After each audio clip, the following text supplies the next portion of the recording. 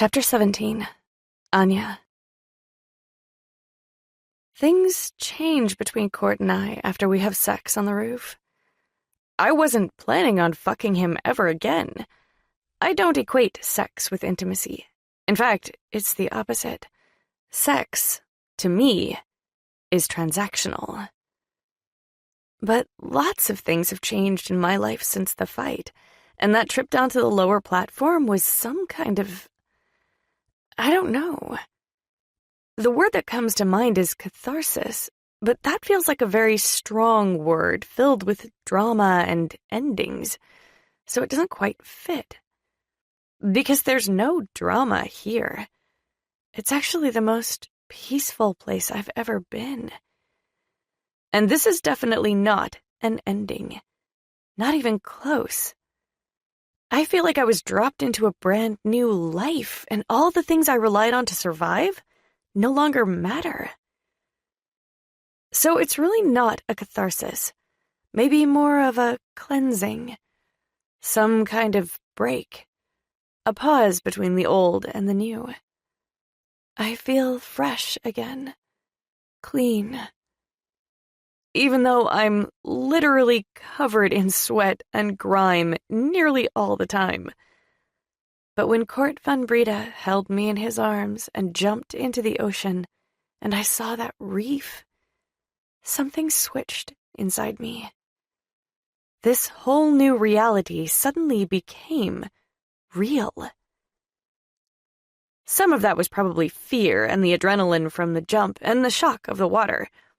But most of it was the realization that I was somewhere else. Somewhere far, far away from Lazar.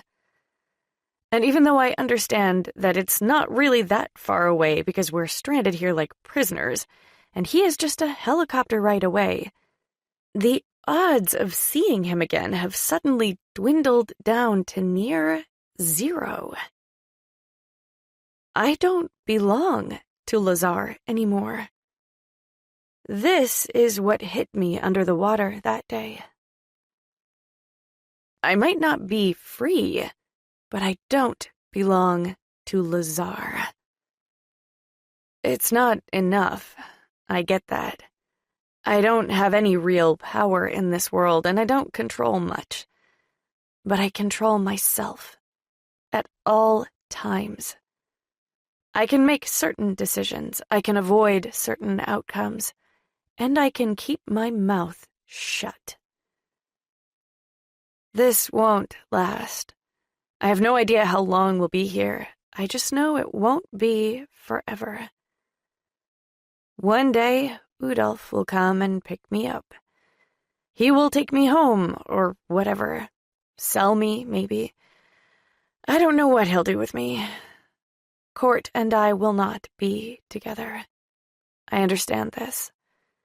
He will go his way, and I'll go my way, and this pause in my life will just become another fairy tale story in my head. Something that never really happened. But each morning when I wake up, I put the nightmare that is my life aside, and only think about the reality of my new day. Which is training. I jump rope for about 30 minutes. I do the drills I know, then learn a new one and practice that until I'm exhausted. And then Court and I spar, or wrestle, or box. He has taught me how to kick, how to punch, how to use my elbows and knees, and how to block. He still slaps my face every day. Well, he tries. The day after the roof sex, he showed me 4 ways to block that slap. He made me practice relentlessly that first day, and it's still something I practice as one of my drills. So now, on day 30, I don't get slapped anymore. I have bruises all up and down my forearms from blocking, but it has been 8 days since his fingertips even got close to my cheek. Every afternoon, we look at that tank on the roof, and he decides if we can afford the water for a hose down or a shower. And every few days, he decides we can.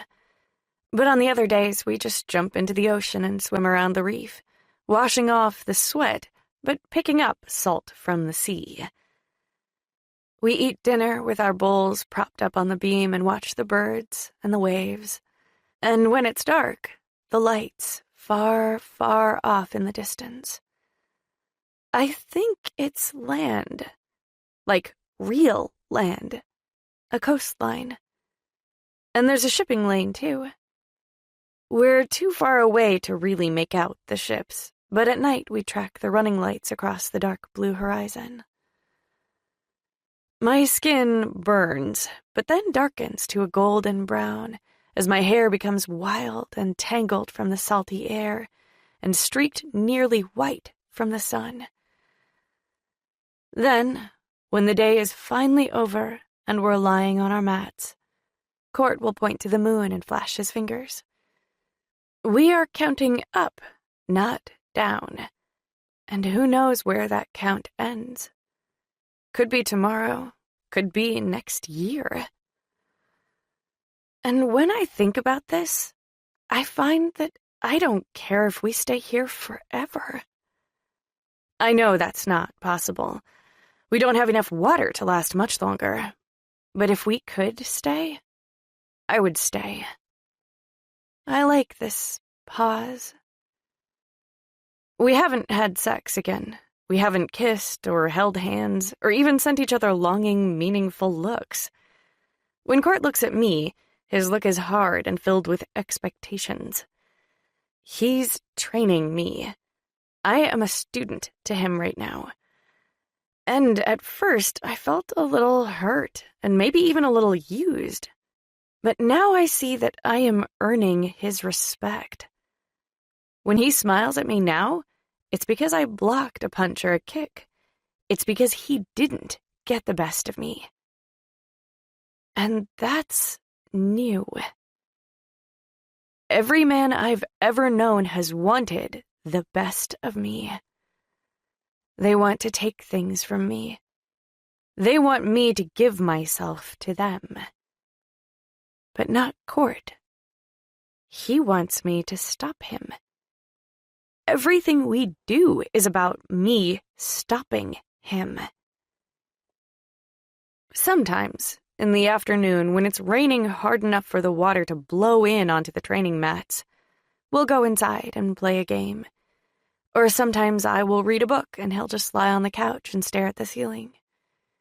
He never naps or even closes his eyes. He just stares up at that ceiling. It rains a lot, at least once every day. In the mornings and then again later in the afternoon. Most of the nights are clear, and we can see the stars as well as the moon. But there have been a few rainy nights, and we've had to sleep on the mats on the training floor. He doesn't like sleeping down there, and I'm starting to get the feeling that Court prefers to be out in the open as much as possible. Because when I tried to sleep in the game room, he just shook his head and pointed to the roof. I don't know what that's about, because we don't talk. We don't even sign anymore. He hasn't taught me any new ones since that moment he realized I was picking them up on my own. I don't think he likes that I understand his language. And not because he's got some ego about the signs, either. I think it just took him by surprise, and I get the feeling that Court Van Breda hates surprises. I didn't have to show him the signs. I could have kept that secret. But I wanted him to know. It felt like something he should know. We ran out of food 7 days ago. Unsurprisingly, no one came to pick us up or restock our pathetic pantry. But that morning, Court got up before I did, and when I went down to the training level, he was messing around with a giant net. It was pretty obvious that if we wanted to eat, we'd have to get that food ourselves. We had nothing left, not even a cup of rice. It was all gone. We spent the entire day fishing with that heavy net, casting it out and pulling it in over and over and over again, hoping for fish. We caught lots of tiny ones, and we didn't throw them away, but tiny fishes aren't enough, and it doesn't take a genius to realize that there's no way to fillet a 2-inch fish. You just have to eat it whole. I want to hurl just thinking about it now. But that's exactly what we did that night. Court ate like 30 of them. He was so full that night, he sighed and patted his belly in satisfaction. I only managed one, and it was so disgusting, I puked it back up. The next day, we did it all again. It was easier that time because I settled into Court's rhythm with the net pulling. But my body was still sore from the day before. And that night, even though once again we only caught the tiny fishes, I forced myself to swallow 5 of them. I clutched my belly that night, just like Court, only I was sick, not content and full. It took 2 more days to finally net 3 large fish that could be filleted. And by that time, I was swallowing those little fish like a champ. I even ate a tiny fish that one of the birds dropped at my feet. This made Court smile like a boy. They do that a lot. And he eats them too. Every single time. I get the feeling this is something he's done for years. And I want that story.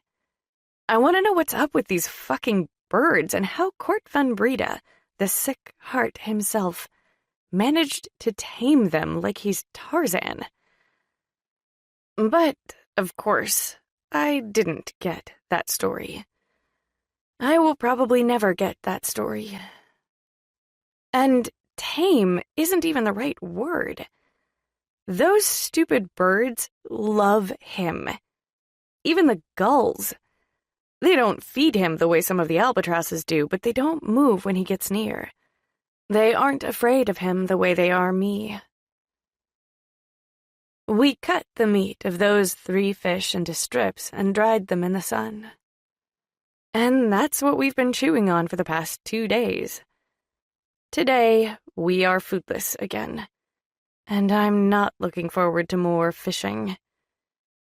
But when I come out of the bathroom and go looking for my jump rope, ready to pretend fishing isn't happening, Court isn't holding the net. He's just standing on the edge of the training platform, looking out to sea. I walk over, wondering what's attracted his attention, and that's when I see the ship coming right towards our platform. I gasp, and Court turns to me, shaking his head. I'm not sure what that means. No, he will not let Udolf take me? Or no, there's nothing he can do? But then I look back at the ship and realize it's neither of those.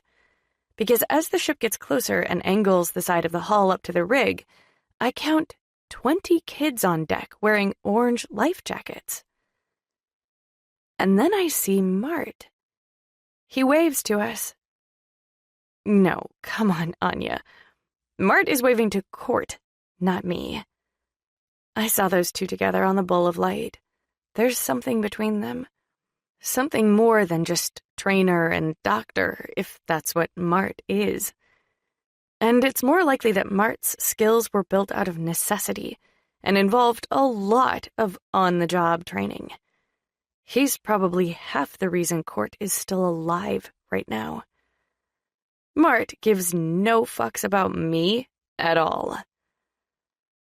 I saw the way he looked at Court in that clinic back on the Bull. He was very worried about the blood loss, and maybe he's just not used to having strangers in the clinic with him after a fight when he's putting Court back together. But it might just be that he didn't care if I knew. Maybe he wanted me to know that they are something more. That bottle of Lectra was always going to be consumed, so they were always going to fuck me that night.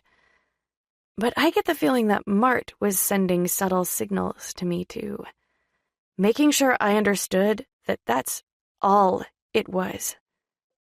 Just fucking.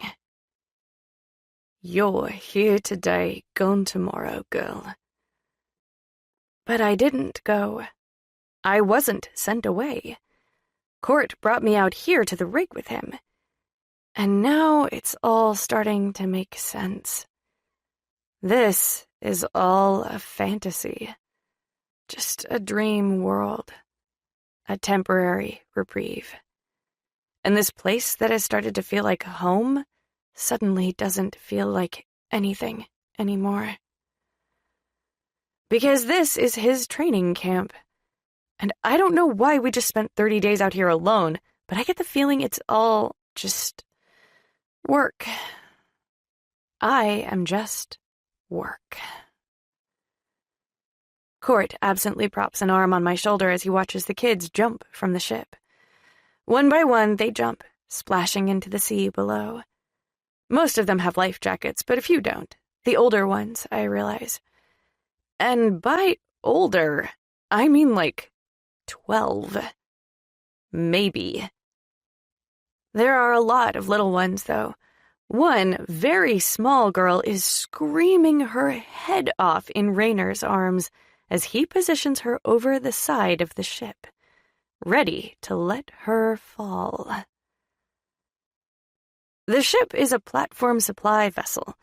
Lazar was obsessed with ships, and he owns several just like this one, so I recognize the class. This one looks like it's been around for a couple of decades and isn't freshly painted the way Lazar's ships are. But I don't care how run down the ship looks. This means we're getting food and water today.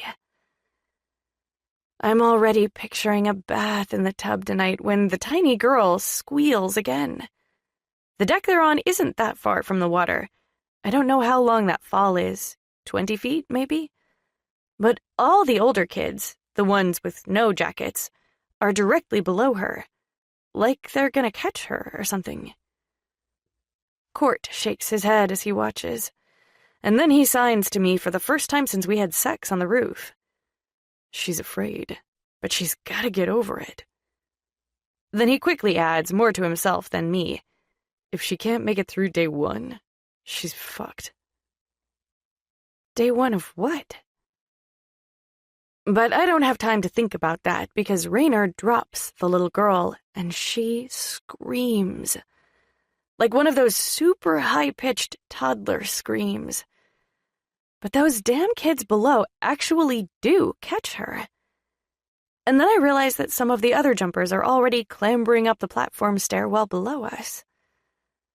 But I'm worried about the little one, and keep my eyes on her as she is maneuvered through the water towards the rig. She is so small. Barely more than a freaking baby. Definitely no older than 3 or 4. Court taps my shoulder and points as the kids enter the training floor. I expect them to greet each other. Some backslapping, maybe? At least a few hellos, but those kids say nothing. They don't even look at Court. There's one older girl, pre-teen or maybe an actual teen, wearing training shorts and a tight black tank top, who takes charge and starts opening up the huge rusty shipping containers that line the back side of the platform with a set of clanging keys. She swings the doors open, banging them against the containers next door, and the next thing I know, the entire platform is swarming with kids. They are mostly small. The girl who seems to be in charge is the oldest as far as I can tell.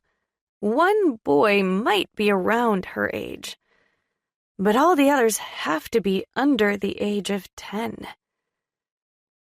Suddenly, there is crying, and when I look over at the stairwell, a sopping wet Raynor enters the training floor, holding the very small child who was just dropped out of the boat.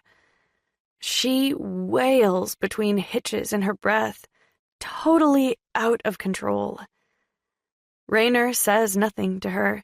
He simply sets her down and gives her a forceful push towards the other kids, who are all very busy rolling equipment out of the containers. They work in teams, and they work in silence. Not a single word is uttered. And when I glance over at Court, he's just watching them, arms crossed over his chest, severe scowl on his face, and eyes a bit narrowed. His camp. That's what he's thinking. And these little kids are his students. It's a weird place to have a camp, and it doesn't make much sense to me, but my experience with training goes back 1 month, so what do I know about it? I'm standing around doing nothing while everyone else works, and that makes me uncomfortable. But I don't know what to do. Court is not paying any attention to me at all, so he's no help. And no one is talking. No one. It's like we're all a bunch of mutes. Even the tiny girl has mostly stopped her crying and is doing her best to drag a box across the mats, taking frequent breaks to swipe the back of her hand across her running nose. Well, I could help her. It's better than standing here. I walk over to her and reach for the box, but the little brat attacks me with pointy little elbows and knees, snarling a little as she pulls the box out of my hand. A sharp whistle makes everyone pause for a moment. I turn to find Mart glaring at me. "What the fuck are you doing?" I just stare at him because what else can I do? I'm not going to communicate with him. I barely communicate with Court. "I asked you a fucking question." I look over at Court, but the expression on his face is blank. In fact, I don't even have his complete attention. He's mostly concentrating on the kids and how they are managing the equipment. And then, suddenly, Mart has crossed the mats to where I'm standing, has got a hold of my upper arm, and is dragging me towards the building. I jerk my arm, trying to make him let me go, because his grip is tight. But he just grips me tighter and gives me a sharp jerk back.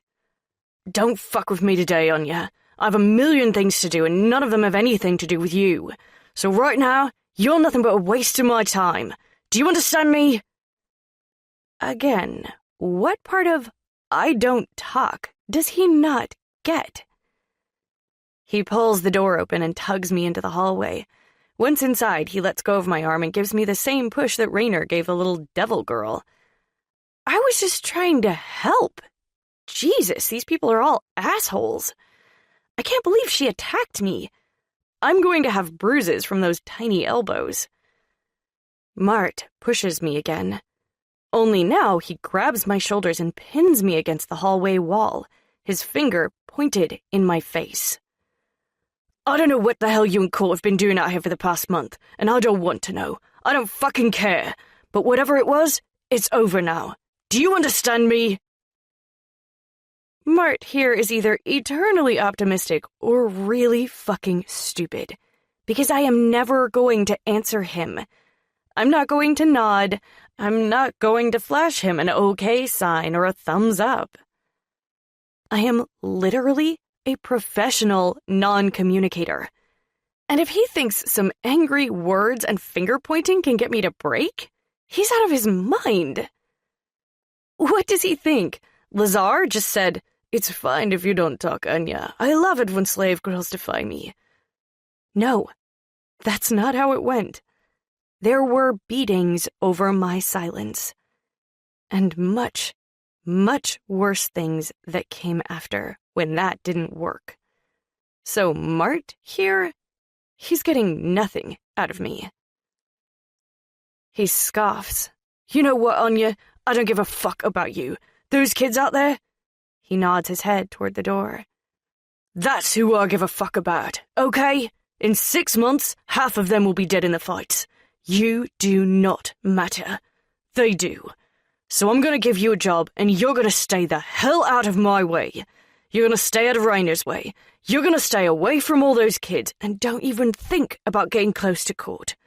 Whatever the two of you have been doing out here, it's over now. Do you understand me?" Wow. Is he jealous? He is. He's pissed off because I was out here for a whole month, alone, with Court. I almost smile. And he catches this. That's funny to you? The kids? No, that sucks. But kids die all the time in my world. Lazar has gone through hell. I couldn't even begin to count the number of children who have passed through his house. Mart isn't stupid, because somehow he reads this in my blank expression. He sighs, runs his fingers through his thick, dark hair, and then looks down the hallway. You're the new cook. Normally I make the oldest girl do it, but she's got a fight in 4 months, and she could use the training. He looks back at me and shrugs. She's good, but not good enough. It's probably not going to matter, but... He blows out a long breath with that word. Doesn't hurt to try, so you're the fucking cook. The door swings open just as those last words leave his mouth, and a bunch of boys are on the other side with boxes stacked on hand trucks. Perfect timing, Mart says. Drop it all in the hallway. Anya's in charge of the pantry. The boys don't say anything, just offload their boxes and leave. Mart picks up 2 of the boxes and points to a third. Pick that up and follow me. He goes into the kitchen, opens the door to the empty pantry, and drops the boxes. Sort it out. Dehydrated and powdered protein goes on this side, carbs over there. He points to the shelves. Pile the sacks of oranges on the floor in that corner where it stays cool. And anything else you find in these boxes goes in there. He points to a cupboard with a lock on it, opens it up to show me a smaller pantry. Then he turns to the freezer and begins messing with a control panel on the outside. Something rumbles over our heads, and then the panel lights up and begins beeping. I swear, I stand there open-mouthed, just picturing the things that will go into the freezer. It's going to take about 24 hours for this thing to get to the right temperature, but everything is packed in dry ice. So just put all the boxes marked frozen in here, and you can sort that shit out tomorrow. Make sure you check the pantry items for holes in the bags. We can't afford for any of this food to go bad. We have 3 fucking months on this damn rock, and we won't get a resupply. I am momentarily stunned by that revelation. 3 months? Anya! Mart snaps his fingers in front of my face. Get to work. I'll be back tonight when you're done and show you how to make dinner. Then he turns and walks away. Thank God. Mart is an asshole. But I don't actually mind the job. At least I'm busy. And the sight of all the food I unpack is exciting. The boys appear over and over again, dropping the heavy boxes of dried and frozen meats, rice, pasta, frozen French fries, potatoes, yams, dried fruit, and even a few boxes of treats. Cookies, some chocolate, and there are 3 bottles of Lectra. $300,000 worth of the Blue Devil. I sigh, just picturing my bowl of food tonight. Being the cook will be awesome. I'm going to make something amazing. There is some beef in there. I have spent the last 30 days eating just enough dehydrated chicken and nasty fish to get by, and now the pantry will be full. I don't even know what time of day it is when Mark comes back because there are no windows in this building. I just know it's been hours. I ran out of room on the pantry shelves a long time ago, but I have gone through all the boxes to check the contents, just to make sure none of the vacuum-sealed bags have any holes in them, the way Mart asked. And they are now stacked neatly and precisely labeled on the far wall of the kitchen. He pauses in the door to the pantry and looks it over. Nice. Then he turns and looks at my stack on the other wall, nodding his head.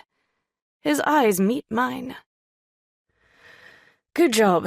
Now, he sighs like it's been a long day. We've got 20 hungry kids out there who need to eat, plus me, Raina, Court, and you. So here's how it goes. He walks into the pantry, picks up a bag of dehydrated chicken cubes, and slaps it down on the stainless steel counter. You will rehydrate 10 cups of chicken and make 25 cups of rice. What? Oh, hell no! I am not eating rehydrated chicken and rice tonight. Is he crazy? I'm throwing those frozen hamburger patties on the grill and making bags and bags of French fries tonight. He laughs, and when I look at him, I realize he was probably reading my mind. Anya. His voice is low, not angry or stressed now the way it was earlier. I'm only going to say this once. We are on strict rations here, and these kids have a very specific diet. They will each get a bowl with 1 cup of rice and 1/4 cup of chicken cubes. Do you understand me? You will not touch anything else in the pantry or the freezer without my permission. You will not be snacking on cookies tonight. There will be no steak dinner under the stars. For the next 30 days, dinner is nothing but rice and chicken. Breakfast is 1 cup of cooked powdered eggs, 1/2 cup of oatmeal, and an orange. There is no lunch. Got it? I don't react, but I die a little inside. Mart pats my shoulder. I get it. I don't know what the hell you and Court have been eating out here for the past month, but I do know it wasn't enough for 2. But if I catch you eating any food that the rest of us don't get, I will chop your fucking fingers off. Understand me, Anya? Dick. I shrug off his hand on my shoulder and then grab a giant stainless steel pot from under the counter and bang it on the stove. Good, I'm glad we had this chat. Mart turns to leave, but then he pauses and looks over his shoulder, his eyes focused on something off to the right. And I know I already said it, but I'm going to say it again. Stay the fuck away from Court. Whatever you've been doing, it's over now. His gaze finds mine. There is no sex on the rock. Ever. And aside from Raynor and me, there is no talking, no sign language, no communication, period, for the first 30 days. So don't even look at those kids. Court can talk if he wants, but he won't. Everything he puts these kids through, he puts himself through as well. We have one mission out here, and that's to teach them how to survive their fights. And if I think you're going to mess that up, Anya... He pauses to narrow his eyes at me. I will take you down to the ocean in the middle of the night, drown you, and leave your dead body there to be eaten by the fish. Got me? I get him. I make dinner the way he said, and afterwards he tells me to wash the dishes and explains that breakfast is served just before sunrise, so it had better be ready. There is no lunch on the rock. Apparently that's the name of this place because that's what he keeps calling it. And everything is on a schedule. He wakes me up in the middle of the night and takes me down to the kitchen where I make the most disgusting version of eggs I've ever seen. The kids wake up just before dawn, grab their bowls, and I plop in a 1/2 cup of oatmeal, top it with this yellow stuff they are calling eggs, and then hand them an orange. Court, Raynor, and Mart get a little extra, but not very much. I don't give myself extra. I'm used to feeling half-starved, and to be honest, I have to choke down my ration of food every meal. It's so gross now. Then they drop their bowls and forks into the large sink, and I do the dishes.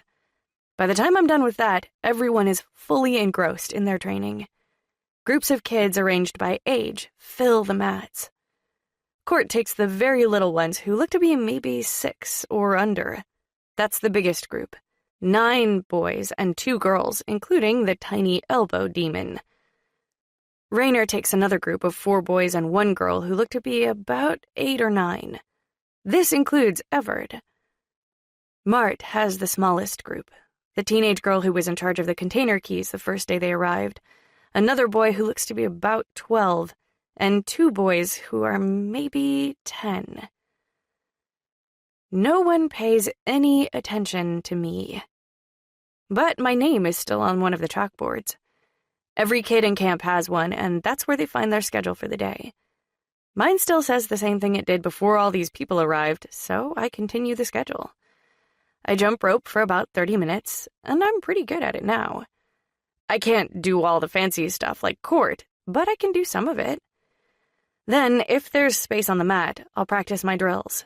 And if there isn't, I'll try for a heavy bag. But mostly the space on the mats and the equipment is always in use, and Mart is always ready to order me back into the kitchen. Court doesn't bother with me at all. He's with his group of kids every minute of the day, and at night he keeps them all in a small section of the helipad where most of the bird nests are. The baby birds are freaking huge now. They don't even qualify as babies in my eyes because they are bigger than most dogs. But they can't fly, so they are constantly being fed by the parents. As far as the kids go, they don't communicate at all. I feel like I was dropped into an alternate reality filled with other Anyas. It's weird. They don't sign, they don't whine. They're like little robots who just go through a schedule with no emotion. Except for one moment each night. When everyone is finally settled on their sleeping mat, Court, Raynor, and Mart will point up at the moon, flashing fingers to count the days. And then all the kids do the same. One moment every night. That's it. But we're going to be here 3 months. And if Mart thinks he can stuff me in the kitchen that entire time, he's insane. Because I like the training I did with Court, and I want to keep doing it. So, on the 5th day, after the kids drop their dirty bowls into the sink, I don't stay in the kitchen and do the dishes. I walk out onto the mat and stand next to the oldest girl. She looks at me, confused, then looks straight ahead again when Mart comes up to us. "What the fuck are you doing?" Of course I'm not going to answer him, but I don't look at him either. "Get off my mat and go do the fucking dishes, Anya." I do not move. "What the fuck is wrong with you? Are you trying to piss me off?" Not really, but this moment is the most human contact I've had all week. I know that the kids appreciate the food I serve, but not hearing that little thank you when I feed them is really starting to annoy me. In fact, I don't care for my assigned position here on the rock, and I would like to renegotiate. So I reach out and slap Mart across the cheek as hard as I can. Chapter 18. Court. I only catch the last bit of Anya's slap, but the sound of it echoes in my head as everyone on the platform turns to look. "Oh, fuck." Raynor breathes these words from a few feet away. I break away from my kids to interfere, but Raynor grabs me by the arm. "Oh, hell no. You will not save her from this. She just..." He chuckles a little and shakes his head. "Fuck that. If anyone else in this camp slapped Mart across the face, they would be thrown off the platform and left to die. She wants a fight. She's about to get one." I let out a long breath, but I hang back with Raynor as Mart's open hand strikes Anya across the cheek, with enough force to make her spin and fall onto the mat, as the breath rushes out of her lungs and she gasps for air. Mart stands still, towering over her, his eyes narrowed and angry, his chest rising and falling just a little bit faster than normal. Anya chokes and then spits blood out onto the mat. "What the fuck, Anya?" Raynor is pissed about the blood on the mat, not the fact that Anya probably just bit a chunk out of her tongue. She pulls herself up, balancing on her palms, but she doesn't try to stand up. Instead, she slowly raises her eyes up to Mart and glares right back. That's a lot of words from a girl like Anya. But I don't think Mart understands that. He hasn't spent the last month with her. He hasn't learned that showing feelings of any kind is like a manic rant in Anya's world. But I have. And her look says she's not done yet. She gets to her feet, slightly unsteady, but she squares her shoulders and tilts her chin up in defiance, daring him to hit her again. He does the same. He won't hit her again. He would have never hit her in the first place. She's not worth a fight. She's not a student in this camp. She's a fucking cook, a dishwasher, something to be dealt with. To Mart, Anya is nobody. Well, she was, until she slapped him across the face. I have to bring a hand up to my mouth to hide my smile, but my girl has some balls on her. She obviously has no idea who or what Mart is, because if she did, she wouldn't have dared to touch him. There is just one guy on the whole planet I know can kick my ass in a fight, and that guy is Mart. He never made it into Ring of Fire because we planned it that way. I was the one who would fight, and he was the one who would put me back together when it was over. Because I'm not fucking smart enough to treat broken bones and run IV lines, and he is. But make no mistake, Mart is one badass motherfucker. And there is no way he will let some princess of a girl get away with slapping him across the face in front of all these kids. He has to do something. He has to. If she slapped me like that, I'd have to do something too. We all wait, practically holding our breath, as Mart considers his options. He sucks in a deep breath and then glares at the kids, and his words come out as a low, mean growl. Get back to work. And just like that, the whole platform is on the move. Kids go back to their tasks, wrapping their hands or warming up for the day's training. Raynor lets out a relieved breath because if Mart was going to make an example out of Anya, he'd want them all watching. Raynor goes back to his kids too, checking their wraps and play boxing with Everett. But I know better. Mart will never let this go. His eyes track around the platform, making sure every kid is doing what they should, as Anya stands in front of him, breathing hard and trying not to gag from the blood inside her mouth. His gaze lands on me and I raise my eyebrows at him. And in that same moment he reaches for Anya, his palm still open and aiming for her cheek. She blocks him, her forearm batting that potential slap away. I have to hide my smile again because Mart never takes his eyes off me. And now he is saying things without words, just like Anya was. He is asking me, "What the fuck did you do?" And what can I say? All I do is shrug. His head slowly turns and he studies Anya for a moment, sizing her up, evaluating her potential. "You want to be a fighter, Anya? And don't you fucking dare hand me silence, bitch. You just slapped me. I have every right to throw you off this platform and let you die in the sea for what you just did. I am a Jean here." He leans into her personal space.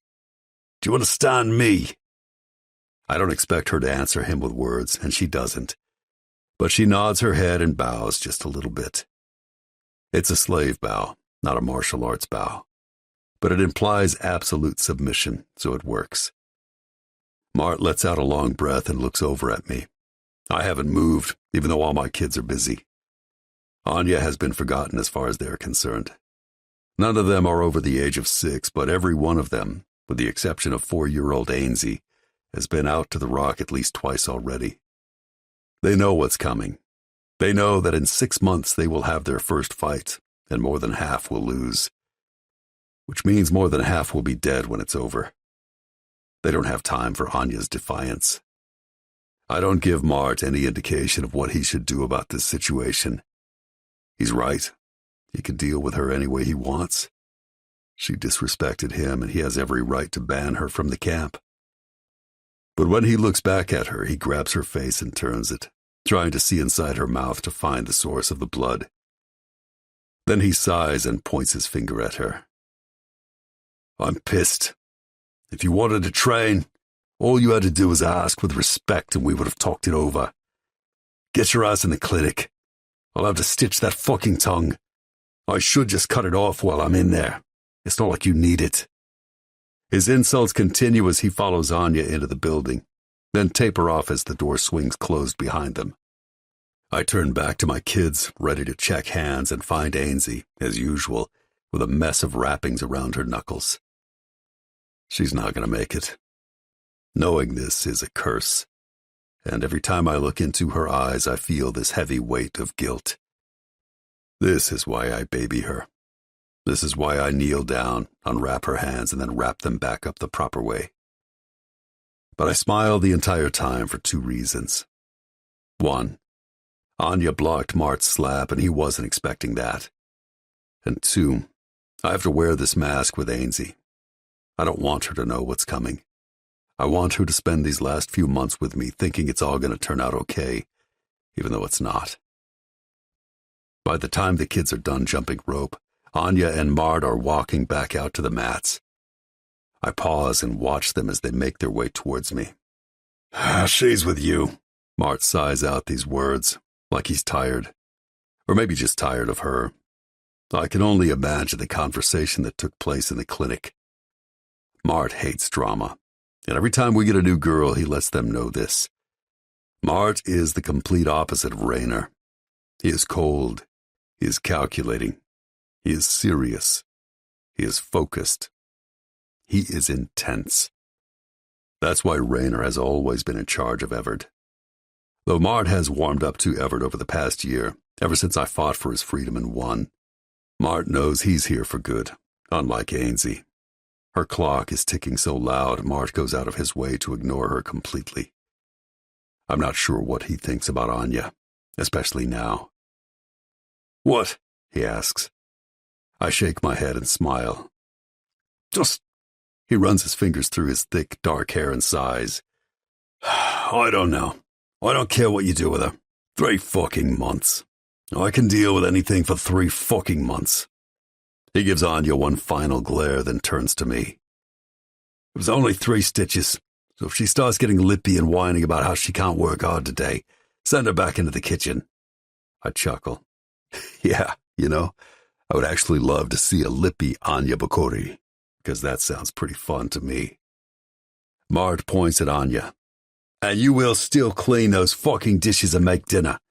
Do you understand me? Anya presses her lips together and nods, bowing her head in that slave way she does. I hate that slave bow, so I snap my fingers to get her attention, then point to the mat where my little band of misfit fighters are already doing drills. Mart just turns away and walks off. I watch him, wondering what's really going through his head.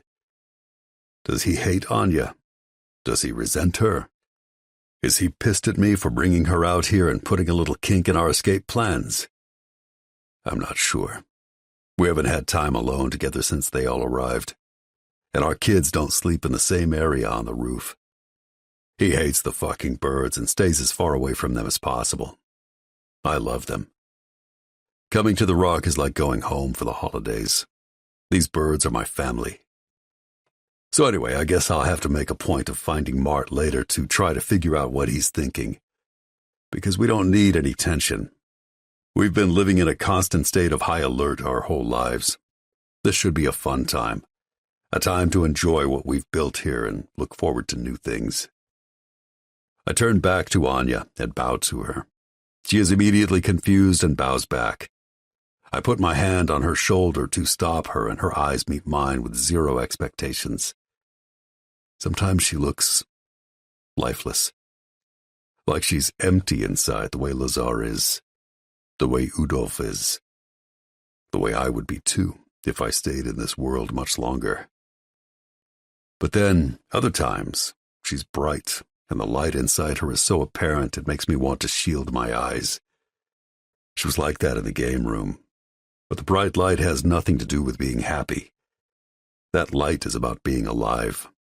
Because I could see it when she was puking up the tiny fish we caught in the net those first few days we had to work for our dinner.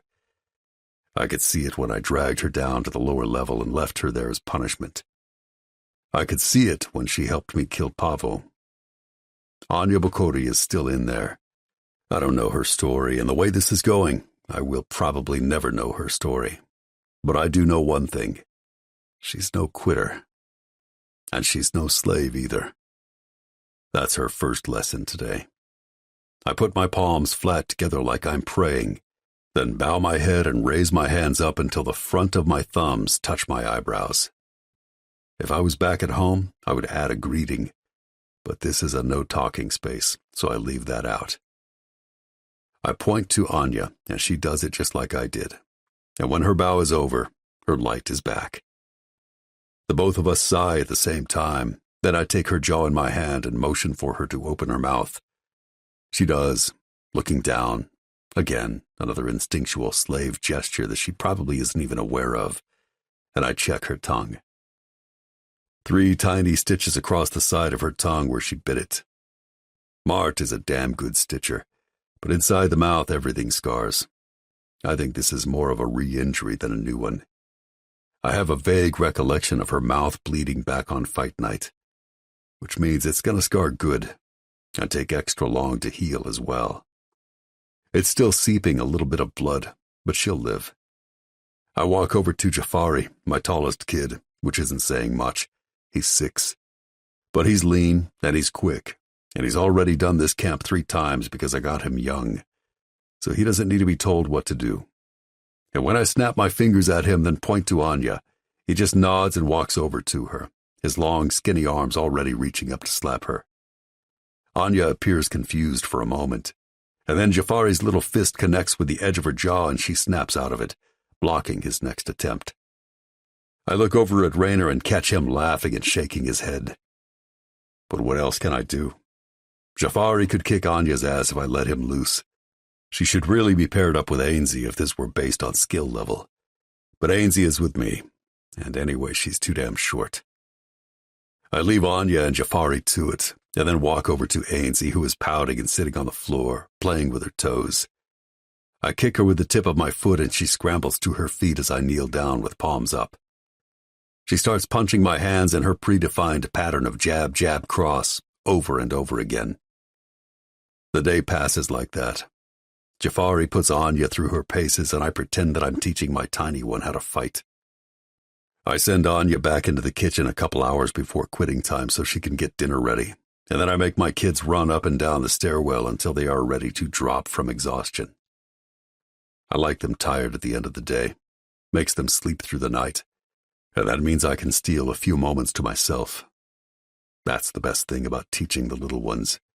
They like their sleep time. After dinner, when everyone is settled on their mats, we all point to the moon and check off the day using the sign for 6. The rules for the first month are strict. The food is bland, there is no talking, there are no trips to the game room, and every day is a lesson in hard work. But we are all about milestones here, and Anya reached one today. So a few hours later, once I know everyone is asleep, I get up, walk over to Anya, tap her awake and instruct her to follow me. She does this without any objections, and we end up at the kitchen. She watches me open a bottle of the Electra, pour 2 shots into a single glass, and then she follows me down the stairwell to the landing just above the ocean. We sit on the stairs, shoulders touching, and then I turn and offer her the glass. She is glowing silver in this moonlight. Her skin has darkened over the weeks, and in the sun, she is a golden brown. But right now she looks like something out of a Nordic fairy tale. Her long blonde hair is wavy and wild, her skin smooth and pale as the shimmering moonlight reflecting off the water turns her into a mythological creature of the sea. She looks at the glass of Lectra for a moment, then her eyes dart up to mine. "Half," I sign to her, and she huffs and nods, then takes the cup from me, downing half. I drink the other half. 1 shot each. It's just enough, really. Just enough to give me a chill as it goes down, but then warm me back up once it settles in my stomach. It's just enough to erase the tension in my shoulders and allow me to forget. I lean back, my elbows resting on the step behind us, then kick my legs out and sigh. Anya does the same, and we just sit there, looking out at the sea, watching the shipping lane off in the distance. I'm not gonna lie, I've missed this. We had a nice schedule going before the camp started. We were used to each other, at ease with each other. And even though it's been almost a week and everything about our schedule has changed, I realized that what we had didn't change. When I turn to her, she's already looking at me. And when I kiss her, her mouth is already open. I know this is the Lectra, but I don't care. I kiss her back with force, angling my body towards her, then over her, until she's practically lying back on the steps. And before I can think too hard about it or talk myself out of it, I slip my hand between her legs. Why now? I can read her mind. Why now with all these people around us, when you haven't touched me in weeks? Why now? And the answer is because time is short. The answer is because she stood up to Mart. The answer is because I want to. But the real answer is because I like her, and I want her. I know this is bad. I know this is using her. I know I will hurt her, and in the end, I will leave her. But when she opens her legs, responding to, no, agreeing to my request, and I find her wet, I just don't fucking care. I slip a finger inside her and she lets out a long breath, but it's not enough. I'm tired of her little offerings. I'm tired of her hidden sighs. I'm tired of her silence, and I want to make her scream. I pull her shirt up and over her head, then push her legs together and tug her shorts down. Anya responds by going still and stiff, and I get angry, because that's not what this is. Do you want me to stop? I sign. She shakes her head no. Then what the fuck, Anya? Do you want to go back up? She shakes her head again. Then what is wrong? She sucks in a deep, deep breath but doesn't answer me. Not with a shrug, not with a shake, not with a nod. I pull away and lean back again, frustrated. I get it. I do. The girl was a sex slave. But that was a long time ago, wasn't it? And we've done it before, twice. I sign this to her, and when she doesn't answer me, I take her hands in mine and start making signs for her. I know you understand me. I know you can sign. I know you can talk. Tell me what's wrong. Her eyes drift away, looking off into the distance at the shipping lane, and I'm just about to force her to look at me when she turns back. And then her fingers are moving, quickly and with confidence. And I am mesmerized. So enthralled with the signs she makes, because while some of them are standard, most of them are not. They are weird combinations. It's like slang. Signs that only longtime users of ASL would even be able to comprehend, let alone make up on the spot. And this is why it takes me almost 30 full seconds to realize what she is telling me. I know who you are. I know what they did. I know what you lost. I know why they call you sick heart. You're backwards. You're not sick heart. You are heart sick. And I know who did that to you. I pull back, unsure what that means. No, I sign. That's not what I was asking. We've all lost people, Anya. I don't want to talk about that. I don't want to think about that. I just want to know why you don't want me to touch you. I do, she signs. You pulled away. She shrugs. Nervous. Lies. It takes her a moment to respond, and when she does, it wasn't what I was expecting. Why did you bring me down here tonight? Ah, I get it. She wants to know where this is going. Well, the answer to that is nowhere. But that's not what I tell her. I answer the actual question she asked instead. Because you stood up to Mart. You earned a place on the mat. You're on the team. It's a milestone, and I wanted to make sure you got to celebrate it. Because now that you're on the team, you're on the team. In 3 weeks, you will fight one of those kids up there. And you will get your ass kicked, Audiobook. There's no way around that. Everyone here is better than you, except Ainsey, and she won't have to test through. She's too small. So I'm sorry, but you can't fight her." Anya smiles and then laughs out loud. It's that same sweet, unexpected laugh I heard the very first day we met on the ship. And this reminds me of what we were doing before we got all sidetracked. I want to hear her. So bad. And this time when I lean in and slide my hand up her bare thigh, she doesn't go stiff and still. She leans into me, her head resting on my shoulder, her legs opening to give me better access. Her hand slipping down the inside of my thigh, where my cock is beginning to grow under my shorts. I have doubts, and doubts lead to regrets, and regrets lead to mistakes, and I know better.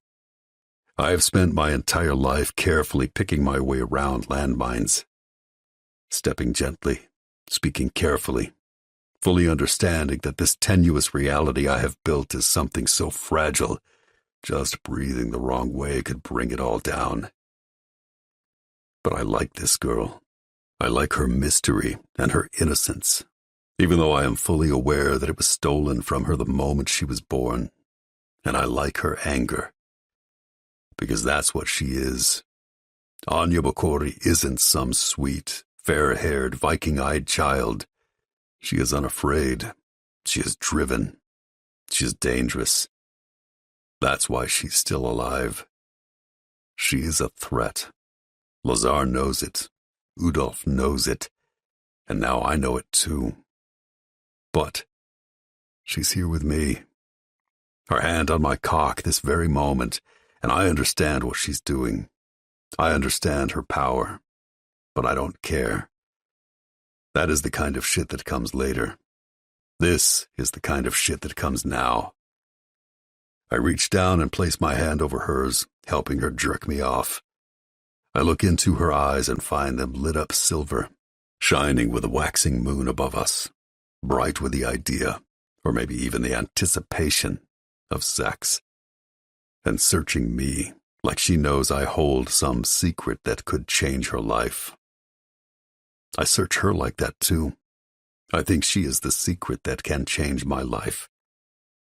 She tugs on my shorts and I help her out a little by lifting my hips and sliding them down my legs. Now we are both naked, both bathed in the ancient light of the stars, both stuck in between worlds like prisoners, neither of us caring. She climbs into my lap, her full, round breasts taunting me as they sway in front of my face, her long, wild tresses flitting against my arms and my shoulders. She takes my face in both her hands and stares down at me. And then we blink, and the moment changes. It becomes urgent and heated as she positions her hips over mine, as her hand reaches down between her legs to grab me and place me at her entrance, as she sits down, forcing me to fill her up. I almost moan. That's how good this girl feels. My arms instinctually wrap around her middle, pulling her close to me until her breasts are pressed up against my chest, and our sick hearts are beating the same staccato rhythm. She releases my face and bends her head until we are bumping foreheads as she moves back and forth across my lap, slowly and deliberately. And I want to kiss her so bad, but her injury. So instead I tip my head up, grab fistfuls of her hair and hold her there, capturing her essence and becoming her prisoner in the same breath. There is this need that flows between us. I don't know what it is, but I feel it. And she feels it too. Because her hips begin to move quicker and with more determination, her fingernails grip my shoulders, digging into the flesh. My hands wander across the smooth, pale skin of her thighs, and then I grab her hips and drag her back and forth across my lap, thrusting my cock deeper inside her with each pass. She closes her eyes and arches her back and points her face up at the moon as her pussy begins to contract around my shaft. And then she comes, biting her lip and silencing herself in a way that seems sad and practiced. And in this moment I feel nothing but hate. I hate Lazar. He ruined this girl. Ruined her. I fucking hate that man. I want to get him alone in a crowd. I want to stumble into him on a sunny day. I want to rip his arms from their sockets and slice his throat so deep his head falls off. I want to dig into his chest the way I did Pavo and take out his heart. Feed it to the scavenger gulls and watch them rip and shred it into pieces as they swallow him whole. And then I come too, with this pale fairy girl on my lap, with this hate in my sick heart, with this dream of revenge. Filled up with anger and loathing, I come too. We stay like that for several minutes, nothing but two broken bodies breathing heavily. Nothing but two lost souls with sweaty skin. Nothing but captured and wasted innocence.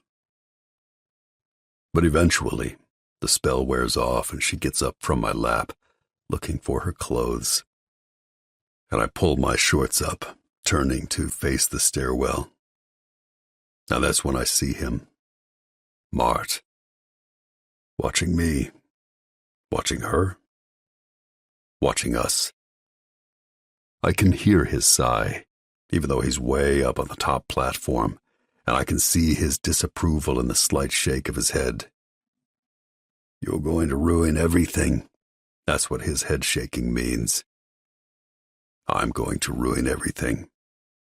And I might. I just might. Because this girl has awakened something inside me. Something I've been hiding away in a deep, dark place for over 20 years. I'm not sure what it is yet. I just know it's there. I've always known it was there. I just never wanted to look too hard at the shadows in the corners of my memory. I have always thought it better to walk away and focus on the future. But what happens when the future is now? What happens to those shadows when there are no more distractions to keep them at bay? What happens to me if I take a good long look at who I am and how I really got here? This is what Mart is afraid of. And up until now, I have been too. But Anya, there is something uncannily familiar about her. She is my secret. No, she is my answer. That's what Mart is really afraid of. She is my answer. Chapter 19. Anya. After Mart slapped my face so hard I bit my tongue, he took me into the clinic and gave me a piece of wet gauze to bite on while he got his things ready to stitch me up. The amount of blood that came gushing from the side of my tongue was crazy and sickening. I threw up 4 times, unable to follow his simple direction of, "Don't swallow it." It took a while to fix me up, mostly because it wouldn't stop bleeding enough for Mart to see where he needed to stitch. So he made me lie down on the cot with my head elevated, biting on the gauze until, when he changed it, there was just a soggy splotch of pink. I was hoping he'd say the stitches weren't necessary, because he had already warned me that there would be no numbing. He was going to stab my tongue with a razor-sharp needle. But that's not what he said. He looked at the gauze, then looked at me, then shook his head with an expression that looked a little like disgust and told me to lie on my side. He scooted up very close to me on one of the doctor's stools, my face in his lap. It was a weird position to be in. Clinical, I guess. But I did have sex with this guy. And 2 other guys at the same time. So, not that clinical. He wore gloves, but I could feel the heat of his skin against my cheek as he worked. The needle turned out to be so sharp, I didn't really feel it, so that was good. But I could feel the suture sliding through my skin, and that was gross. It was only 3 stitches, and once Mark got started, he was quick and efficient. Silent, too. I expected a lecture from him, warning me not to try that bullshit again, or something along those lines. He said, "I am a Jean here. And I am no martial arts expert, but I have read enough Ring of Fire magazines to know that means the person in charge of the training camp." But he didn't say anything until he started giving me instructions. "Try not to spit." He paused and narrowed his eyes at me.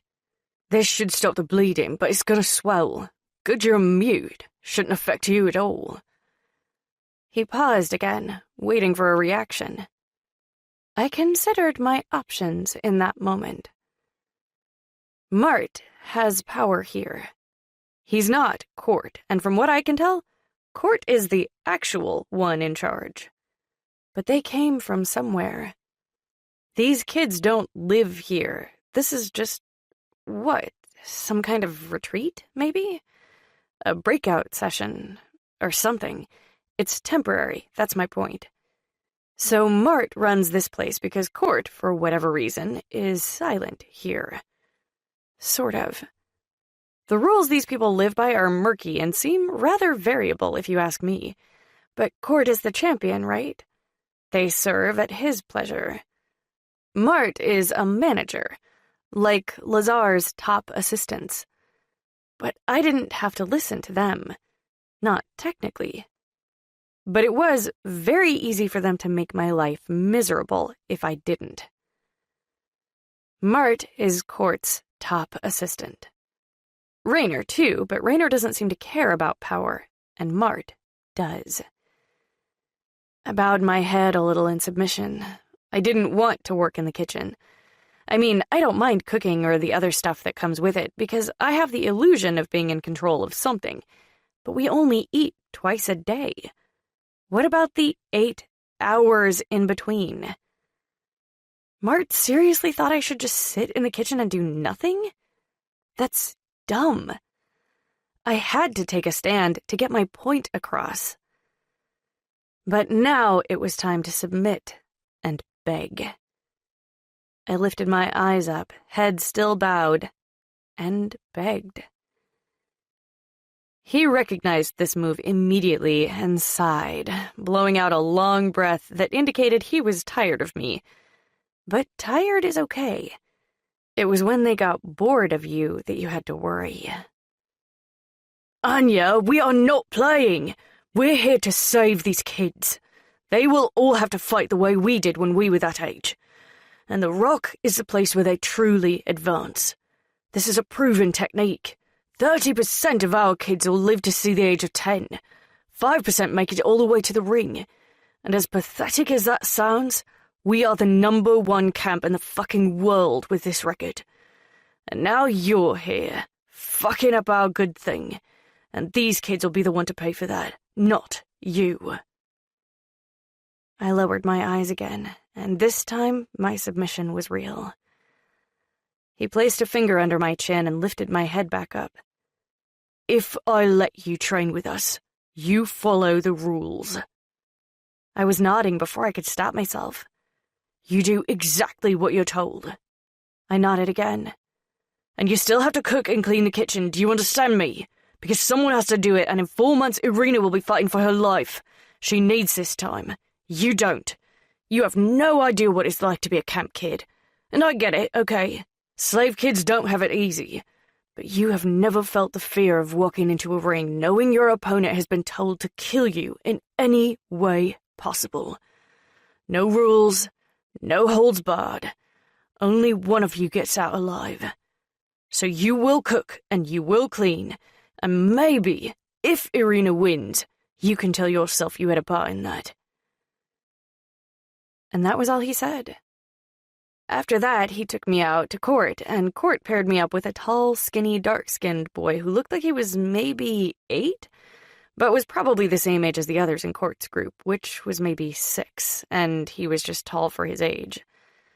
I learned, through Mart's nagging shouts from across the platform, that his name was Jafari, and he was going to be fighting soon for real, so he was super focused on kicking my ass. The rest of the afternoon was a blur. I just did what I could without any instruction. Court spent the entire time babying the small one, teaching her how to hit his palms with her tiny fists. He was good with her, though, and that surprised me. Like he cared about her. And maybe he does. But he didn't treat any of the others that way. Not even the other little brown-haired girl who was probably the same age as the boys. It took me a while to realize why he was giving the tiny one more attention, because she was always looking at her feet and her hair was always in her eyes.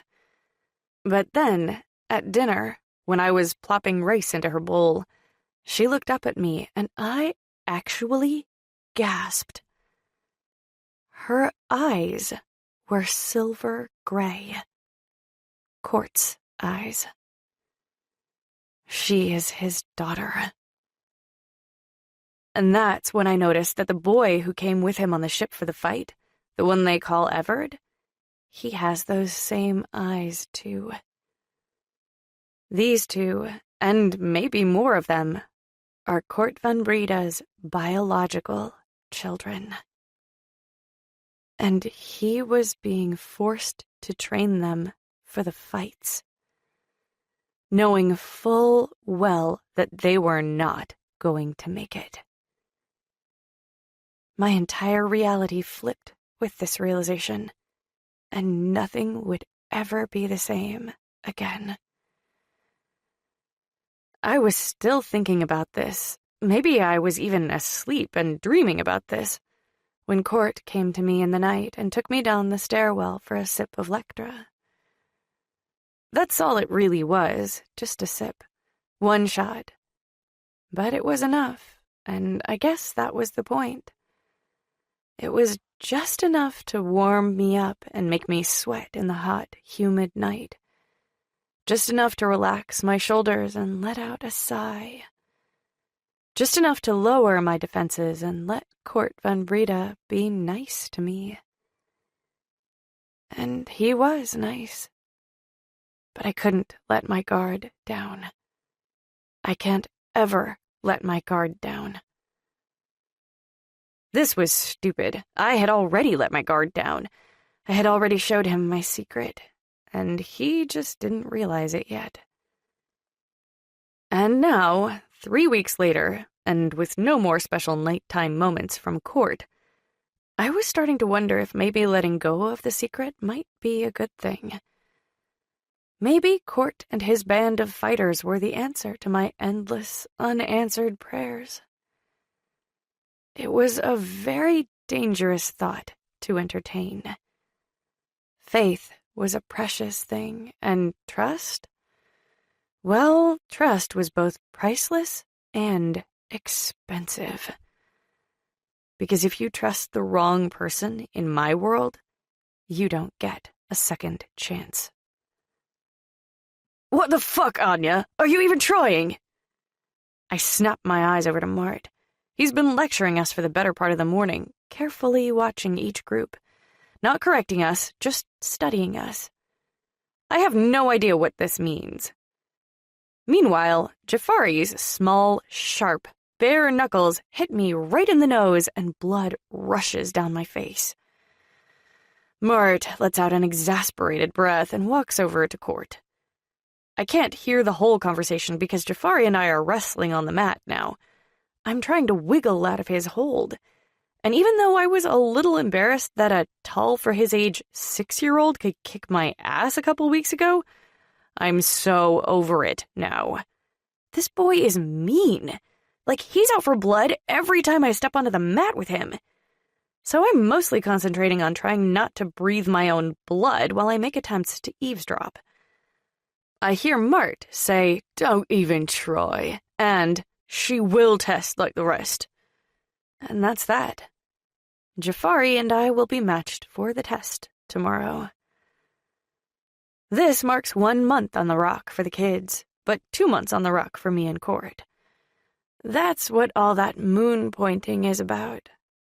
We are counting the days that lead up to the new moon. What happens to us after the test, I have no idea.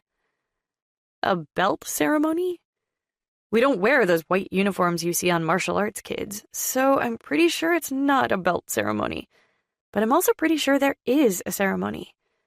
Why else do we have Lectra? Not that these kids will be drinking it.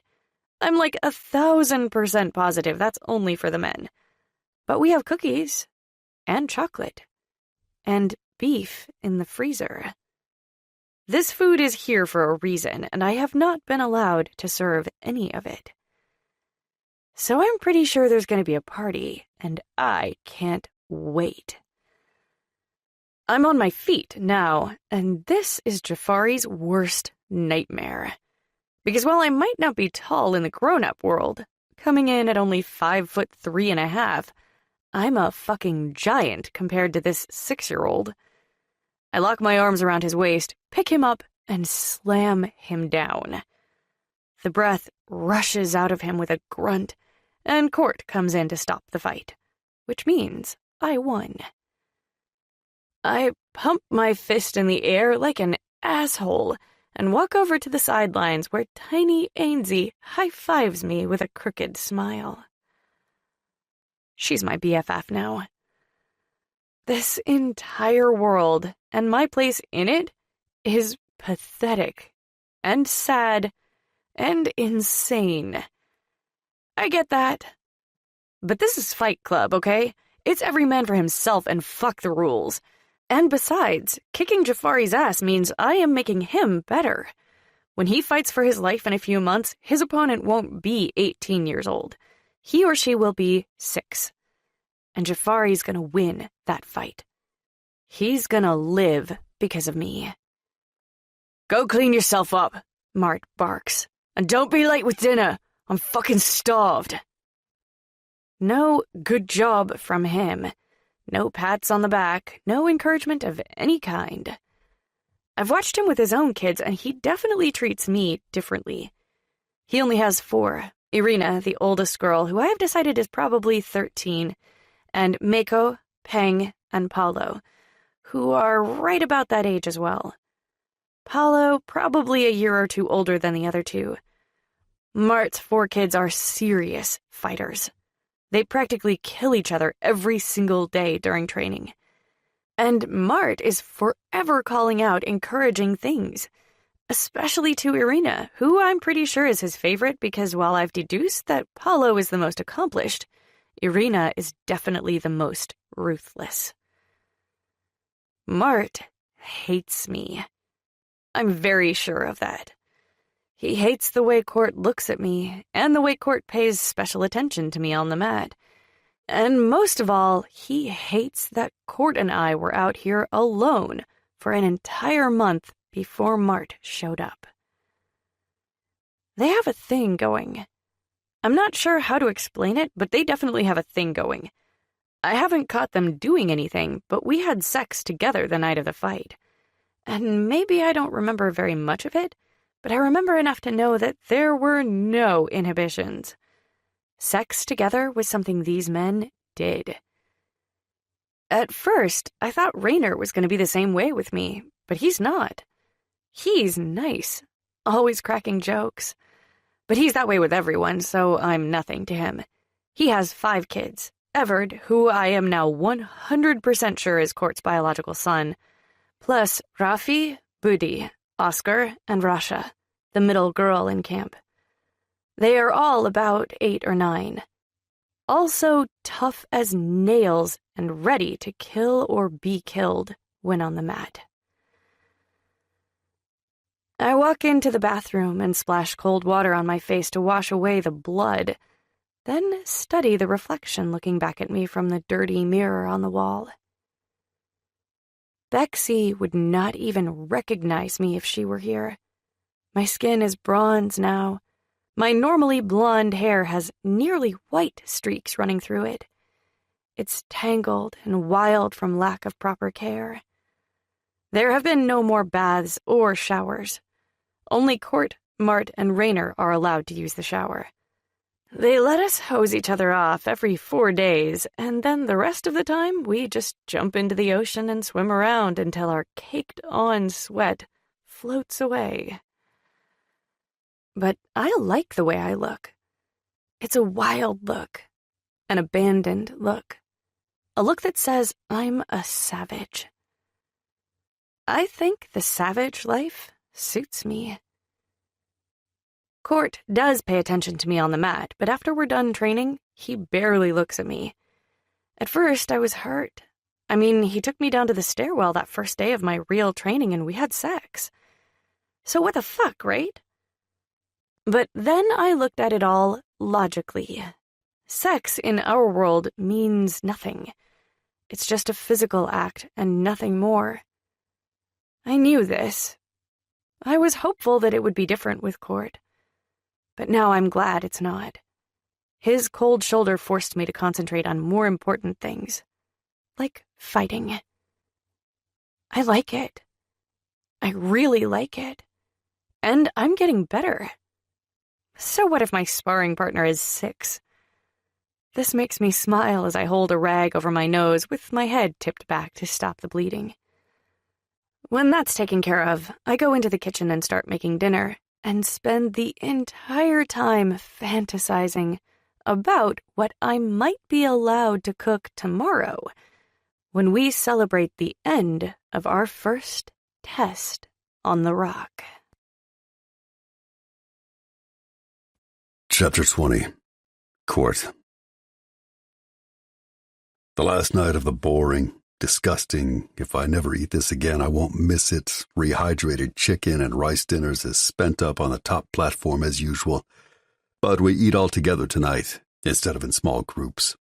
The kids are sitting next to each other in a loose circle, not talking or signing, of course. They want to, and they are so close now they can taste it. But they are as disciplined as kids their age can be, so they feign patience. They were told what to expect before they got here on the rock, so there is a general excitement in the air, mixed in with their natural apprehension and nerves over the first test that will happen tomorrow. One day, 20 kids, 10 tests. Even Anya looks excited, and I'm pretty sure she has no clue what's coming. Oh, she's heard of the test. Mart and Raynor have been talking about it nonstop for the past 4 days, but she doesn't know what it means, how it will play out, or what happens after. So her excitement is more about anticipation than expectations. I watch her as I force myself to choke down dinner. I cannot wait until tomorrow night. We will have a feast. I want beef so bad I almost moan just thinking about it. Raynor is standing next to me. We're both leaning up against the mechanical room wall while Mart keeps his distance and sits on the beam with Irina and Paolo, his 2 favorites. We all know Paolo is going to make it. He's like a mini Mart on the mat. And Irina is great. For a girl. But the chances of her fighting another girl in real life are almost 0. She might be the only 13-year-old girl in the program alive at the moment. It's going to be a boy. It could even be Paolo. We hope not, but if it is, it's out of our hands and we just have to deal. Raynor elbows me. Stop it. She'll be fine. I ignore him. I'm not really that worried about Anya. She seems to like the training, and she did well today. But Jafari is a little kid. There is no chance Mart is going to pair her up with Jafari. She knows him too well, and that's rule number 1. When you test, you need to be challenged. Jafari is fucked, too, because he's been training with a much bigger opponent this past month, and that means Mart will probably make him fight one of Raynor's boys, or maybe his girl, Rasha. But I'm not really worried about Jafari. He's going to do fine. It's Anya, and it's Mart. He hates her. He hasn't said it out loud, but I can tell. I know him. I don't need words to hear his thoughts. Jesus Christ, Raynor mutters. Will you stop already? He's going to be fair. You know he'll be fair. I shoot Raynor a dubious look, then sign. You know who it is. Tell me. He smiles, which means he does know, then shakes his head, which means he's not going to tell me. Is it Budi? Please tell me it's not Budi. Budi is a scrappy little Indonesian boy who was born into a Muay Thai camp and started training at the age of 2. We didn't get him until he was 5. Udolf isn't usually inclined to let me in on his selection process, but he took me with him to purchase booty. He was my pick from over 80 boys who were bred at that camp for the fights, and he is worth far more than the $70,000 Udolf paid for him. He will earn out that 70 grand by the time he's 10. He will make it to Ring of Fire. He might even earn his freedom. He is that good. It's not booty. I let out a relieved sigh. I know it will be one of Raynor's kids. Someone better than Anya and someone older than Jafari. I doubt it will be Everett. Mart goes easy on Everett because he knows Everett is out of here when we leave the rock. Everett doesn't need to worry about fighting for his life. So Mart will pair Everett up with Raffi because Raffi sucks and there's really no way that kid lives through his next real fight. He's done. So that leaves Rasha, our middle girl, or Oscar. Anya and Jafari are in the same situation, I guess. It's going to be Oscar for Anya. He's better than Rasha, so he needs the challenge of Anya's much bigger size to take him to the next level. Rasha will wash out with Raffi. I let out another long breath and start feeling better about tomorrow. Anya will do fine. It's doubtful she will win, but who cares if Anya wins? She's not a fighter. Udolf is going to take her home with him the minute rock camp is over. He'll probably be waiting at the village when we get there. And then, that will be that. Easy come, easy go. I consider that for a moment. Because Anya didn't actually come easy. I earned her. Hell, I earned all of them, but she was the only one I was allowed to take with me when the fight was over. And that part was easy, so... For fuck's sake, Raynor growls. Stop thinking so fucking loud. Mart is going to do the right thing. He always does the right thing for the kids. That's true. Mart takes his responsibilities as Ajarn seriously. But Anya isn't one of the kids. Anya, as far as he's concerned, is a total distraction. And possibly even some kind of trap. He's suspicious like that. And he thinks that Udolf isn't going to let us go. He thinks Udolf will fuck us all over at the last minute. I'm not inclined to agree. I've known Udolf my whole life. He might, in fact, be my actual biological father. And even though he's been tough on me, he's mostly been fair, if you take out the fact that he's been trying to get me killed in fights since I was 5. Wow, that's a really fucked up thought that requires some serious self-reflection, but not now. Someday, some far, far day in the future, I will sort out all these feelings. But not now. I've been surviving on instinct my whole life, and even though we're close, we're not out yet. All the ways in which this life of mine is pathological can be thought about later. I would not say I trust Udolf, but the few times he's given me his word on something, he's always followed through. And anyway, letting us go isn't some favor. It was a transaction. I paid nearly $20 million in collective purse money to buy our freedom. This cost us dearly over the years. We might be the #1 camp in all of Ring of Fire, but we're also the poorest, because 80% of the winnings I was allowed to keep went to buying our freedom. We scraped by, barely. And there is a part of me that suspects that Udolf respects us for this. We earned our freedom, and he knows it. Raynor bumps my shoulder. Come have a drink with me. Then he pushes off the wall and heads downstairs. I take one last look at Anya, then follow him.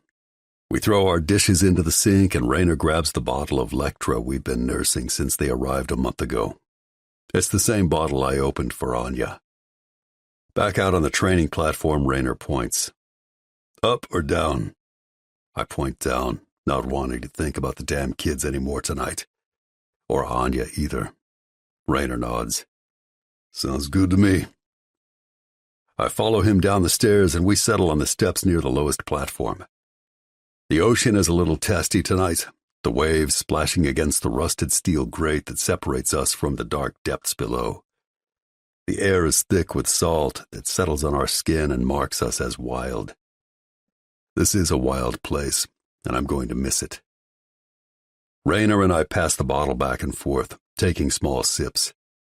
Not just because there's only a little bit left and we can't crack open the new bottle until after the first test if we want it to last, but because we can't afford to get drunk. Not on this shit. Not tonight. But small sips are usually enough for me. We don't typically have Lectra with us on the rock, but this is not just any other training retreat. It's our last training retreat. We have been saving these bottles for years, ever since I started paying for our freedom. And each bottle will be consumed before we leave here, and then we will never drink this shit again. You can't even get it out in the normal world. And even though we're happy about leaving, and the Lectra is a way to celebrate our achievements, and the mere fact that we're alive, I'm torn about the whole thing. Once we leave here, we'll never come back. What about my birds? Will they look for me? I have this horrible recurring nightmare that they will look for me the way they look for their missing mates if they don't show up at the pre-designated breeding spots every 2 years.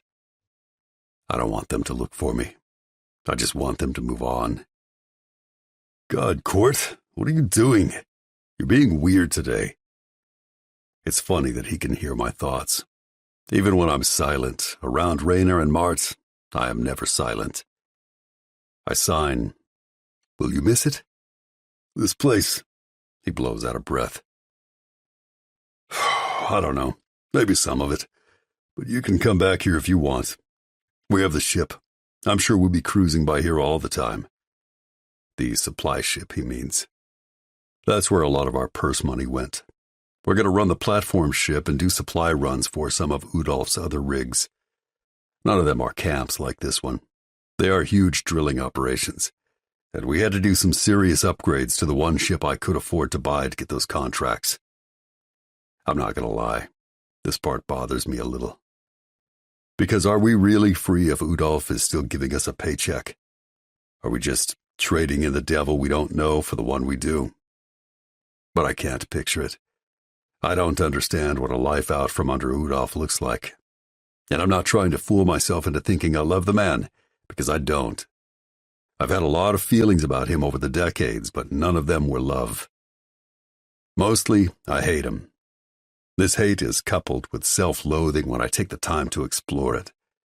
Because according to the most ruthless underground fighting ring on the planet, I'm the world champion. I'm someone to be feared. And yet, I have lived under Udolph's thumb like a possession for 22 years. I've never attacked him, and I guess that's part of the brainwashing, right? He gives me more than anyone else around me, but it's only ever just enough. I get those pretty girls at the end of the fight, like Anya. But then he takes them away, like he will Anya. I get the purse money too, but then again, he takes it away. Weeks later, he'll give some back, and I can spend that any way I want, but it's only ever just enough. Just enough to make that payment on our future freedom, or the supply ship upgrades, or enough food and supplies to keep the training center going until the next fight. I have never had extra. And I get it.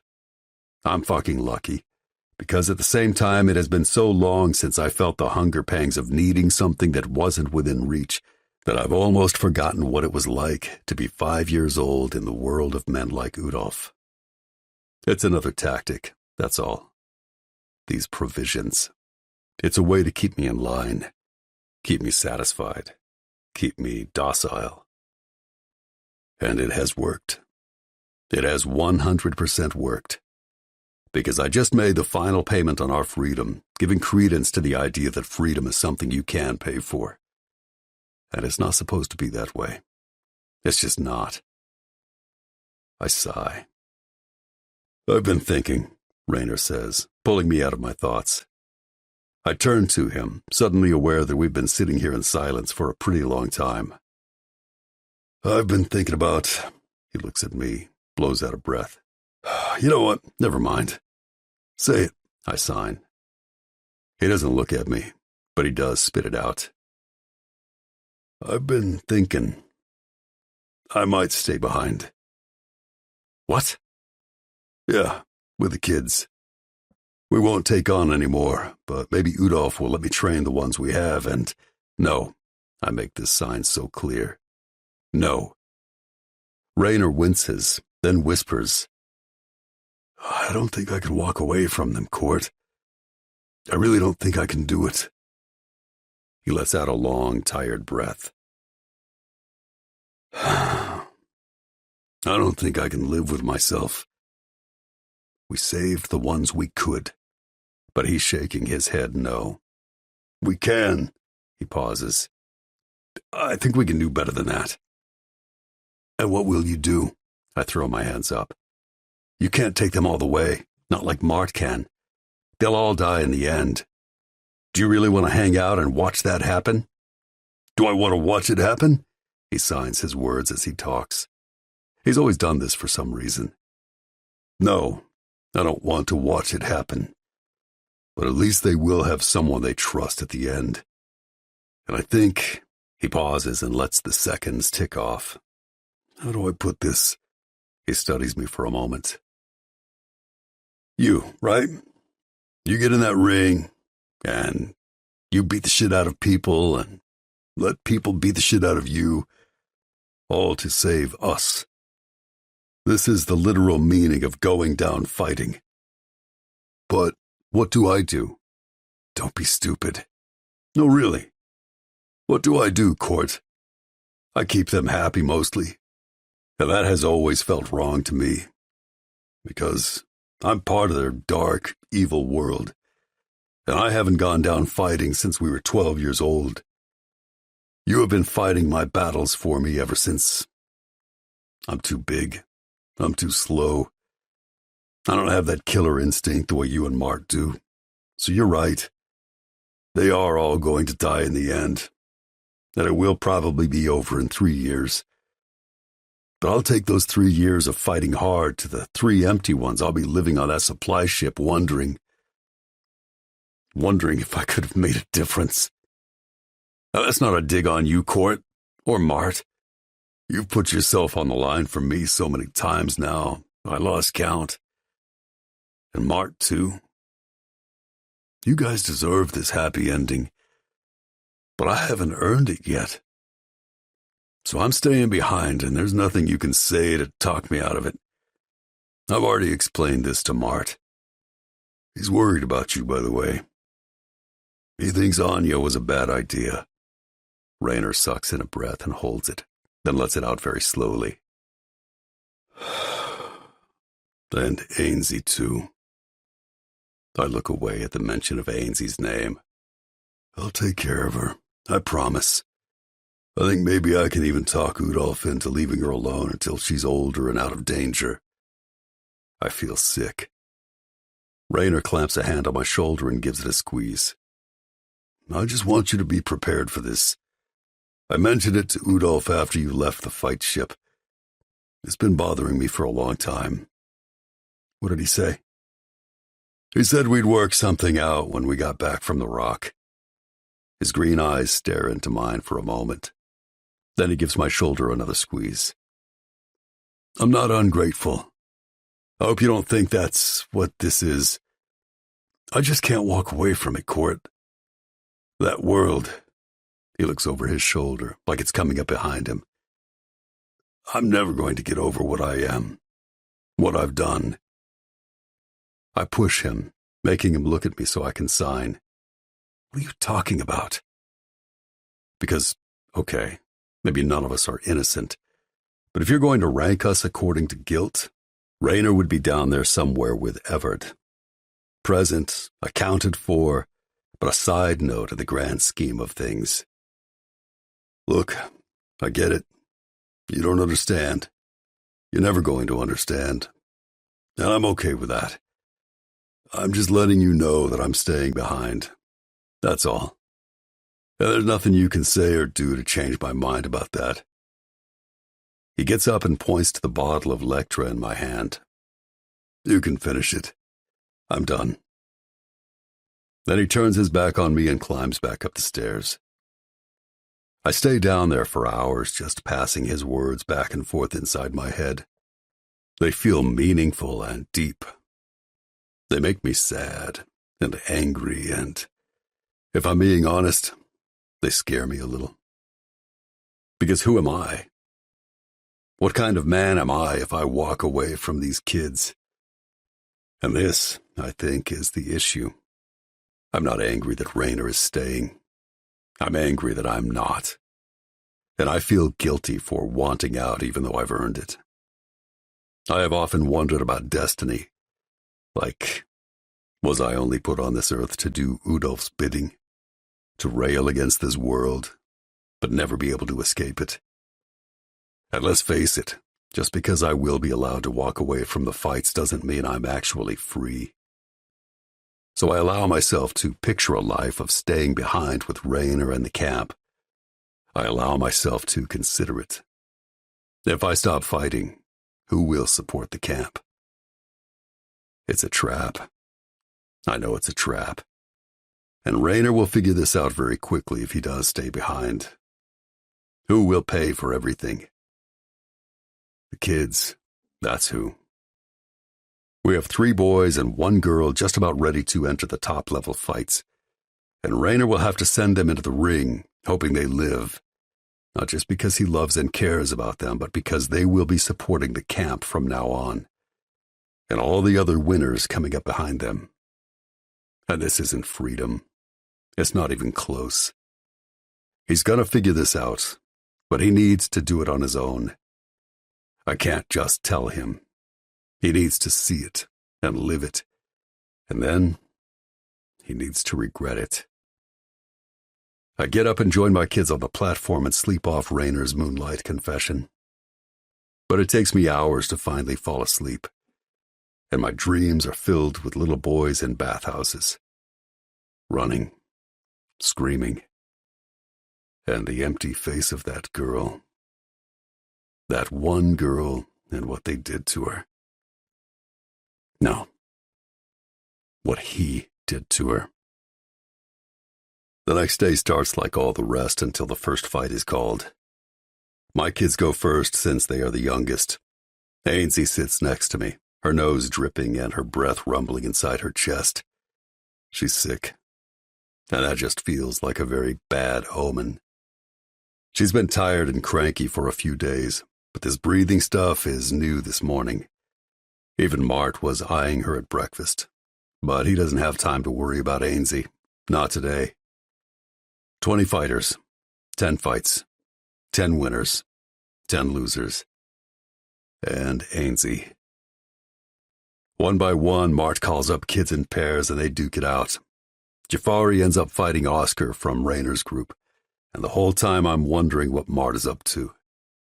I really thought Anya would fight Oscar. So who? Please tell me it's not Booty. He might only be 8, but he will kick Anya's ass. Jafari loses, of course, but Oscar helps him up and gets off the mat while Raynor cleans up the blood. I'm fixated on Mart because Anya is the only one left in my group, so I am watching his mouth as he calls Irina's name. But it takes me whole seconds to catch up with the fact that she will be Anya's opponent. No. Raynor intercepts me, pushing me back as I try to make my way across the mat towards Mart. Let it go, Raynor says. Don't you dare interfere. She needs this. Fuck that, I sign. Fuck that. Irina will kill her. Raynor leans into my ear just as Mart catches my eye from across the platform.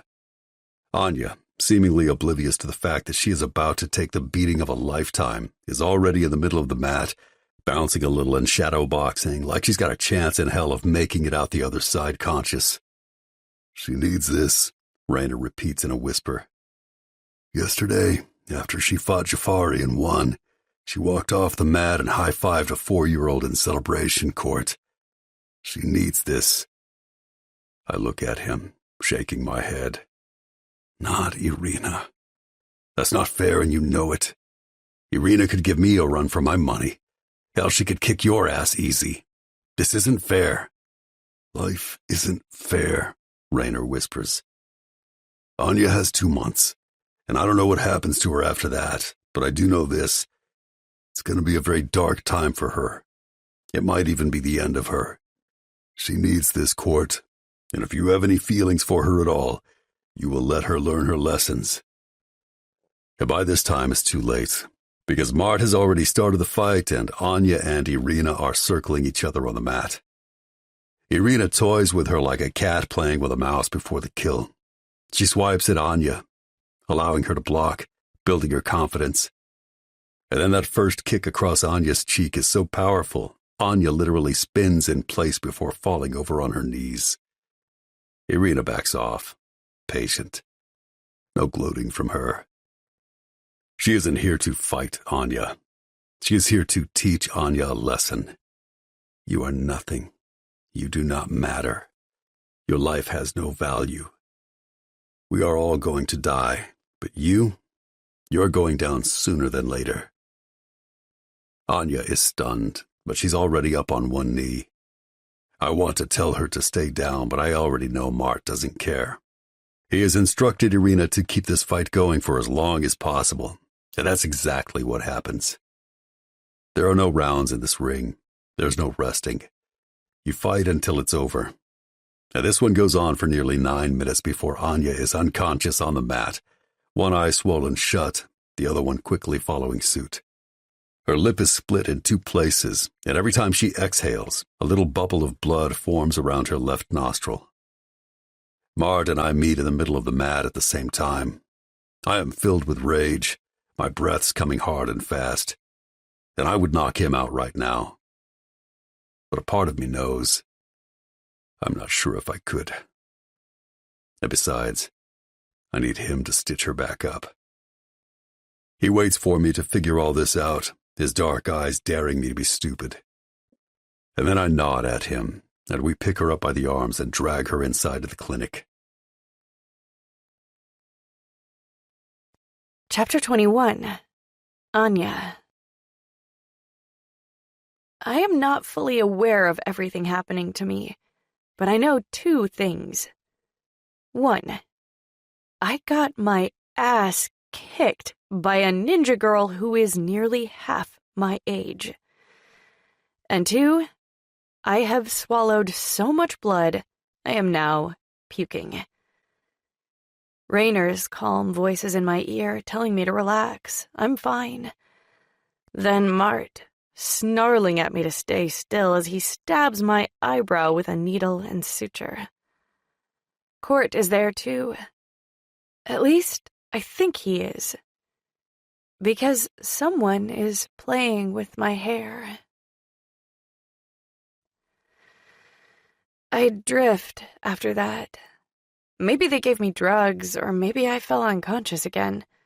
Hard to tell, probably doesn't matter. But now I am lying on something very soft. So soft. This is when I realize I'm dreaming, because there is nothing about the rock that is soft. It's all concrete and steel. So different from how I grew up. Everything about that place was soft. My huge bed, my comfy chairs, the thick rugs under my bare feet. I lived like a little princess for the past, 10 years? No sleeping on concrete for Anya Bokori. No swallowing fish whole. No rehydrated chicken bits. No saltwater baths that never wash that sweat off, just add to it, so that each day you are stickier and filthier than you were the one before. My life was clawfoot tubs filled with champagne bubbles. It was fancy dinners, food cooked by a private chef. It was long rides on luxury jets and weeks spent wandering foreign cities with pockets lined with money. It was fresh fruit and special dresses and pretty hair and nails. Only the best for Anya Bokori. But that was only half of it. It was dank, wet tunnels filled with the smell of shit. It was iron locks on wooden doors and screaming kids behind them. It was bright lights over beds and strange faces watching. It was sickness. Even the good parts, if there ever were any good parts. It was all just sickness. I wake to the sound of a voice I don't recognize. A deep, throaty voice that rumbles into my head and weaves its way into my chest and down my body, and then back up where it settles in my heart. It makes me want to leave the truth behind and keep this miserable fantasy going just a little bit longer. I know it won't last. It always catches up in the end. But I figure it can pass me by for all I care and go back to sleep. A wet cough pulls me up from the depths. And for a moment, I think it's me. I think, shit, now you're sick, Anya. Lazar is going to be mad if he has to take you to the doctor. So I try to stop the coughing, but it keeps going. On and on and on. And it's so thick and wet, I clear my throat. That's when I realize it's not me coughing. It's someone else. There she is. A cool hand flattens on my forehead. Anya, can you hear me? Who is that? Anya, he whispers. Wake up. It's been almost 2 days. You have to pee. There's no way you don't have to pee. I try to laugh because that's true. I really do need to pee.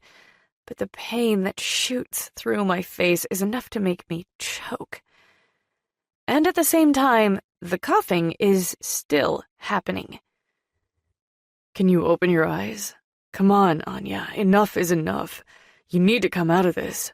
Mart wants to call for a copter to take you to the mainland. And you can't leave now. Not yet. This last part comes out like a plea, which is so confusing. And this voice is not Raynor or Mart, so... Oh, it's Court. He's talking to me. I squirm, trying to open my eyes and sit up, but there is no way this is happening. My entire body aches. No, that's the wrong word. Every movement causes my muscles to scream in protest. And try as I might, I cannot open my eyes. Here, Court says, let me help. I wince and then cry out as he helps me sit up a little. He presses a hot cloth to my eyes, wiping the sandy crumbs away. It's only then that I realize my eyes are open, but they are so swollen, just a sliver of reality gets past my lids. I see him. His smile is fake, but I think that's because he's worried and not because he's about to lie to me. He lets out a long breath. Fucking hell, Anya. You scared me. Mart wanted to take you back to the village and leave you with Udolf.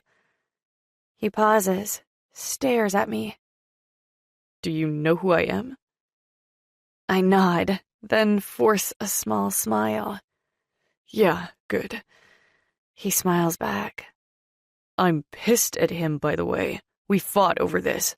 I didn't know he was going to pair you with... I place a hand on his arm and he stops. I don't have the energy to sign anything, and I'm sure as hell not going to speak. But we're past that, I think. The outcome of the fight doesn't matter. I lost, and I don't care. Because for the first time in my life, I feel alive. Chapter 22. Court. Her hand on my arm is a signal. She's okay. I don't know what's really going through her mind, but she's okay.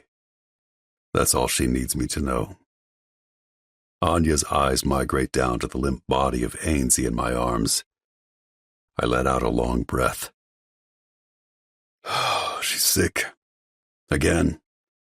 Third time she's caught pneumonia since she came to live with me last year. There's something wrong with her. I sigh, because it all feels so pointless.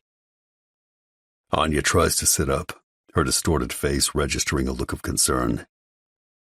No, she's fine right now. Mart gave her some antibiotics, and she's actually breathing a lot better than she was yesterday. But he says there has to be a reason for it. Probably an undiagnosed heart defect and poor nutrition when she was little. Even with both of her eyes swollen, I can see the judgment. I know. We've put her on a new diet. Her training is over. I don't know what else to do. I feel like a fucking failure. I haven't said these words out loud to anyone, not even Mart, and for good reason.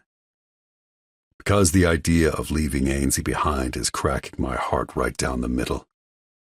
Who knows how many of these kids in camp are mine? Just because they don't have the gray eyes doesn't mean they didn't come from the girls I won in the fights. I would never know, because I don't know what happened to those girls after they were taken away. So it feels like a cop-out to suddenly care about Ainsley because she has my eyes. It feels very fucking dirty. And I'm starting to understand that the reason I didn't want to fight for Ainsley wasn't because I thought I'd lose, and then we would all lose everything. It's because then I'd have to face reality and admit that I left the others behind by choice. That I picked and chose who would live and who would die. And that all of this was my decision, not Udolph's or the people who run this sick world I'm a part of. It was all just me. I'm not going to lie, not even to myself. Raynor's decision to stay and train them was a blow. It was a slap in the face. One of those genuine wake-up calls that ends up being a punch in the gut. Because how do I leave Raynor behind? 2 knocks on the door jamb makes me look over and find Mart standing there. Hey. His eyebrows go up. So you're talking now? I sigh and shrug. Seems like a more efficient way to communicate now that everything is falling to shit. Mart's eyes migrate over to Anya. He squints at her. Is she awake or not? I can't tell. He can't tell because her eyes are practically swollen shut. She's awake. I'm just about to help her to the bathroom. I almost ask him to hold Ainsley while I do that, but before I can, he says, Good, I've got Irina making dinner. He nods to Ainsley. Should we make her something, or is she gonna sleep? I hate the coldness in his voice. I don't want to admit it's there, but it is. He resents Anya, and he resents Ainsley because these 2 girls are fucking everything up. He thinks Raynor is staying behind because of Ainsley, and he thinks Anya is making me question things. He's not wrong, so I get it. I understand his judgment, but I don't like how it's changing my opinion of him. Before Anya came, it was me and Mart. For so long, it's been just me and him. And yeah, Raynor has been here the whole time, and the girls back at camp. But Mart and I were a team. He's always had my back, and everyone knows you do not get this far into the game the way I have without a Mart at your back. My success is his. I'll make sure she wakes up to eat, I say, finally answering his question. He nods, then disappears down the hallway. I push everything that just happened during our silent moments away and get to my feet, still clutching Ainsley to my chest. Anya is looking up at me. Come on, I offer her my hand. I'll help you to the bathroom. It takes several minutes just to get Anya standing, but I've been there. That first time you get up after getting the shit beat out of you is the hardest. But once you start moving, it gets better. So I don't let her dwell on her slow pace. Just keep her moving out of the game room and down the hall. When we get to the bathrooms, I help her sit on the toilet, then linger for a moment. I put her in one of my shirts and no shorts just so when she got to this point, it would be easier to pee. I sigh. The things I know and plan for makes me sick. I'll be down the hall, Anya. You get a bath today. I waggle my eyebrows at her, hoping for a smile, but she just nods and braces herself with one hand on the wall. Right, I mutter, then leave to start the tub. Ainsley is stirring in my arms and she starts signing to me, begging for a bath too. You can talk, Ains. Fuck the rules, right? But she doesn't. Figures. Everyone's strong after the weakest link breaks. And today, I am the weakest link. Once the water is running, I go back down the hallway and wait for Anya. Irina is busy in the kitchen. She looks over her shoulder at me a few times, wondering if I'm going to bitch her out. But I'm not. That's the first rule of camp, both here on the rock and back in our little training village. You do not ever apologize for winning. Irina knows what she did was wrong, but it's not her fault. It's Mart's. He's the one who told her to fight Anya. He's the one I hold responsible. Anya appears, struggling to hold the door open. I help her into the hallway, and then suddenly Irina is there, signing to me. I'm sorry. I'm sorry. I hold up a hand. Stop it. We've all been Anya, right? She is surprised at my voice, but she just nods, nervously looking at Anya, who is not looking back at her. She signs to me. I will bring you guys dinner in the game room. Mart hasn't cleared Ainsley for a bath, so after I help Anya in, I take Ainsley back to the game room. She's crying, and this makes her nose run, and that makes her cough, which makes her cry harder. So I settle down on the couch and pick up a book from the pile I've been reading to her over the past 2 days, and eventually she settles and falls asleep. And so do I. Because the next thing I know, Irina is helping Anya sit at one of the tables. Our games from last month are still open, and Anya is sitting at the Connect 4 table. Irina moves it to the next table over, then hurries from the room as Ainsley and I take the seat across from Anya. Sorry, I fell asleep. Irina should have come and gotten me. No big, Anya signs, and I smile. She looks better. A lot better. She notices me watching her. Irina washed my hair. Oh, well, fuck. I missed out then, huh? It comes out flirty, which is not something I do, so I don't know what to think of that. But Anya blushes, so apparently she does. Irina comes and saves us, putting the giant strawberry protein shake in front of Anya with a straw, a bowl of canned peaches, and a peanut butter and jelly sandwich in front of Ainsley, and a bowl of rice and rehydrated chicken in front of me. She shrugs when I look up at her, then leaves without comment. Ainsley is awake and excited about her peaches. She eats them with her fingers, getting the sticky juice all over me. Anya looks across the table at me, sucking on her straw. And even though her face is still swollen, she looks 1,000 times better than she did just an hour ago. Finally, once we're all done and the silence is getting awkward, I say, I think your training is done. Anya points to herself, then shakes her head, spelling out the words F-U-C-K-Y-O-U.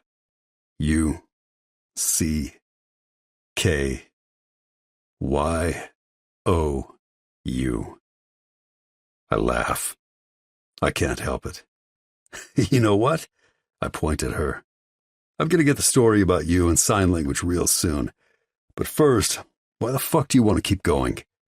There is no fight in your future, Anya. You don't need to do this. Her explanation is simple. I like it. Which part? She thinks about this for a moment, then shrugs. All of it. The black eyes. She points to her eye. Do you think this is my first? Fuck. No, but listen. I don't know why you're still alive or how you managed to do that. But you did, Anya. I reach across the table and take her hand in mine, trying not to notice her bruised and scabbed knuckles.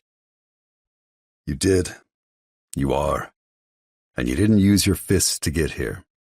If you try to fight a guy like Udolf using your fists, he'll always win. So whatever weapon you've been using to defend yourself, keep using that. Don't change what works. She stares at me for a few moments, and at first I think she's taking this to heart. But then she signs, It's not working anymore. What's not working? How did you get here? Why didn't Lazar kill you a long time ago? She looks away and draws in a deep breath. Then she straightens her back and signs. I understand 17 languages. Really? Fuck. That's impressive. And I guess that explains how you know how to sign. But she's shaking her head. No, She signs. you don't understand. No one taught me these languages. I just picked them up. Huh. That's like genius-level shit, Anya. But what's that got to do with anything? I have heard things. Oh, I don't understand everything right away. It's not magic. It takes me a few weeks. I have to be immersed in it. And then one day it just makes sense. she is signing all these words in a fast and furious pace that only someone who has been practicing sign language for years would be able to do. Okay, I breathe, trying to put these pieces together. So Lazar would rent me out. Oh, fuck. A month or two at a time. They were told I was Hungarian, like Lazar. And I do understand Hungarian. I think that's my first language. But I never went to any Hungarians. They would talk in front of me. I was so small anyway. They just did their business in front of me. Then Lazar would pick me up and make me tell him everything. My eyebrows go up. With words? Until I was 7. Then I stopped talking and just wrote it all down. She pauses, looking me in the eyes. Udolf had me once. I think I stopped breathing. When? He was the reason I stopped talking. Why? Anya swallows hard and stares into my eyes. He scared me. I feel sick. Why? She shrugs. I don't remember. I was so small. All I remember is feeling afraid. And his words did that. Everything I thought I knew about Anya flips in this moment. She was with Udolf when she was 7. I was supposed to kill you, I say. That night on the ship. Udolf told me that afternoon that if I won, I was supposed to kill you. That Lazar had told him to tell me to do that. Did you know about that? She shakes her head. But I'm not stupid. I knew it was coming. I think Udolf found out about me. I think... She stares at me, long and hard, with such intent in her eyes. I think the fight between you and Pavo was a way to erase the bad blood between Udolf and Lazar and start something new. I don't even know what that means. How do you figure? If you won, I died and Udolf's secrets went with me. And if Pavo won, you died and Lazar's secrets went with you. What? I squint at her, because I'm not sure I understand. I'm tired of being silent, Court. So, talk. No, you don't understand. I'm tired of keeping their evil secrets. I'm tired of being a victim. I'm tired of being a thing that has no mind of her own.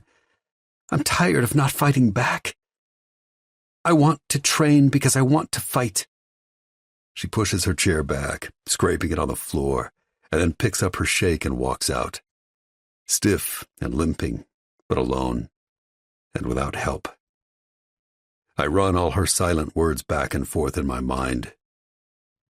She is keeping Udolf's secrets. I am keeping Lazar's? How does that make sense? It doesn't. I don't have any of Lazar's secrets, and I highly doubt that Anya could be keeping a secret of Udolf's that would change anything. He's untouchable. It doesn't make sense. None of this makes sense. The entire sick world I live in is evil, and that's all there is to it. It's just evil. I sit there at the table for a little bit, listening as things happen around me, just counting all the times that Ainsley's chest rises and falls against my own, wondering where all this will finally lead. Nowhere good. I know I've been selling myself the lie for as long as I can remember, but that's all it's been. Just a lie. There is no happy ending here. Even if we get out, even if Raynor does come with us, there is no happy ending, because I will be leaving all these kids behind. And what else can I do? Forfeit my life, my one and only life, to run interference for them? If I thought that would save them, I'd at least consider it. But it won't save them. In 6 months, 5 of these kids will be dead. In 1 year, at least 10. In 2 years, maybe 3 make it. In 5, none. Maybe not even Paolo. There is no way to stop the fights.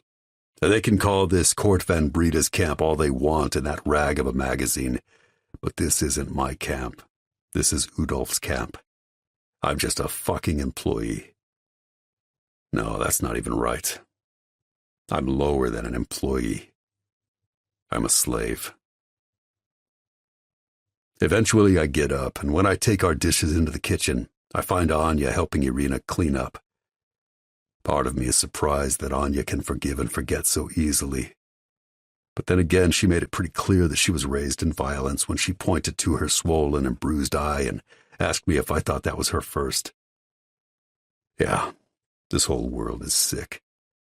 And maybe it's better out there, in that alternative reality where the normal people live. But I don't think so. Because those normies are just living another kind of lie. They live in ignorance. They have no idea we're even here. And they don't want to know. They want us to stay the world's sick, dirty secret. Because if they had to admit that we're real, then they'd have to do something about it. Or not do something about it, which is what I suspect would really happen. Ignorance is bliss. I leave the kitchen and take Ainsley up to the helipad. Some of the kids already have their sleeping mats out. They are allowed to sign now, so some of them are busy having silent conversations. But most of them are playing hand-slapping games, a more elaborate version of patty cake that's popular back in the village where we live. They're allowed to laugh out loud now, too, so plenty of them are doing that. And their meals have changed. No more rehydrated meat. It's still frozen and not even close to high quality, but it's a hell of a lot better than those dried-up chicken cubes. They get vegetables, too. Not just oranges. Frozen peas and carrots. Berries, too. They get protein shakes for breakfast now. That's what Irina fed Anya tonight as dinner. Funny, though. Irina brought me chicken and rice. She's judging me, I think. These rules I've had in place for nearly a decade suddenly seem very stupid. Why not let them talk? Why not let them laugh? Why not let them cry? It's only 1 month a year where all those rules are strictly enforced, but still, a month of life is a month of life when you only get so many. Why do I deprive them? Maybe I should have spent my time making them happy instead, feeding them the best food, taking them nice places, letting them enjoy themselves. But then Udolph would have closed my camp and they'd all just end up with someone else. With someone like Pavo.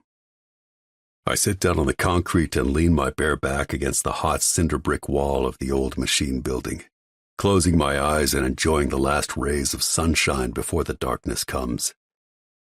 4 albatrosses immediately start crowding me.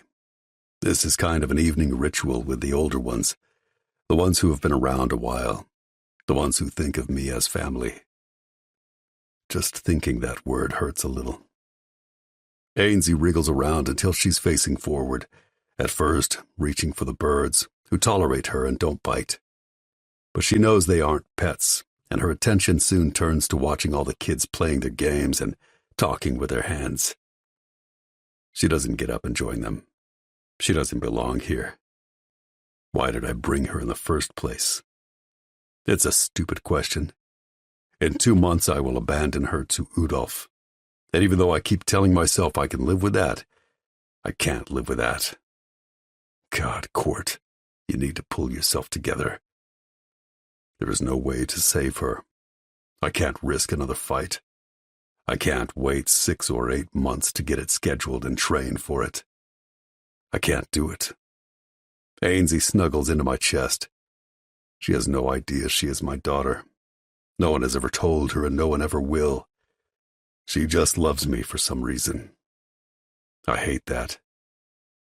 I hate that she loves me without knowing why, when I will be the one to sentence her to death after I walk away. A little while later, Anya and Irina come up and lay their mats down over near the corner where Mart likes to sleep. Neither of them looks at me as they chat in sign language. They are not that far apart in age. Irina is only 13, and I still don't know how old Anya is. She could be 16 for all I know. But I think it's more likely she is 18 or 19. She's just kinda small, not that much taller than Irina, so I do see the logic behind Mart's decision to pair them up for that fight. But size has almost nothing to do with the kind of fighting we do. Anya could train for the rest of her life and she would still never be as dangerous as Irina. Because every time Irina walks out onto the mat, she is fighting for her life. I'm sure Anya has done plenty of fighting in her own way. But she has never known that moment of fear when the only way to not be dead in 10 minutes is to kill the person in front of you. Booty walks over to us, holding out 2 mats. I nod and he sets them down beside me. Then he lays his mat down just a little bit to the left of the birds. They are warning him not to get too close, and he takes that warning seriously. Booty is not in my group. He's with Raynor because he's nearly 9 now. But in month 2 on the rock, they are allowed to sleep anywhere they want. And I guess he wants to sleep by me. He lies back with a sigh, then folds his hands on top of his stomach and stares up at the darkening sky. The sliver of a moon is already rising, and pretty soon all the kids will look up there and point to it, signing the number for 3. Month 2, day 3. A few other kids walk over and put their mats next to Booty's, and soon I've got myself a collection of 12 little disciples. I feel like a cult leader, like I'm leading these kids to their glorious demise. It's not that far off the truth either. That's the part that sticks with me. I am this bigger-than-life man with skulls on his body and a sick heart inside his chest. I fall asleep to that thought, Ainsley tucked up next to me like a pillow. And I think, as I drift off, that I'm not sick heart. I am heart sick, just like Anya said. And I have always been heart sick. I just got the words mixed up back in the moment when it counted. And then I just decided to forget. To become someone else instead. Chapter 23. Anya. The days and weeks go by fast as I recover from my ass-kicking. I join Mart's group.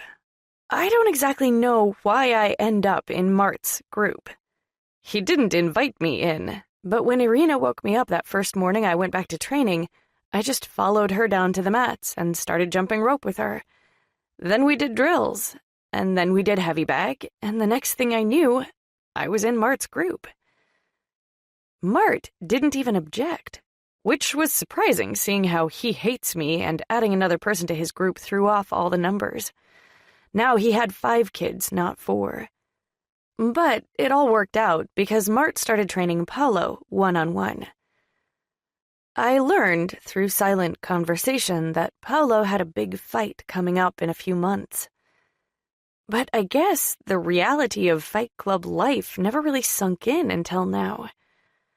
I knew that they have to fight for their lives, but I never imagined these fights took place with tiny children. I knew it, but I didn't really comprehend it. Until now, this was just a fact floating around in my head. It didn't have meaning because Pavo was the only fighter I knew, and he was always big to me. Already a man in my eyes. I can't picture these little ones fighting for their lives in a few months. All these small kids. And half of them here have already won at least one fight. Half of them are little killers. After I realized that, I understood what I was up against. All the kids I would fight in the next test would be winners. Like Irina. She told me she had already won 5 real-life fights. She has one coming up, too. And that was sobering. So I just buckled down and did my best, which is pretty bad. But Irina is a surprisingly good teacher. If Mart pays any attention to me at all, it is only to yell. He tells me I am worthless. I suck. I will never be a real fighter. I am wasting his time. And I've heard him telling Irina more than once that the more time she spends with me on the mat, the lower her chances are of winning the next time out. I don't want her to lose. I want her to win. So I work harder to become a better opponent. So that she has to work harder too. So that when she gets to that next fight, she will win. And she will live. It's a weird way to look at things, but this is the world as I know it. And it makes total sense to me. Court avoids me most of the time. He is constantly carrying Ainsley around, even though she recovered from her pneumonia and looks just fine as far as I can tell. Word spreads through the camp that Raynor won't be leaving with Mart, Everett, and Court when we leave the rock. And that lifts the spirits of all the kids. But I think Mart is mad about this decision, and I think Court is sad. So, month 2 looks nothing like month 1. Halfway through the morning of day 6, week 3, Mart announces that we get the rest of the day off because it's raining so hard. There is no way to keep the mats dry. Rain doesn't bother us much. It rains at least twice a day, and there have been plenty of nights where it drizzled constantly for hours, and no one even bothered to go down to the training level to sleep. But this is a true tropical storm. So we all end up in the game room, spread out among the tables, playing games or cards or reading. I choose a book, the one I was looking at all those weeks ago when Court and I were still the only 2 people in the world. And I take it into the kitchen so I can be alone. Read it to me. I look up and find Court standing in the doorway. This is the first time he's talked to me since that day I woke up bruised and beaten. I smile at him, because he's smiling at me. And he's shirtless and dripping wet from being outside where he was tucking things into containers so they don't blow away in the storm. His dark hair is longer now. 2 months with no haircut leaves the ends curling up a little, making it messy and wild. He notices my attention and runs his fingers through it, trying to tame the waves. I look at the book and start signing the words. No, I want you to read it to me, Anya. I scoff, because that's a joke. I'm serious, read it. He walks over to me. I'm sitting on a tall stool, leaning my back into the corner. He stops just inches away, his wet stomach pressing against my bare knees. He stops just inches away, his wet stomach pressing against my bare knees. I stare at the skulls along his lower abdomen and notice the stars. Tiny red stars, drawn the way a kid might draw a star, with messy points and crooked lines. I touch one, and he shivers, then grabs my hand and pushes it away. But I don't look up at him. I get it, he says, his voice a little bit frustrated and gruff. You don't trust me, and why should you? But if you tell me the things you know, I place a hand on his stomach and just push him forcefully away. Then drop my book on the counter and exit the kitchen. pushing my way past the wet bodies of the children who linger in the hallway, sitting on the floor, backs up against the wall. I don't know why they're not in the game room, but I don't care. Court. Why do I even bother at this point, you know? Of course he wants me to talk. He wants my secrets. If I would just tell him, he could... What? Make it all better? He can't do that. No one can do that. I'm not saying shit. Ever. I don't care if I'm 90 years old and living on a deserted island by myself. I am never speaking again. Ever. Anya. Court follows me out onto the training platform. But I don't stop. I head to the stairs and have to make a decision to go up or down. I choose up. Because even though the rain is coming down in sheets, the sea is angry today, and I don't want to get that close to it. Anya, stop. He grabs my arm as I reach the first landing between the helipad and the training platform. But I shrug him off and keep going. Stop. It's fucking raining. Let's go down and talk about this. Talk about what? How he wants to use me? I whirl around and flash fingers at him. You do not want to know what I know. Trust me, you don't. Fine. He throws up his hands. Rain is running down his body in rivers. Keep your secrets then. I just want to hear your voice. And I don't want to wait until the last day. It doesn't make sense to wait until the last day. I don't even know what that means, but even if I did, I don't care. Come back down. It's raining, and it's windy, and it's getting cold. I don't care if it's raining. I don't care if I get wet. I don't care if it's cold. I don't care about anything these days.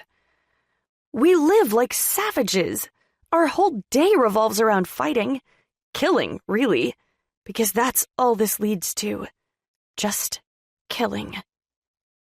I can take a storm. Anya. I'm at the top now, and then so is Court. He steps out in front of me. The rain has soaked him through. Why are you running away from me? I scoff. What? What did I miss? I asked you to read to me. Fuck you, I sign, spelling the letters out in quick succession with alternating hands. What did I do? You want secrets. So? If you tell me why they're so interested in you.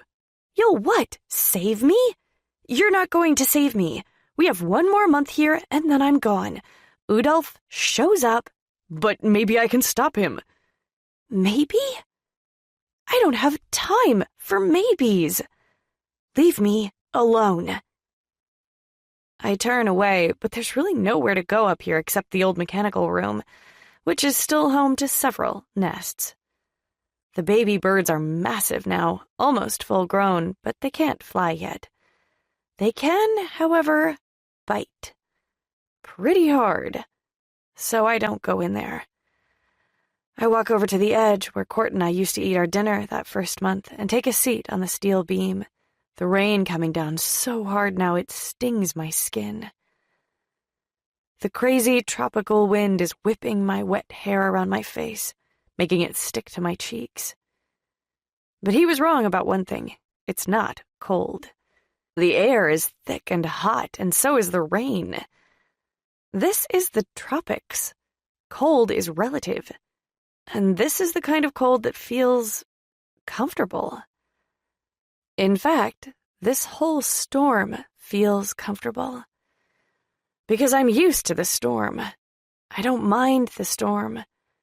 I have been here for 3 months, and it feels like I've never lived anywhere else. 1 month. That's all I have left. 1 month. That's all I can think about. Soon, this will all end. And even though I've been trying to convince myself that things will work out, they won't. I will never find a life like this again. I will never have a friend like Irina again. I will never work this hard or care so much or have so much to lose ever again. This makes me so sad. I suddenly want to cry. Court sits down next to me. He doesn't say anything. The rain is too loud to have a conversation with words, but he takes my hand in his and starts spelling something out with my fingers. It's okay, he spells over and over again. It's okay. But it's not, is it? Maybe for him.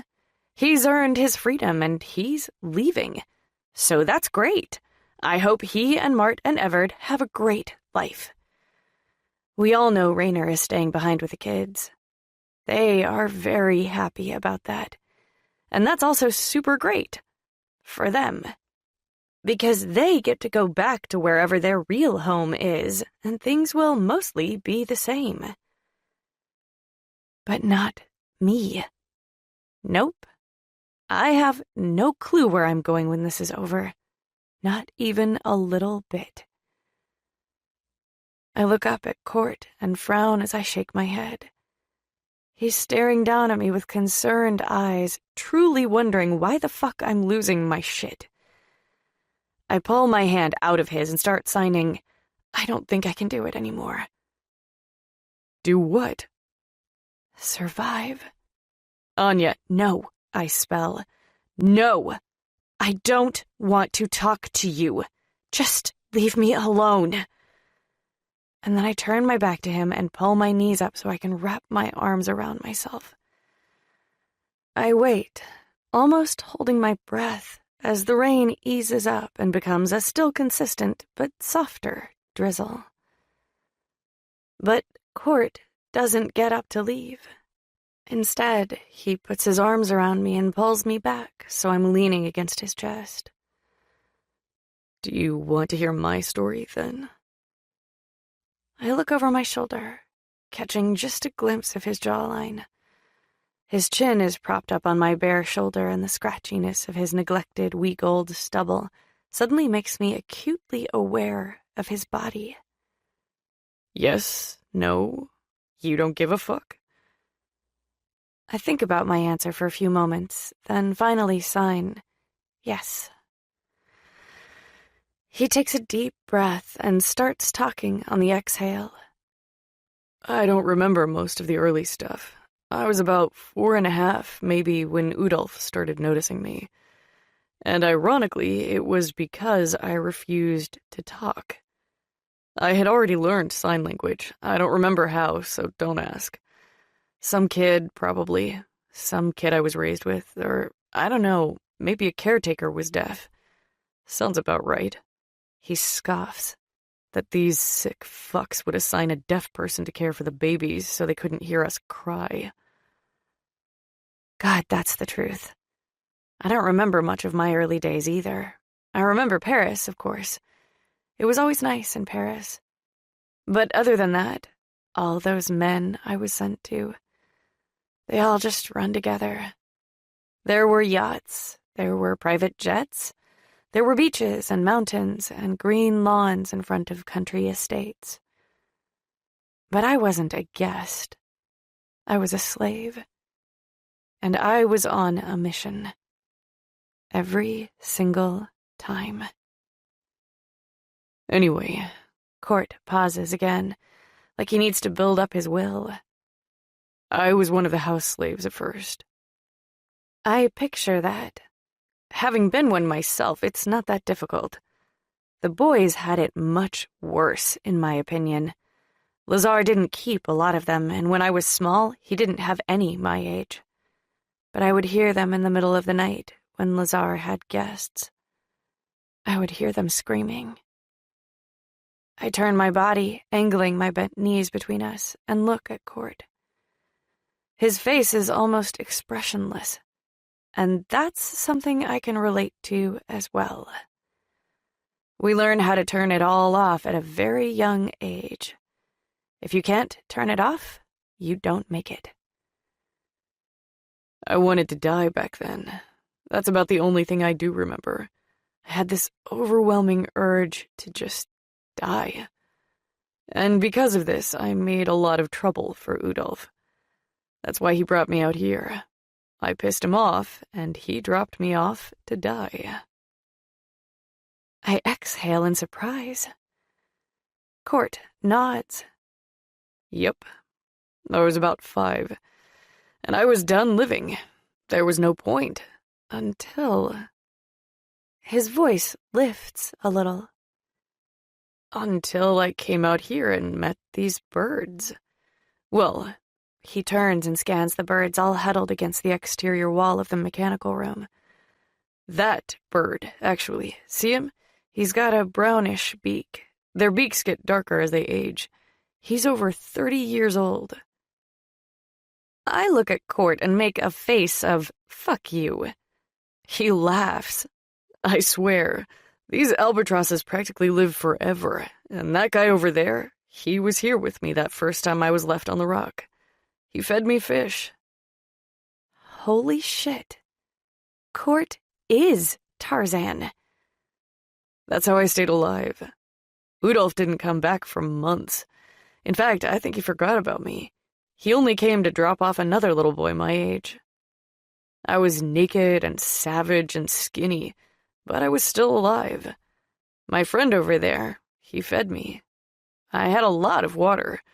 They left pallets of it when they decommissioned this rig. He pauses to smile. I didn't want for anything. I taught myself how to fish. I swam around the reef. I would run laps around this roof, and... He breathes out. Every day, I would jump off.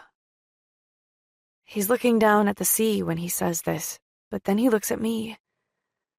I tried to kill myself every day.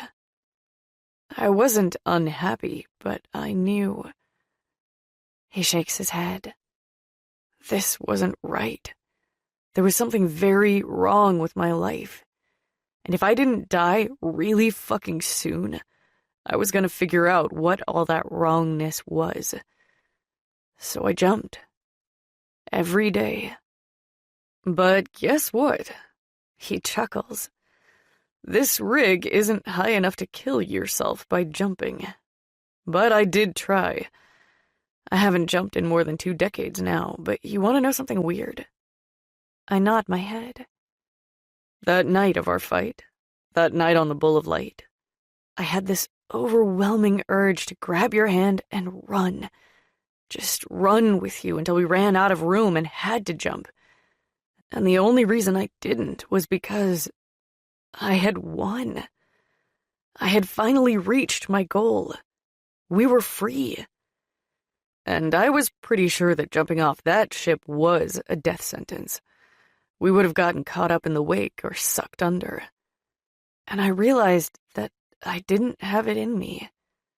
I wasn't ever going to kill myself. My heart was not that sick, and I was going to have to ride this life out for as long as it lasted. My hand crosses the distance between us, and I place a flat palm over his heart. He has a heart tattoo there with a big keyhole inside of it. But not the kind you draw as a kid. It's an anatomical heart. And I suddenly realized something I never paid attention to before. All the skulls have silver eyes. It's not easy to see because most of his tattoos are in grayscale, but once you see it, you can't unsee it. And that's when I realize these skulls on his body, they don't represent the death of his opponents. They represent the death of his kids. Sick heart, I sign. He nods. Yeah, it's fucking sick, all right. I shake my head, no, and change the signs around. Heart, sick. His mouth turns down and his eyes go distant for a moment. Unfocused, like he's remembering something.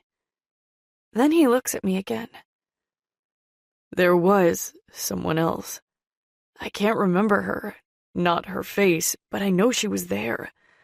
I just don't know who she was. He goes distant again, then refocuses. It's stupid. Like, he scoffs. Maybe it's even a laugh. Like, I get it, okay? We all imagine that maybe this was all a mistake. Maybe we were kidnapped, or lost, or switched at birth before we left the hospital. We all want to think that we were dropped into the wrong life, that there is something else out there, some other place where we truly belong. It's a fantasy. A very common one in kids, so I get it, right? But I'm telling you, Anya, I wasn't always this way. I just know that once upon a time, my heart wasn't sick. Not until that girl got taken away. Before that, I was someone else.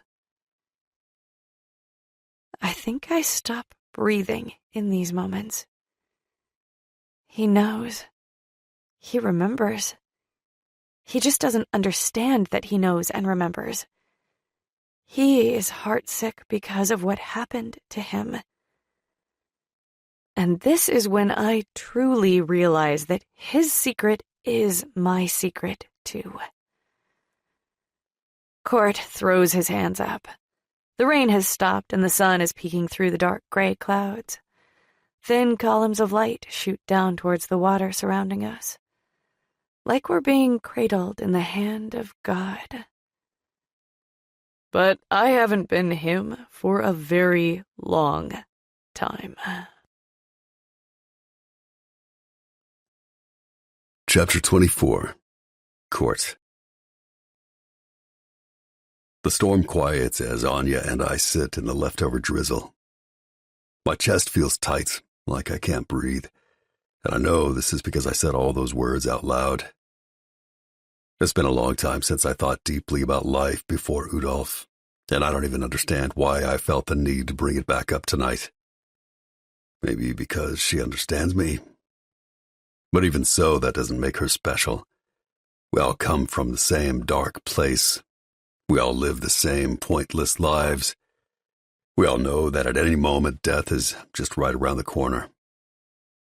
So why her? Why think about it now? I've tried to piece my place in this world together as best I can over the years based on what I see around me. How these kids of mine come to the camp.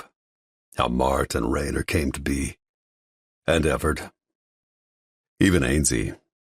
They are both products of Electra-induced fight night win. They are the prize of a prize. Because when I win, I have to breed with them before the night is over. Them, meaning the girls put up as a prize. Like Anya.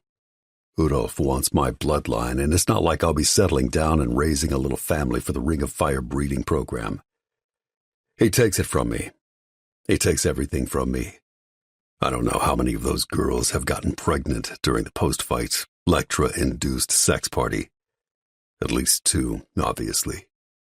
So that's one way you get born into our world. Breeding.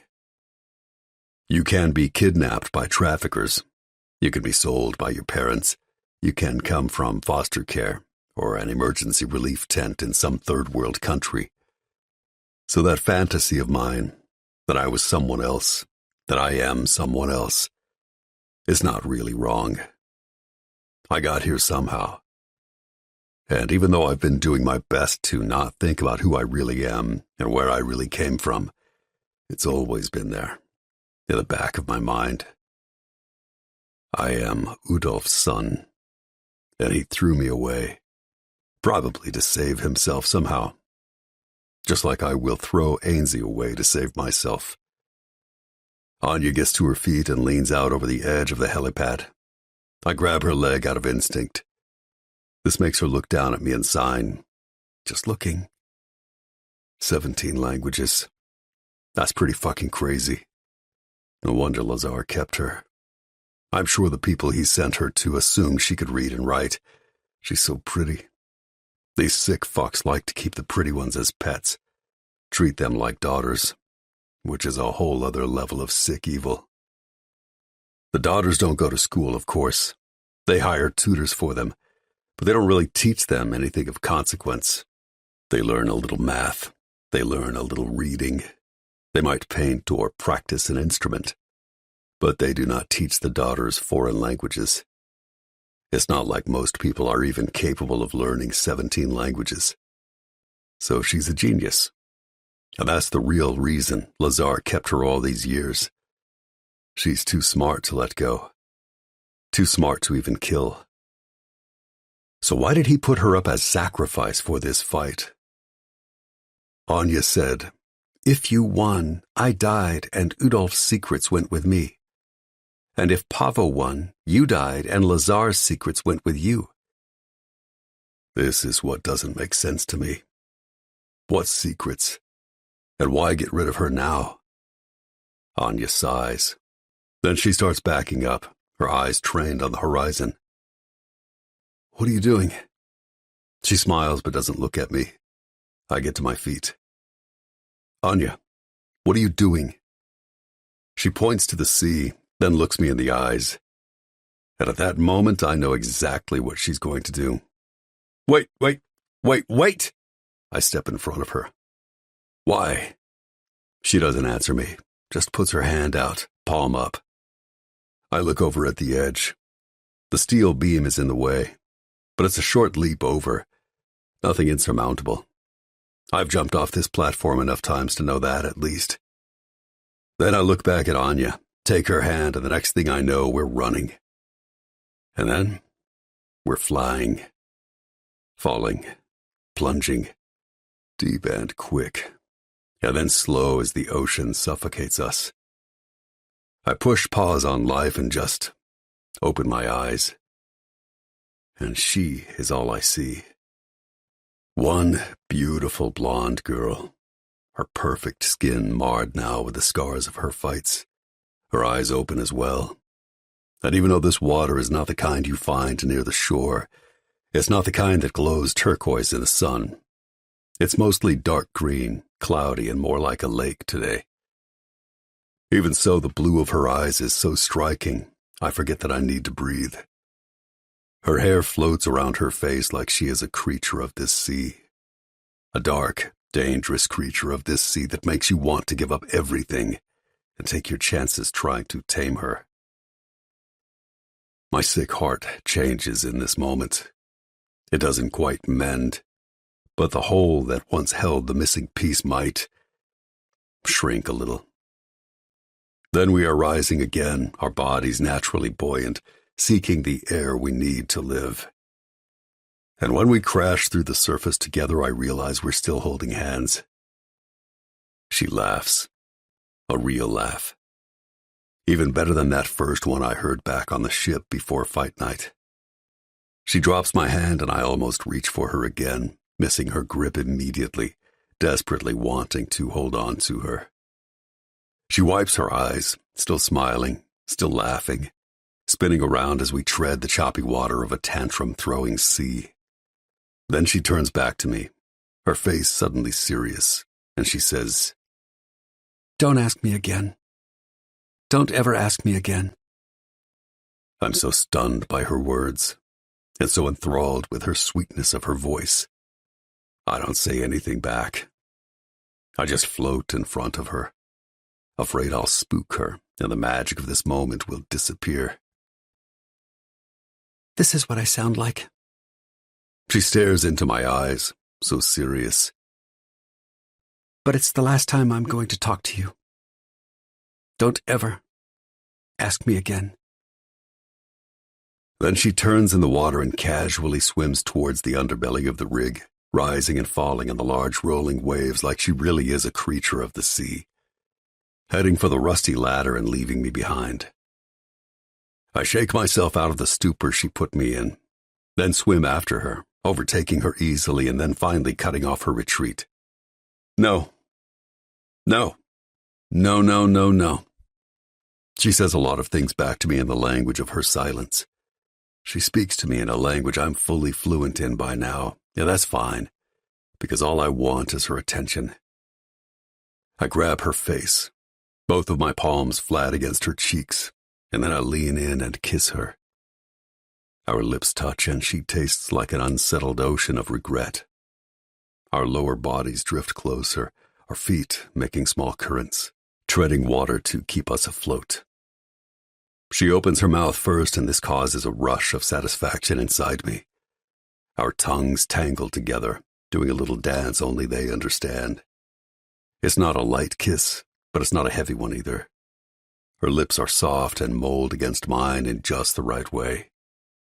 I grab her around the waist and pull her right up next to me, pressing us together, trying to make us one as we continue the kiss.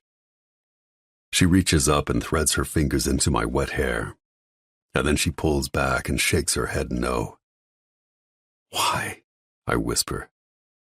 She doesn't answer, just turns, reaching for the ladder.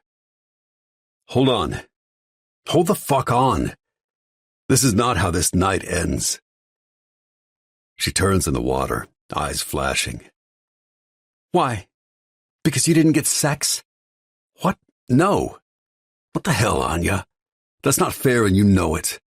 I don't care about sex." "You seem to want to have it with me, even though I know you're not supposed to be doing that. Mark told me. He told me I was fucking shit up, and that was one of the examples." "When did he say—" "You know what? Fuck Mart.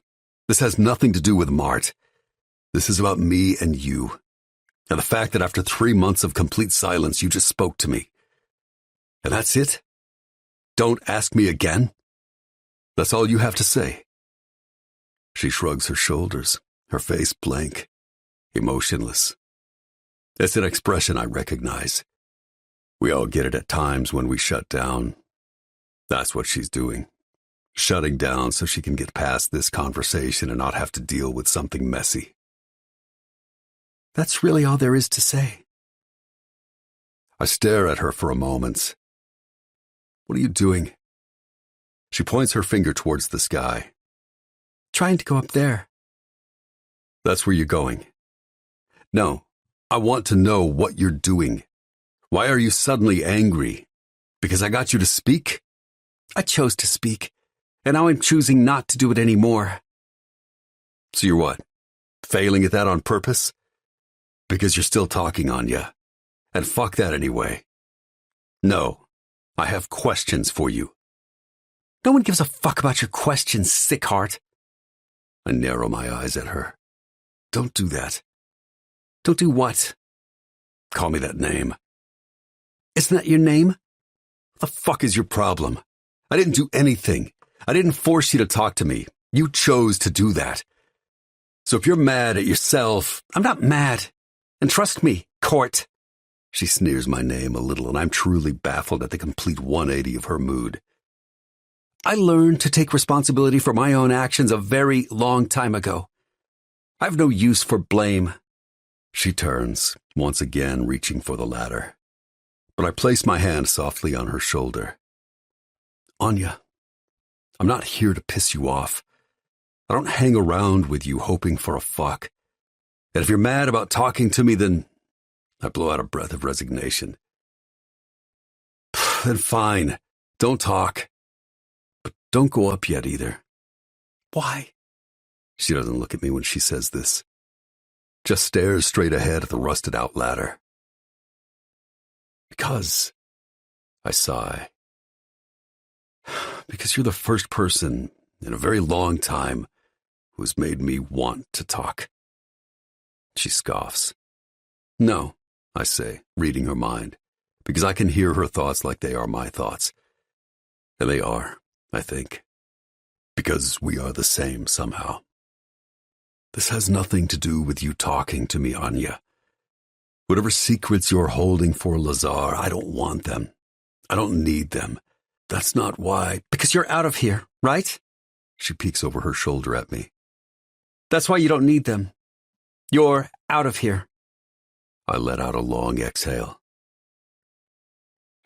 "You know what? 5 minutes ago we took a leap of faith together." "Is that what you thought I was?" "And 2 minutes ago you made the choice to speak. And you kissed me." "You kissed me." "You kissed me back. And who cares? The point is we were kissing 2 minutes ago. And now you're just getting all mean on me. I point at her. I know how to read your silence, even when you're saying one thing and thinking the other. Oh, do you? You're being nasty because you want to change the subject, and anger is an effective way to do that. Trust me, I've been there. So I see through you, Audiobook. She goes stiff and even over the sound of the waves crashing against the steel pillars. I can hear her loud, deep breaths of frustration, like she's counting to 10 to calm herself down. Then she says, You know what? That's the whole fucking problem. She turns all the way around and stares up into my eyes. Everyone just sees right through me. I point at her. That's not fair either. No? I'm trying to know you, Anya. I don't need you to know me, Court. You're out of here. Oh, I draw in a deep breath. I get it. I'm sorry. I should have realized quicker. Don't pretend like you know anything, because you don't. You're hurt. I don't get hurt. That ass-kicking Irina gave me... Not that kind of hurt, Anya. I place my hand flat on her breast, right above her heart. It's thumping inside her chest. This kind. You're mad because I'm leaving. She scoffs, and it occurs to me that this might be the longest conversation she's had in years. Maybe ever. You're wasting it. Wasting what? This. I point back and forth between us. She frowns so deep. Her eyes go dark, and then they are glassy with the threat of tears. There is no this, Court. Why?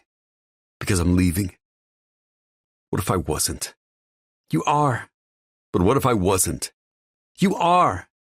And you're fucking crazy if you think I'm going to take that away from you. And if you say another word about not getting out, I'll never speak to you again. That's a promise. She wants to cry. I can see it. Hell, I can feel it. And this realization is like a punch to the gut. Because this is the moment when I truly grasp her hidden darkness. She wants to cry, not because I'm leaving and she's not, but because she thinks she has changed something in me. And she might become the reason I stay a slave forever. Okay, I nod. Fine. Topic over. But don't leave yet. Stay down here with me. She makes a face. Down here? Where? We're clinging to a rusty stairwell in the middle of a rolling ocean. I smile and point up. There. Her face follows the end of my finger to the little catwalk-like platform welded between two pillars. It's not much, but we'll dry off at least, and we can stretch out and have privacy. She shoots me a look. Shut the fuck up. I'm not trying to get in your shorts. If I wanted to fuck you, Audiobook, it would not be hard to change your mind. She huffs. But I don't care about the sex, and I'm insulted that you think I do. She lets out a long, silent breath, then looks back up the platform. How do we get up there? I win. Follow me. We swim over to another rusty ladder on the side of a pillar and climb. This one is truly under the belly of the rig, and we have to climb all the way up to the top, and then walk along a wide steel beam and climb down another ladder to the platform. I have no idea what this rusty metal grate affixed to the side of the pillar was used for, but in years past when I was out here alone, I used to tether my nets to it, because net fishing isn't something that can easily be done alone. On each end there is a platform that is shaped to the side of the pillar, so it curves a little. And when Anya and I lean our backs up against the pillar, we are looking out in slightly different directions, with slightly different perspectives. You don't have to talk, I say, breaking our silence. But I would love it if you would listen. She turns her head to look at me. And it's funny, because I don't need her words to hear her talking anymore. She's asking me a question. Listen to what? I have this dream. Did I ever mention that? It's recurring, and I've been having it since I was a kid. But here's the thing. Ever since I met you, it's been changing. For as long as I can remember, the people in my dream are blank faces, usually black blobs. But sometimes they are white blobs. The point is, they're blobs. At least they were. What are they now? I huff a little air. You? Me. I know it's not really you. You're way too young. I pause, then say, How old are you, Anya? She hesitates. 18. Liar, I whisper back. They tell me I am, anyway. I feel her shoulders shrug against mine. How would I know? Well, okay. 18 is too young. They tell me I'm 27, and I'm pretty sure that's true. So you're 9 years younger than me. You were born 5 years after Udolf took me into his house as a slave. There is no way you were there, so I know it's not you. But there is a girl there. And you think it's me? Why? It just feels like you. It's not me. Maybe not, but I say it like I don't mean it. Because I don't mean it. I know that girl isn't Anya, but I also know she is. That's dreams for you, right? They never make sense, and they only ever give you a glimpse of the truth, never the whole picture. That's like projection, Anya says. or something. Close, I say. It's called repression. It's when you rearrange shit in your head so you don't have to see the truth. And in my case, I have suddenly attached you to the face in my memory, even though it can't possibly be you. I pause to look at her. Then I smile. I think it's because you are very fucking pretty, Anya Bokori. She blushes, even though I know this is not any kind of revelation for her. She has lived in Lazar's clutches for nearly 2 decades. There's no telling how many times she has been used, yet most of those people Lazar gave her to would have said something similar. But the blush is real. I want it to be you. Get it? She nods. I want it to be you because if you were that person, then what I think happened never happened. I sigh a little. It means it was just a dream. I want it to be a dream. Yeah, she sighs. You do want it to be a dream. And is that a weird response? Or am I just overthinking shit? But before I can ask her about it, she says, Don't you ever think about revenge? I turn my head to look at her, then shrug. Don't we all? Then why not go get it? I've heard you're the most dangerous man on this planet, Court Van Breda. I smile. I've heard similar. But maybe I'm just holding out for the fairy tale ending, Anya Bokori. She huffs. Happily ever after? Among other things. What's that look like? I pause there to think about it, then sigh. I don't really know. I guess I never thought it through. But just off the top of my head, I'd say a rescue would be nice. A rescue? She scoffs loudly and turns her body towards mine. Since when does the sick heart need a rescue? I guess I don't. And I'm not expecting it. But it would be so sweet if, just once, someone would show up at the last minute, right before the bomb ticks down to 0, like in the movies, you know? And someone, I don't know who. Someone I don't expect, though. They show up and save my ass in the nick of time. She's silent for a moment, imagining the picture I just painted in her head. Then she says, You could just save yourself, Court. I probably could. But I'd have to bite the hand that feeds me to make it happen. And then what? I'm on the run for the rest of my life. Hiding in favelas, lurking in jungles. That's not an ending I can live with. So I don't know. I guess I can't answer your question. Or maybe I can. I just don't want to. She looks down at her fingernails, picks at them a little. It's better that way. And now I remember what she said. Why do I want it to be a dream, Anya? She shrugs, her shoulders bumping against mine. Because then it's not real. We're silent for a little while. I kind of want to keep talking. I kind of want to tell her more. I'm not sure why, because it's not going to do anything but drag us both deeper into the dark depths of this fucked up world we're living in and then make us both remember what that fight was about earlier. I'm leaving. She's not. And I guess we just have to live with that. We stay on the platform, but we settle back into a world of silence. Like that little side trip into the spoken word never happened. We doze off, leaning into each other, and then wake up just before dawn and climb back into the real world, putting everything about last night behind us. Because it's fight day. Chapter 25. Anya. One by one, the kids are called to the mat to test out of month 2.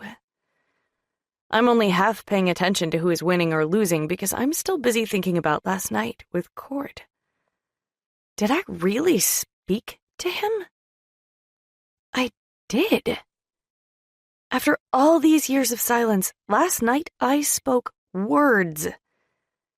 And I don't even remember what the first one was. This blows my mind. Because in the early years, when I first stopped talking, I used to fantasize about what the first word would be. I imagined whole scenarios, and Lazar was a part of each and every one. I was going to spew the perfect words at him and make him sorry. Today, all of that feels very juvenile. Just a child's dream of vengeance. I never did it, for one. I never spoke to him, and none of my fantasy revenge plans ever came to fruition. Okay, that's it. Good job, everyone. Welcome to month 3. Mart pauses.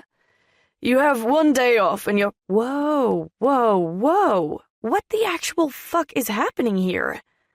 I stand up and take a few steps forward. Mart stops talking mid-sentence, his eyes fixed on mine. What about me? I sign. What about you? My fight. Where's my fight? You don't get one this time. Why not? I turn to find Court walking up behind me. Why doesn't she get a fight? She's been training as hard as anyone else. Mart sneers at him. Because she doesn't need a fight. She won't be on a platform in a few months fighting for her life. How do you know? Court asks. I turn to look at him because his tone is dark and serious. And this is Mart. He doesn't speak to Mart like that. You have no idea what's going to happen to her when this is over. So why would you take this away from her? Mart's eyes track over to mine, and he lets out a contemptuous laugh. Am I stealing something from you, Anya? Because I thought I was doing you a favor. I'm not going to pair you up with little kids to stroke your ego. His eyes go back to Court, narrowing down into slits. Rafi sprained his ankle yesterday, so he didn't fight today. And you were so busy this morning cuddling that useless toddler and dreaming about your night down below with that overgrown house slave that you didn't even notice Rafi didn't fight today. There is no one left for Anya to fight, so this is settled.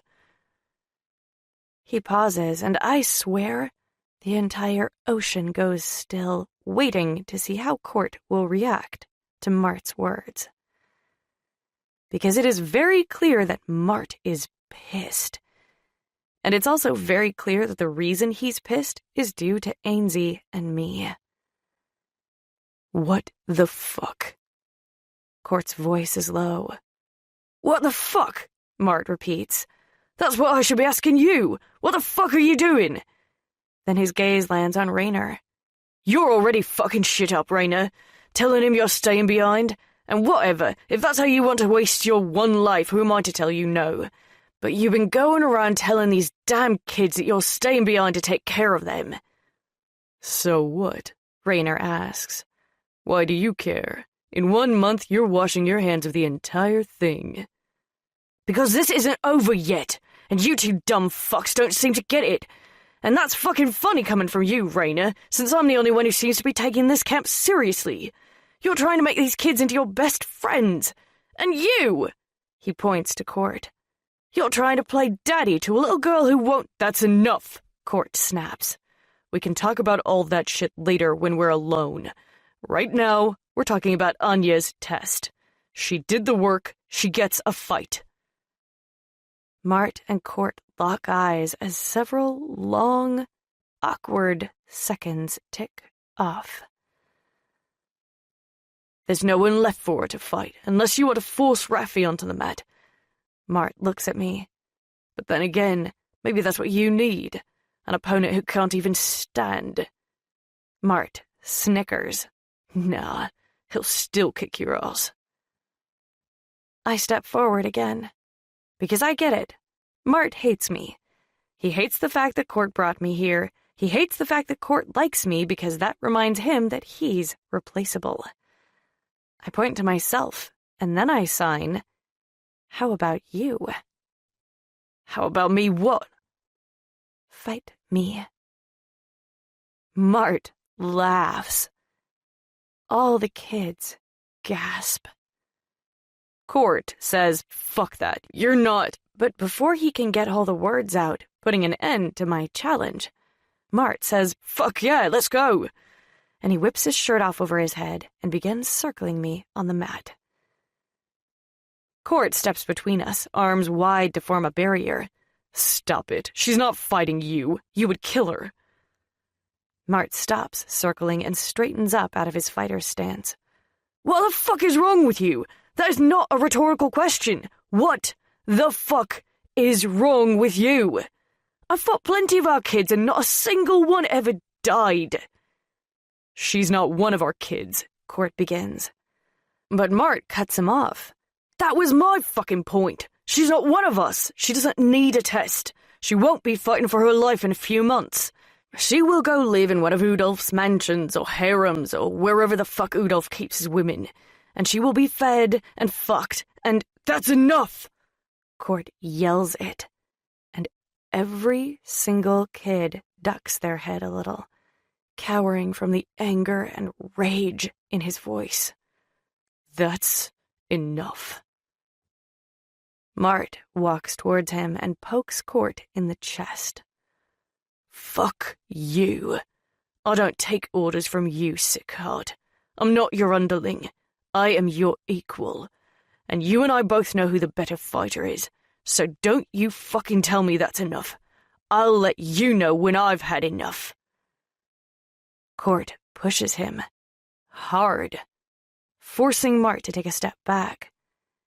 And then this fight is all but inevitable. Until Raynor steps between them, his back to Mart, his finger in Court's face. Step the fuck back and get out of the way. We have an uneven number of kids this time, so this is how it ends.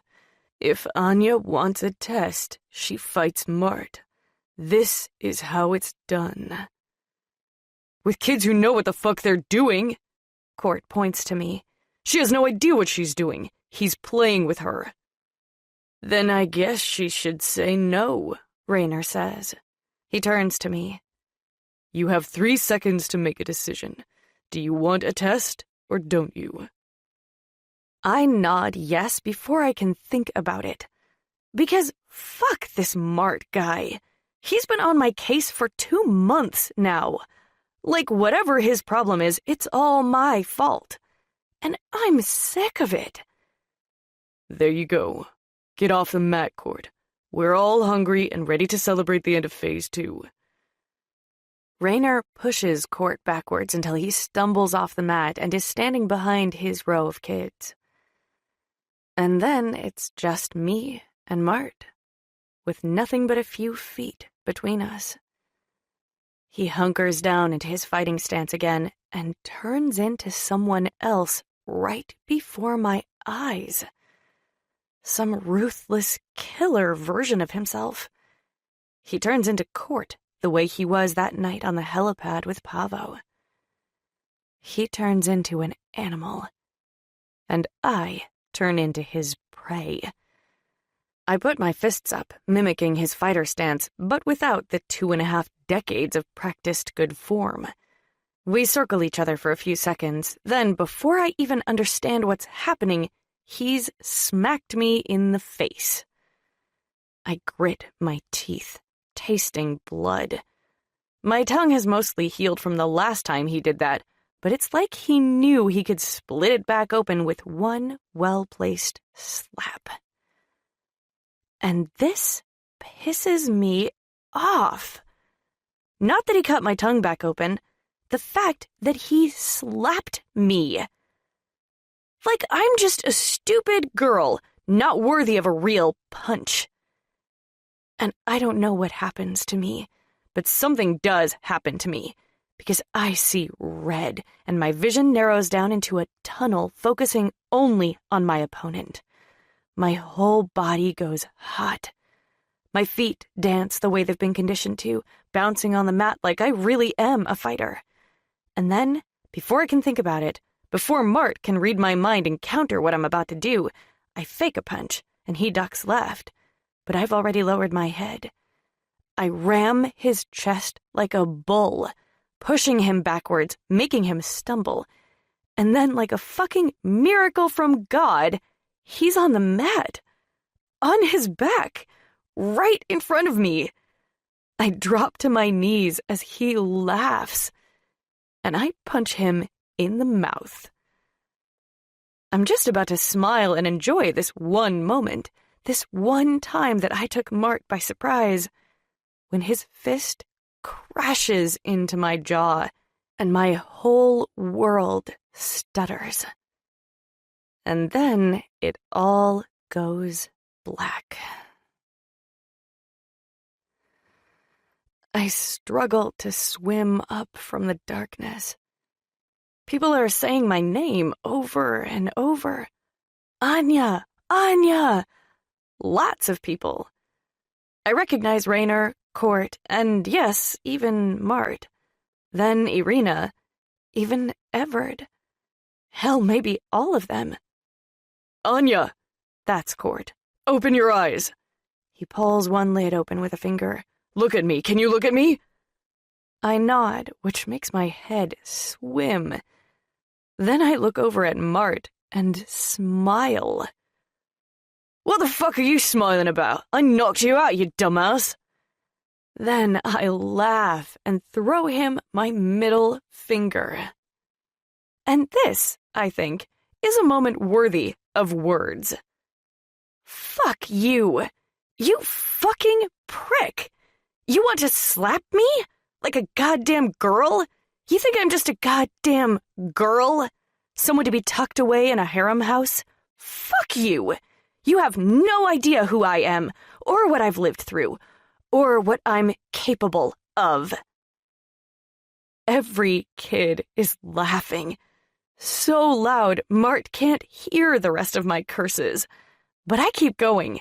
It's like all those fantasy moments about what I would say when I finally started talking are playing out in real time.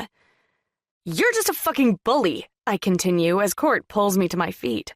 And you're jealous. That's why you're being such a dick. That's enough. Now Court is yelling at me. I turn to look at him. What the fuck, Anya? He just knocked you out with one punch. You want him to do it again? I throw him the finger too, right up in his face. Fuck you too. I don't need a big brother, okay? I can take care of myself. Then I look at Mart. If you want to fight me, you better fight me, because if you slap my face like a fucking pussy one more time, I spit blood on the mat. I will cut your dick off in your sleep. All the kids erupt in giggles. But the three tough men go utterly silent. just look at me like I'm some wild demon. Then Irina has my arm and she's tugging me off the mat, leading me into the clinic to take care of my damage. The building's door has been propped open so we can hear Court and Mart arguing outside as she cleans up my face in silence. Raynor is trying to play referee. Most of the kids file past the clinic and end up in the game room. I figure that must be what Raynor was talking about when he said everyone was ready to celebrate the end of Phase 2. And then I get lost in the idea of that and what the next month will bring. Who will I fight next time? I look at Irina.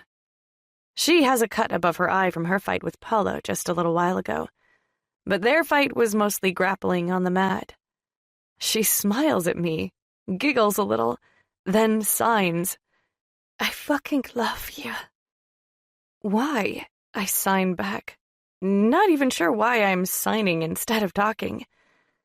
Because, she whispers, looking over her shoulder nervously, I have been wanting to say that to him for 10 years. Her accent is thick Russian, and her voice is so much sweeter than I ever thought possible. He slaps me all the time. It's insulting. Right? Fucking dick. Just punch me, Irina says. I am no one's little sister. I don't need no fucking baby slaps. Yeah, I say, sighing as I push my wild hair out of my face. Me either. Irina points to herself. I am big, sister. Then she nods her head, pronouncing me fixed as she puts up a hand, palm out. I look at it dumbly for a moment. Then she takes my hand, slaps her palm with it, then does some little wiggly things with her fingers. Secret handshake, she whispers. Phase 3 is good. You'll see. Then she winks and walks out. Chapter 26. Court.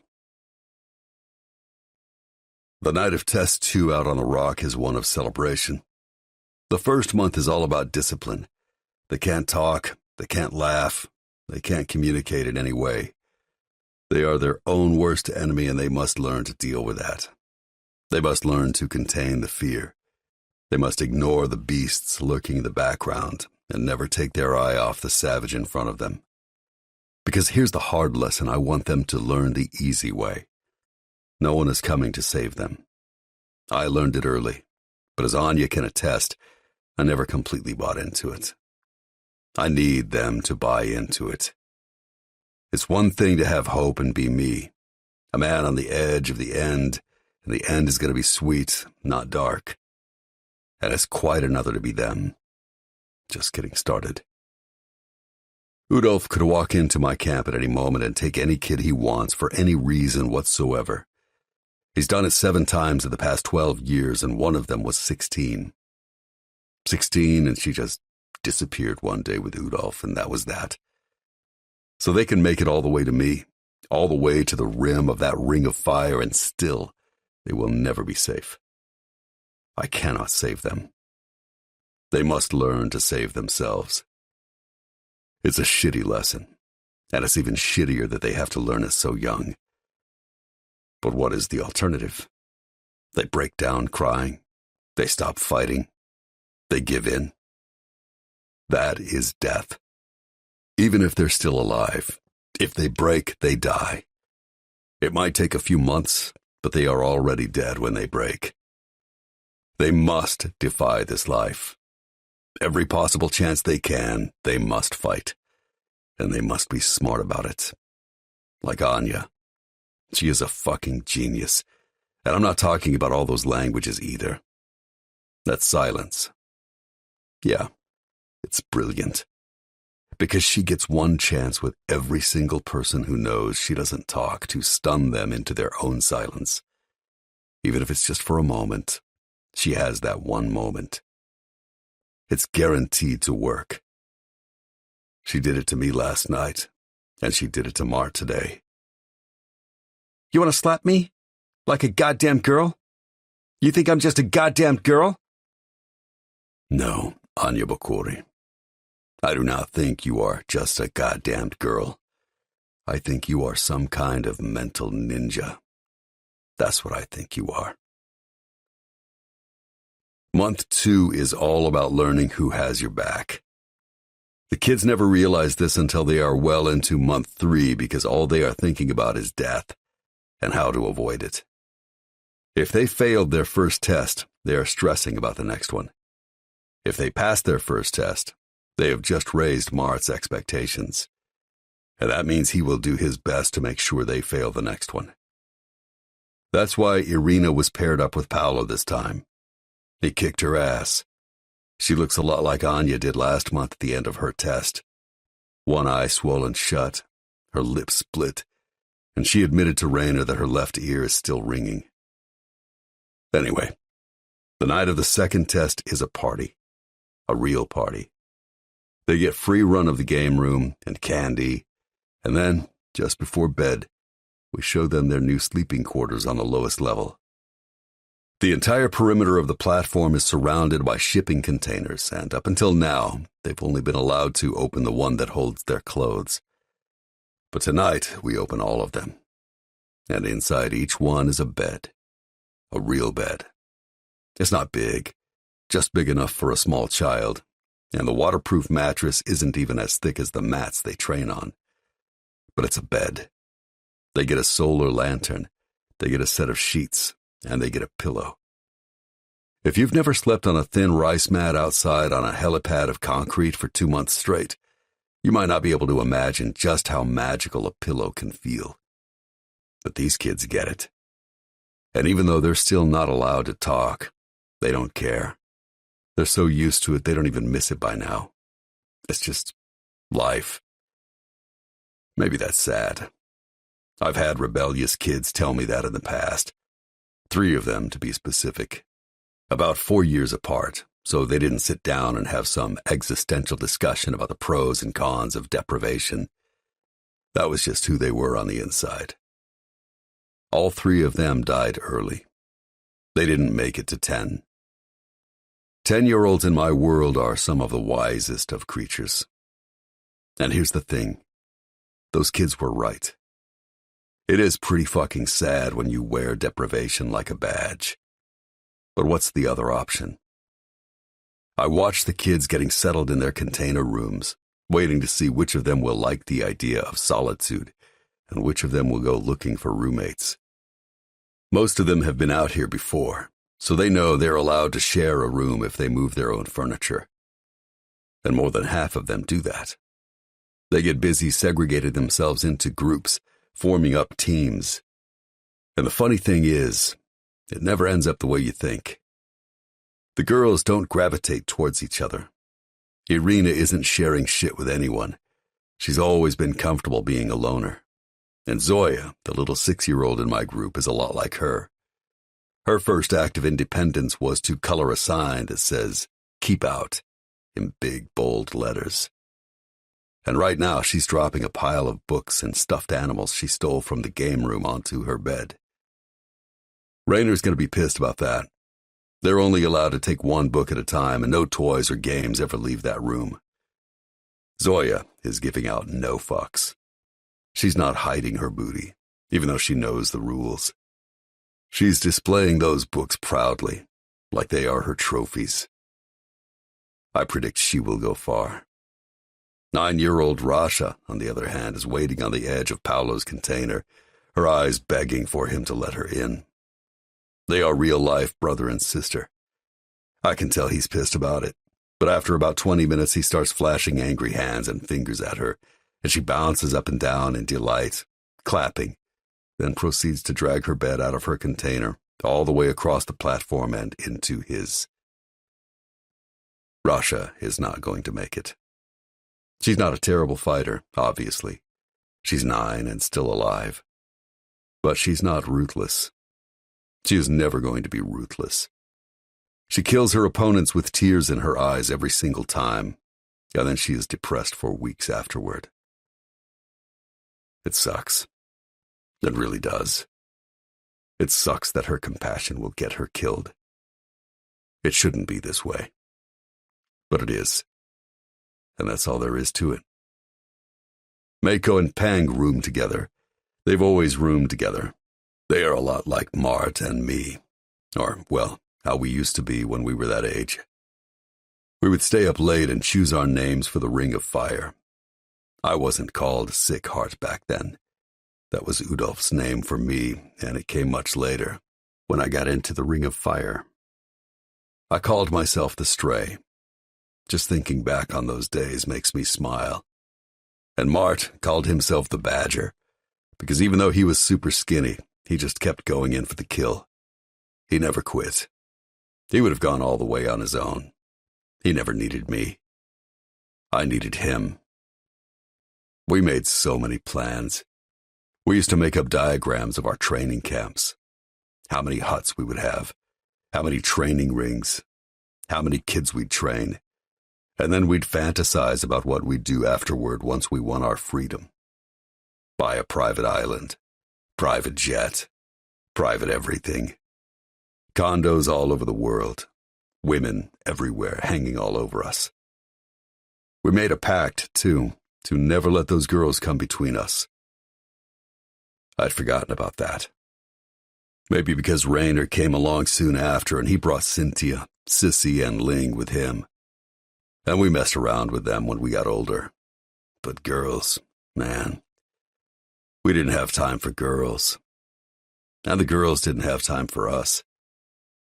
The only thing we thought about was living. I sigh, because this is why Mart is mad at me tonight. After he knocked Anya out, we had a pretty good argument in front of everyone. He was screaming at me, telling me I was blind. But it wasn't just about Anya. It was Raynor, I think, who set him off. Maybe Mart felt like Raynor chose Cynthia, Sissy, and Ling instead of us. But Raynor, well, if he really does stay behind, we'd accept it. He's one of my dearest friends, but he's not Mart. It's always been me and Mart. And then along came this girl. It's not even Anya he's pissed about. She's part of it, but that's not why Mart is so angry. It's Ainsley. Ainsley. I shake my head as I watch her. She's dragging her bed across the platform. The steel frame the thin mattress sits on doesn't weigh a lot, but it's bulky, and every time she pulls, she scrapes the bed across the concrete about 2 inches. I don't know where she's planning on taking that bed, but she's going to be here until morning at this rate. I look around and find Raynor watching too. He's got one hand cupped against his mouth, like he really wants to say something to her, but he's holding it back.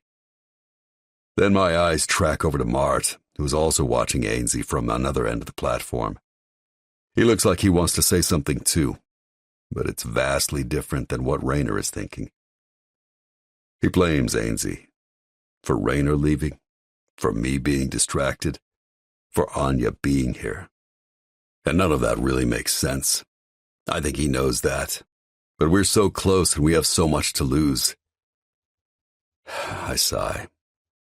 It sucks when you have so much to lose. It's a terrible feeling. And it makes me want to go back to a simpler time. When we owned nothing, so we had nothing to lose. Mart pushes off the wall he's been leaning on and walks over to Ainsley.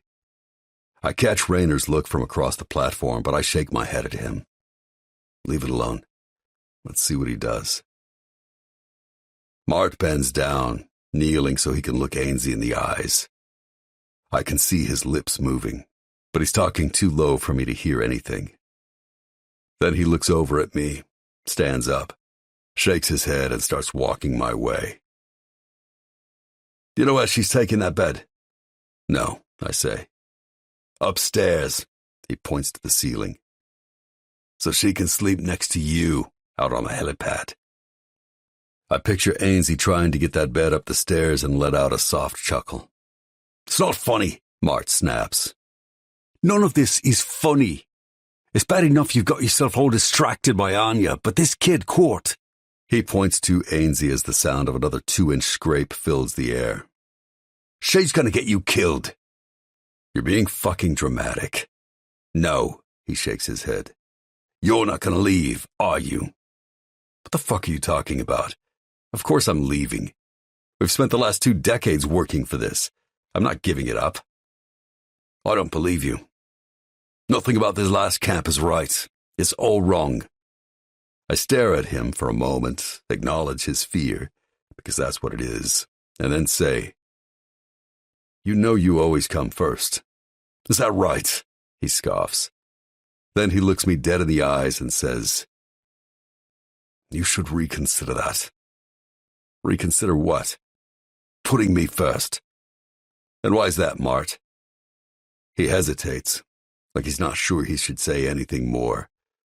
But then he shrugs, giving in. Because, Court, I stopped putting you first the moment you took Anya off the ship with you. Our eyes are locked for a few moments. Maybe he takes off once we're officially out. Maybe running a supply ship isn't his idea of freedom either. Or maybe we're just over. And when that thought enters my mind, I realize something. I'm not ready to let him go. "So you're out." He pokes me in the chest, hard. From the way I see it, I'm the only one still in.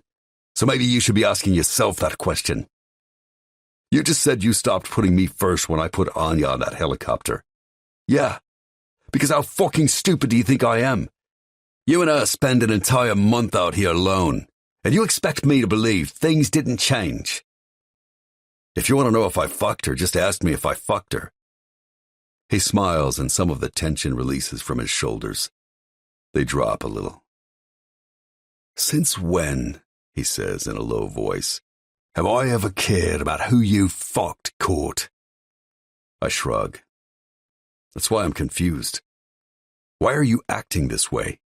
She's not a threat to us. Us? He laughs. Fuck you. He starts to turn, but I grab his upper arm. Wait. His dark eyes flash at me. What? What do I have to do to make this better? Which part isn't good? You know which part. Say it out loud, Court. For once in your fucking life, say it out loud. You and me. That's the part that's not good. And I don't want it to be this way. If we don't stick together now, then what was the point of all those years? He doesn't say anything, so I keep going.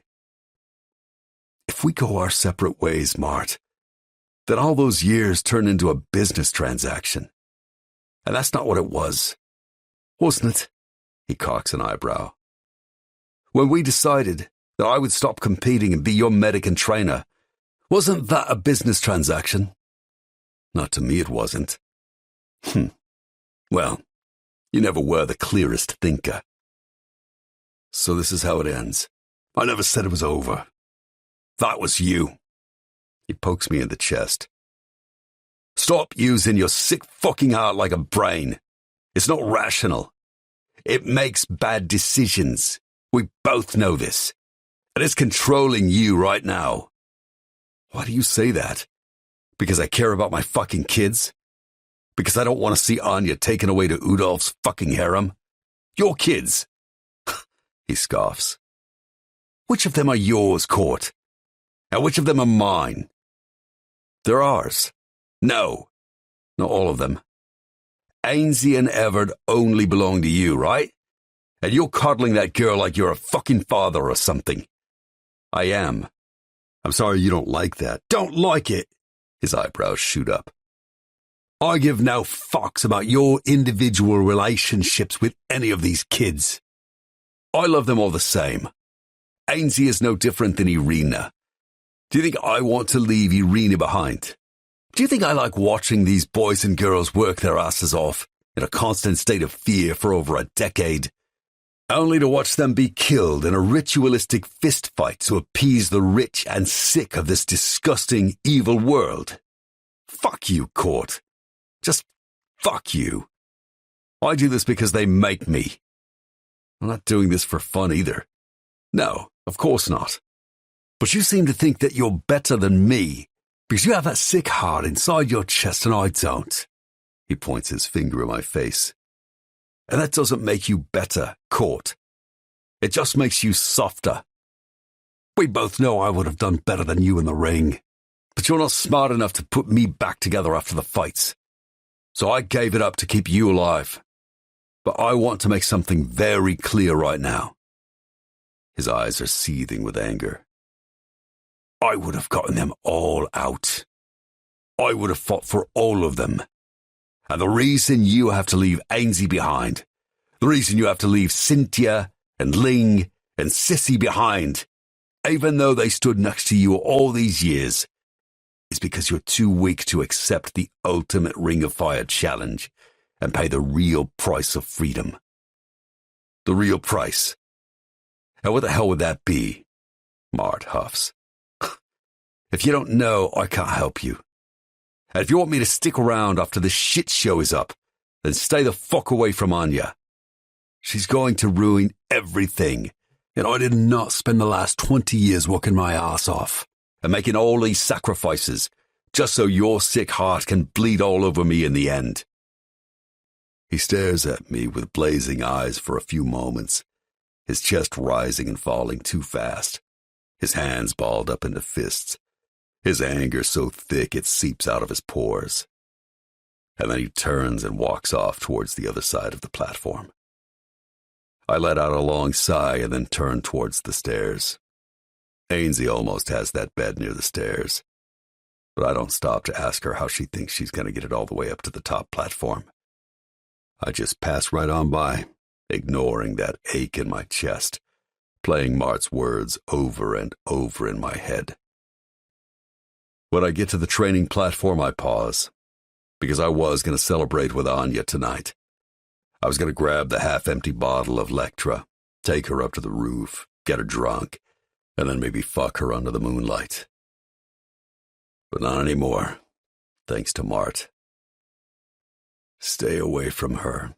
She's going to ruin everything. No, that's not true. He's the one ruining everything. But I don't go looking for her in the clinic. I don't even go check on her. I just take the stairs up to the top platform and slowly walk out into the middle of the helipad. No one is sleeping up here but me now. Raynor and Mart both like the container bedrooms. They are a home away from home for them. But I have never slept in one of those things. And even though I can already smell the rain on the wind, I'm not going to start now. I walk around the side of the little building, past the water tanks on the roof, and end up on the other side of the line of supply containers, then climb up and settle back on the rough, rusty roof. There is a sudden flap of wings, and then the irregular wobbly patter of large webbed feet walking on the metal. My very first friend settles in next to me like no time has passed at all, like the last 20 years never happened. I turn and look at the giant albatross. His beak was a light peachy pink when we first met, and now it's patched with brown. His eyes used to be glossy black, and now they're just a tiny bit duller. We're out of our prime now, buddy, I say, putting my hands behind my head and sighing up the full moon. The fights are over, and it's all downhill from here. But make no mistake, that's a damn good thing. He just tucks his head under his wing and goes to sleep, because there's really nothing more to say about that. It just is what it is. I dream. I dream about fights and killing and sick hearts. I dream about that fucking asshole Lazar and the time that came before my life with Udolf. I dream of a tiny girl with dark hair and gray eyes and a pretty face, but no voice. Just hands and fingers for words. And in my dream I call her Ainsley because she looks just like Ainsley. But her name isn't Ainsley. It's I wake to the sting of rain pelting my face before that missing piece can fall into place, and I sit up, looking up at the storm. There are flashes of lightning off in the distance, but no thunder. So even though the threat feels close, it's all very, very far away. My friend, the general, has left. He never did like to sleep in the rain the way I do. But the wind makes up for the lack of thunder, and the temperature has dropped just below what would make staying out here comfortable. So I get up, climb down the container, and head back towards the helipad. I stop in my tracks when I come around the corner, because in the middle of the platform is a single child-sized bed. There is no child on top of it, though, because Ainsley is sleeping underneath it, out of the rain, and my winged friend has joined her. They are snuggled up against each other the way I used to snuggle into him when I was small. I walk over and I'm just about to pull her out of there and take her downstairs with me, but then I just crawl under there with them. And before I can even think another word, I'm asleep. The final month on the rock always goes the quickest.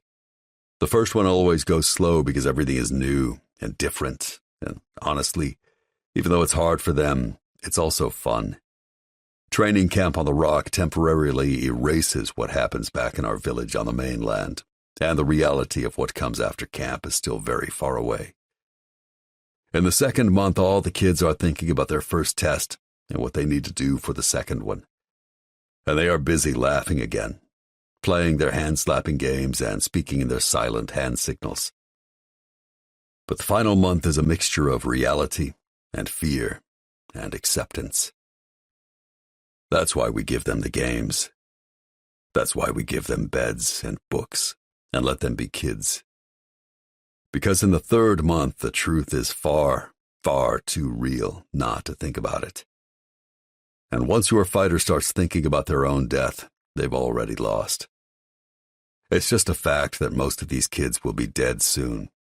And it's not like I ever just accepted this as fact. It's just a lot easier to give in to the inevitable than it is to hold on to the fantasy that someone will show up at the last minute and save them. Because it never happens. I used to dream about that too. Even after Marge came along and we were partners, I used to imagine that someone from my past would show up and make it all better. That girl. I used to dream about that girl with no voice who had the face of Anya a few weeks ago, but has now taken on the face of Ainsley. I used to hope for her to come back and say, I don't know, I'm sorry I left you behind. It was all just a big mistake. And she would take my hand and lead me somewhere safe. But it never happened. I was about 7 when I really came to terms with my situation, when I really understood that there was never going to be a rescue, when I truly accepted that at no point was anyone ever going to break into Udolf's training camp, take care of business, and lead me out of this nightmare. And that the only way I would live long enough to grow up is if I fought for it. Literally. So that's what I did. And that's why I have this camp on the rock for my fight kids. It's a gradual lead-in to the final moment of truth. Most of them don't get it the first time. Like, Ainsley isn't suddenly going to understand that heroes don't exist when we leave here.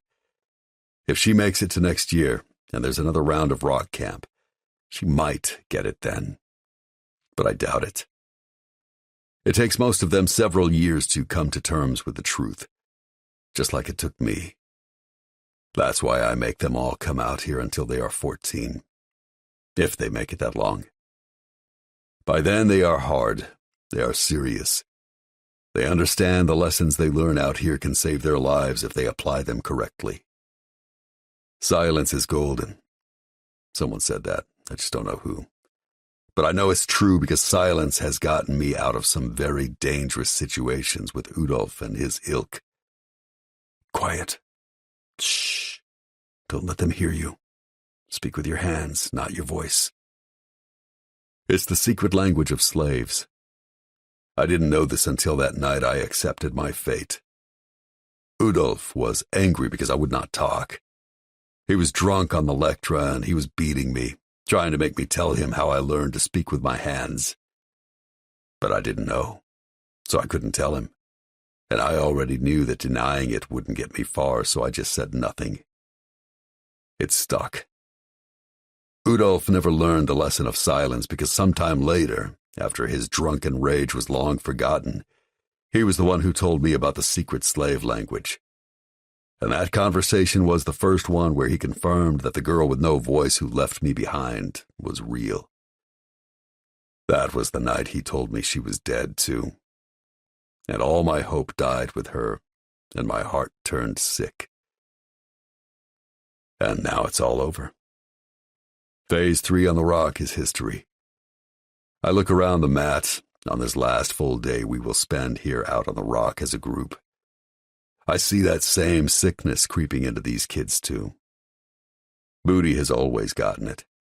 Someone told him early, before he ever came to live with me. Zoya, too. She's only 6, but I see no hope of rescue in her eyes. She gets it. Jafari is the only other kid in my group who understands. I think that fight with Anya did it. Of course, Irina, Peng, Paolo, and Meiko got it a long time ago. That's why they're still here. But the rest of them, I look at each one in turn as they sit, lining the perimeter of the mat, listening to Mart give them instructions for the final test. Nope. None of the others understand what's happening just yet. Ever doesn't count because as far as he's concerned, someone did rescue him. We rescued him. There will be no next fight in his future. But that still leaves 12 kids who probably won't make it to next year. Anya is sitting next to Irina. They are best friends now. Mart took over Anya's training for the past month.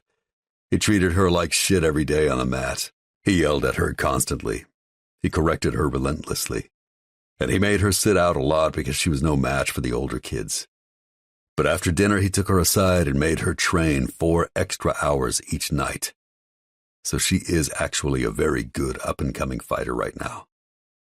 I think he took her aside to keep me away from her. And it worked. Until now. Because tonight I have other plans for Anya. I saved half a bottle of last month's Lectra, and I will drink it with her tonight. Fuck him. Finally, Mart is done talking and he calls the first 2 kids onto the mat. He starts with my group and nothing that happens with them is much of a surprise until he makes Jafari fight Booty. Booty kicks his ass, quickly and efficiently. And we have to pause things so Mart can go sew up a cut on the side of Jafari's eye. Everett gets his ass handed to him too, by Rasha, of all people, which makes me chuckle a little. Maybe rooming with Paolo did her some good because she has a new look in her eyes when she takes Everett down to the mat. But things don't really get interesting until it's time for the teenagers to fight. There are only so many combinations you can use with these 4, and 2 have been done. Peng fights Irina. She is not an easy opponent, but he's a big kid and has at least 20 pounds on her, so he wins in the end. This means that Meiko should be fighting Paolo, but Mart calls Anya to the mat with Paolo instead. Fuck, I mutter under my breath. Yet another ass-kicking for Anya. It's not really fair. Raynor leans into my ear. Shut up, you pussy. She made a big deal about being treated like an equal last test, so this is what she gets. He's doing this on purpose. Yeah, he's doing this to make her a better fighter and to cure Paolo of his fear of taking down girls. No, he knows it's our last night together, and he wants to make sure she's too fucked up to enjoy it. Raynor almost guffaws at my statement. Stop talking to me, you dumbass. Just watch the fight. So I do. And to my surprise, Anya's got moves. Not amazing moves like Paolo does, but she pulls off the same fancy capoeira move I used to take down Pavo all those months ago. She doesn't land it the way I did, so Paolo isn't knocked out, and he takes her down less than a minute later and almost breaks her arm, but still, I'm impressed. And neither of her eyes are black. She has a bloody nose, but Paolo really does hate fighting girls, so he mostly grapples when he has to fight them. Mart will berate him later for that, and I'll probably have to talk to him too, just to drive the point home that you do not ever go easy on the girls in this business. They will kill you the first chance they get in the real fights. But I'm relieved he didn't punch Anya in the face. She's had more than her share of that this camp, and that means I can kiss her tonight and not have to worry about the pain. Because yeah, I will kiss her tonight. If I have to lose her tomorrow, I'm going to make this a night to remember. I am distracted by my thoughts and Paolo helping Anya up off the mat. But when I look over at Mart, he's already watching me. Anya and Paolo bow to each other, then him, and he refocuses on his students, bowing back. Mart points at Maiko, telling him to meet him on the mat. He has an uneven number of kids this time around, so he has decided to test Maiko himself. It's actually a long fight, and I can almost hear everyone in the camp reevaluating Maiko's future. His moves are impressive.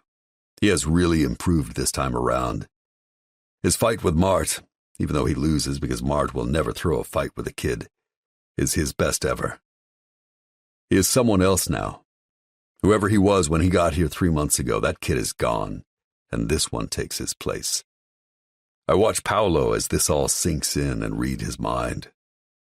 Does he need to worry about Maiko? Should he be afraid of some future fight with him? Even if it's 15 or 20 years away, the way my fight with Pavo was. Fuck yes, he does. The fight ends with Mart almost breaking Maiko's leg, but after they bow, Maiko is smiling as big as I've ever seen him. He knows what just happened. He might even have a new hope that he will make it, and he probably will. That's why Mart singled him out. Paolo, on the other hand, now has doubts. It's a bad way for him to end this camp, but what's done is done. Mart finds my gaze from across the platform. He just stares at me for a few moments. Then he looks away and announces the end of Rock Camp, Phase 3. There is a lot of clapping and pats on the back and big smiles. Tonight they will eat well. We will cook up everything we have left and stuff our faces. 3 different kinds of meats, pasta with sauce, frozen vegetables, and bread baked fresh this morning by Rainer and Everett is just where it starts. There will be cake and ice cream and chocolate, and everyone will get a tiny bit of Lectra. And they will have earned it. I find Anya in the game room a little while later. She didn't need any medical attention this time, and she's reading a book when I walk in, like this is just another day. I walk right over to her, grab the book from her hand, and hide it behind my back as she jumps to her feet and makes a grab for it. "What?" I ask her playfully. She signs. "Give me my book." "This book?" I ask, holding it up above my head. Anya is short, like almost an entire foot shorter than I am, so when she reaches up to make a grab for her book, there is no hope of her actually snagging it. She puts her hands on her hips and glares at me. "Anya," I say, "it's our last night. You and I gotta sit in here and read. You can take the book with you." Her face remains expressionless, as usual, but I can feel her thoughts behind her blue eyes.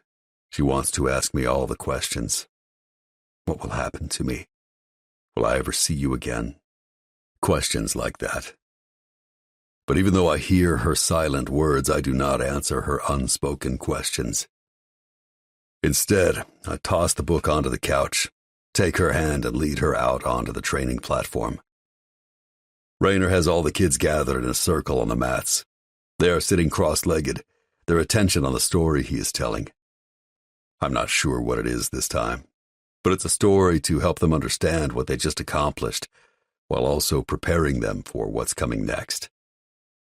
He finds my gaze and smiles at me as Anya and I walk towards the stairwell. Gives me a little nod to let me know he's got things under control here and we are free to go start our celebration without him. I look over my shoulder, trying to find Mart, but he's somewhere else. He will probably have a problem with my plans with Anya tonight, but I don't care. He made his point, and I considered it, and I've respected his feelings all month. But this is our last night. I'm not going to waste it. Anya and I come out onto the top platform, but instead of leading her over to the helipad, I take her behind the building, past the showers, and ease between the containers towards the back. I look up and then stop so suddenly, Anya bumps into me. She follows my gaze upward where Mart is standing on top of the container with a half-full bottle of bright blue Lectra in his hand. "What are you doing?" He holds up the bottle. "What's it look like?" Then he nods his head to Anya. "Thought we might share." I'm not sure if he means Anya or the bottle, because we've obviously done both in the past. "The bottle," he clarifies, "unless you want some privacy. And if that's the case, then tell me to get lost."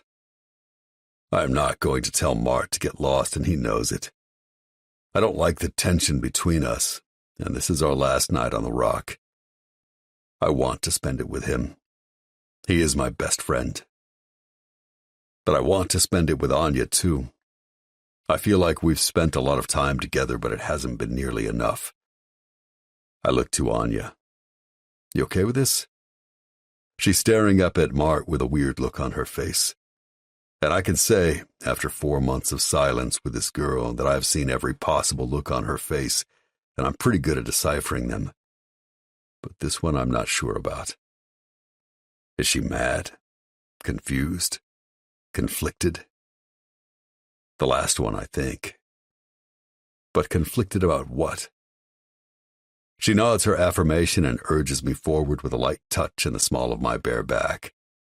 I meet Mart's gaze and shrug. "I guess we're in." He grins back. And it's a wide grin. I have known him for decades, and if you add up all the time we've spent in silence, it would equal years. So I can read the meaning behind his expression, and I'm not confused about this one. He is up to something.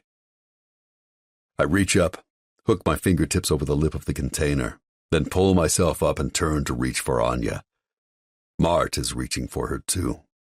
I eye him, then Anya to see if she will reject his offer of help. But this girl is nearly unshakable. She doesn't even hesitate. She takes both our hands, and Mart actually chuckles as we pull her up in one smooth motion. And then there she is. There we are. The three of us. Way too close. But I don't want to back up and leave the group. It would send the wrong signal. What the fuck is Mart up to? I'm not quite sure yet, but he's staring intently into Anya's eyes. Then he points a finger at her face, and in a low voice he says, "I have one rule tonight, and you do not get to say no." She swats his hand away. "No sign language," he growls. "I earned your words, so I want to hear you talk. Do you understand me?" It's weird watching them because it's very clear that Anya and Mart have a relationship going. Not the same kind of one I have with her. Not lovers. There's no chance Mart would fuck this girl during training. It's something else. Something even more intimate. It's mutual respect. And of course, that's mandatory when you have a student-teacher relationship and spend hours together training one-on-one each night. But even so, I haven't been imagining them in a relationship. Anya presses her palms together like she's praying. She touches her thumbs to her eyebrows and lowers her chin. Her formal way is the ultimate reverence typically reserved for monks and Ajarn. Mart reaches out with the tip of his finger and lifts her chin back up. She drops her hands and waits. "Well, yes or no?" Mart asks. "Fine." Her voice is small and soft.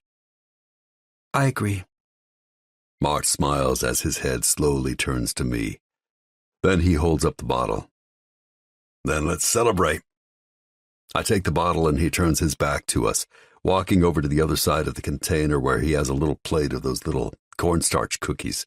that are so popular in the rural towns of Brazil, some dried pineapple, banana, and guava, and some chocolate pieces in a stainless steel bowl that's sitting on a chunk of quickly melting ice.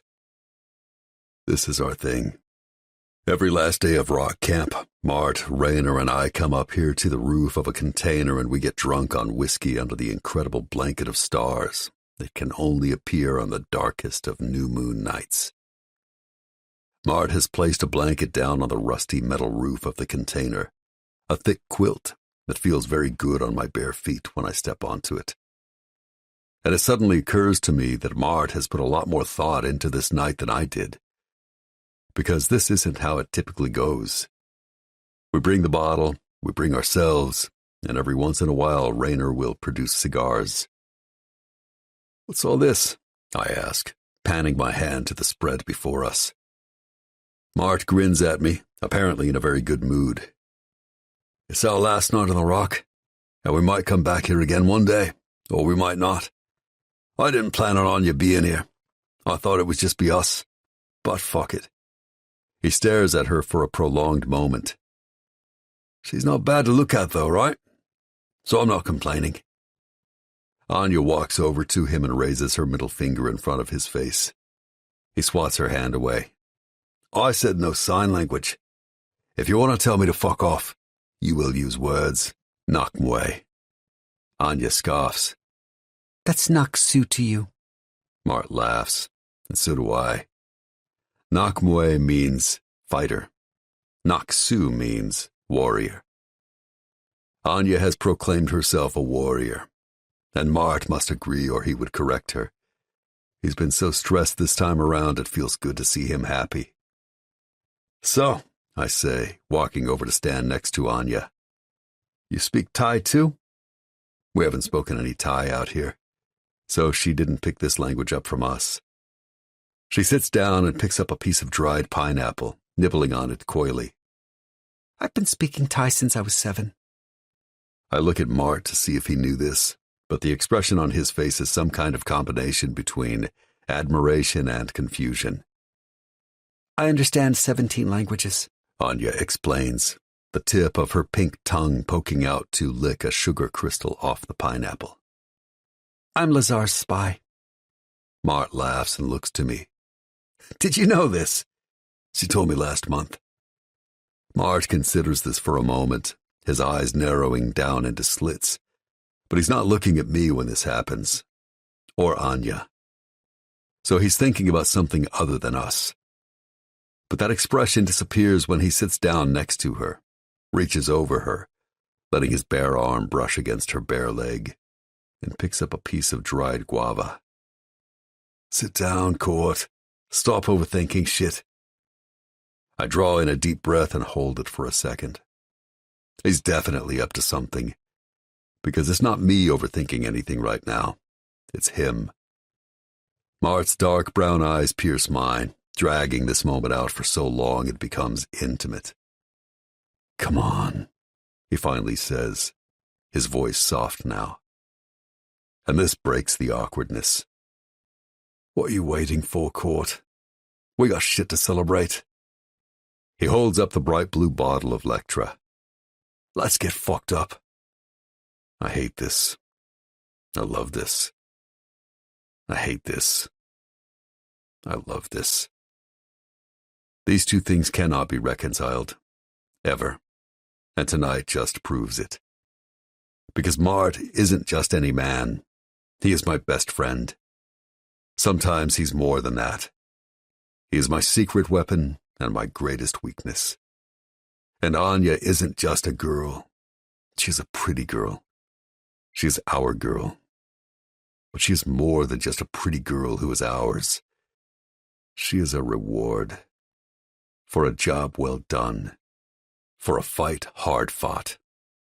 And, whether I really want to admit this or not, she is my prize for walking away, for bowing to Udolf, for accepting his reality as mine, for giving in. And that, I realize, is not how I want to win. That is not the way of the warrior. but it's far too late to do anything about it now. So I take that bottle from Mart, and I get fucked up. Chapter 27. Anya. I know Mart fairly well now. We've spent the last month training together, one-on-one, every single night. He's had his hands all over my body while we grappled on the mat.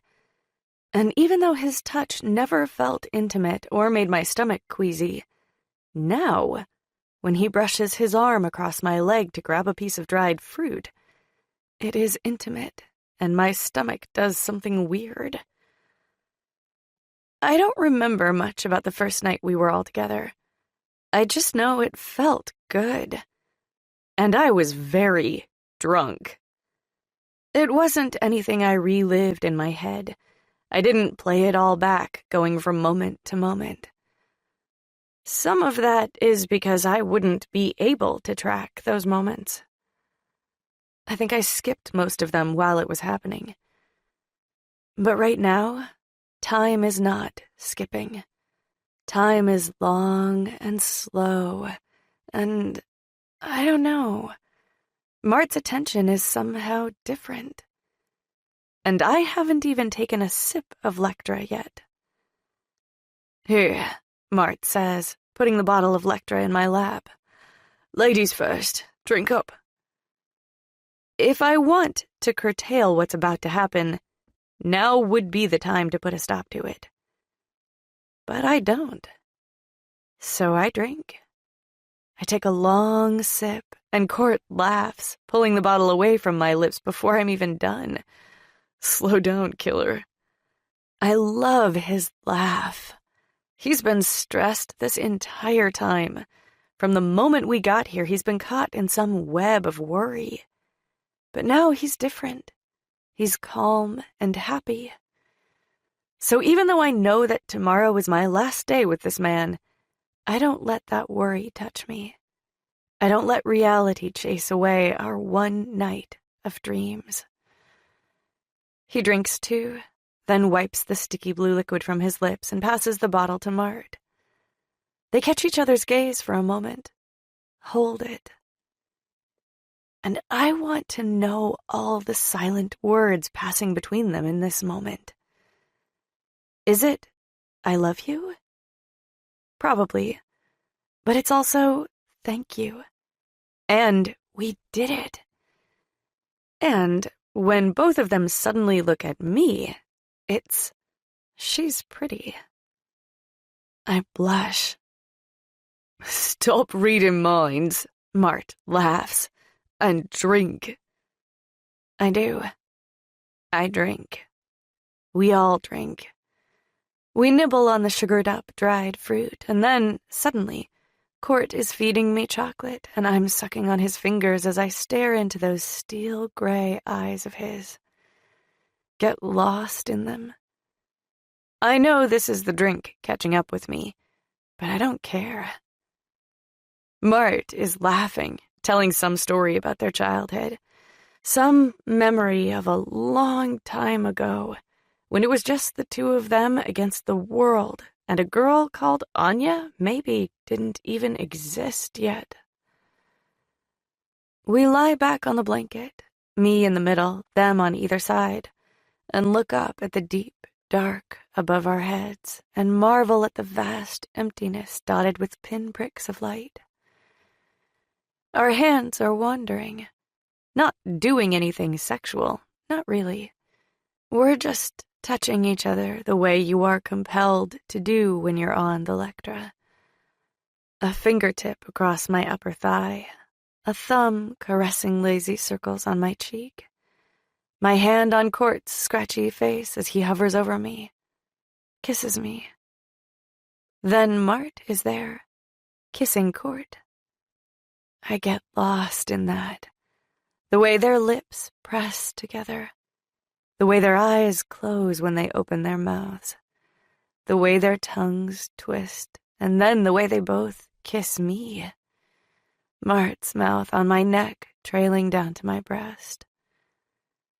We don't have clothes on, and I don't even know how that happened. It just did. Court's mouth on my lips. His tongue twists with mine as Mart takes his kisses down my stomach. His fingertips parting the folds of skin between my legs, pressing inside me, making me gasp. I see Raynor's face then, laughing, smiling, joyful, saying something about starting the party without him. The bottle. He drinks, his eyes lighting up as he watches Mart lick between my legs. And I sigh when Raynor's tongue passes over his lips, like he wants a taste of me. And then he is tasting me. He and Mart are between my legs, holding them open as they each kiss each other, then me. My back bucks up from the pleasure, and Court's mouth is there, hard and demanding as he pulls my hair while he kisses my lips, whispering things into my ear as he bites my neck. I understand 17 languages, but I can't make sense of his words. They cannot make sense because I think he says, "I will rescue you." And that's not right. No one ever rescues me. Shh, he's telling me. Stop thinking so loud. Just enjoy it. So I do. Court pulls me on top of him, positioning me over his hips, my long, wild blonde hair dragging over his marked-up chest. And I get lost in those skulls.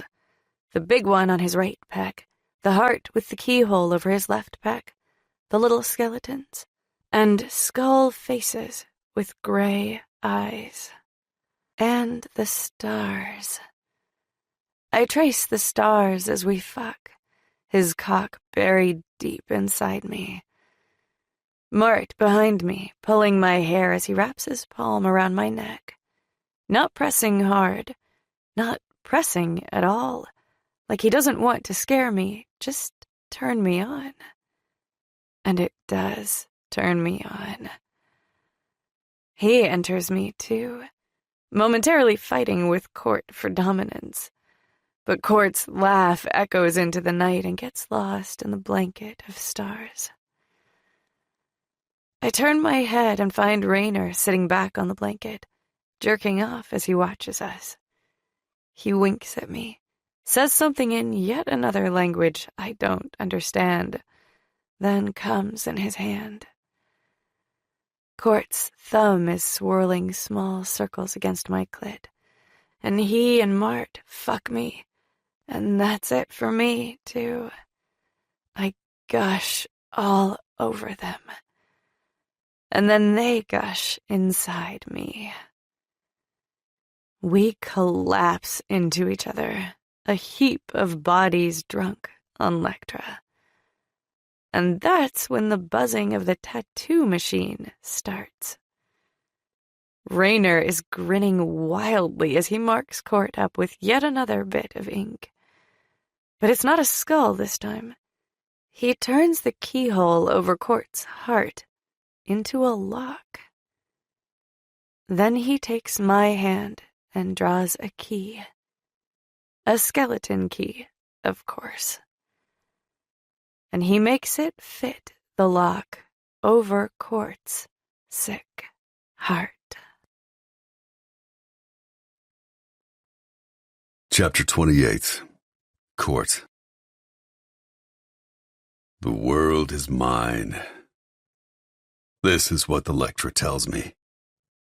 It's all mine for the taking. Finally.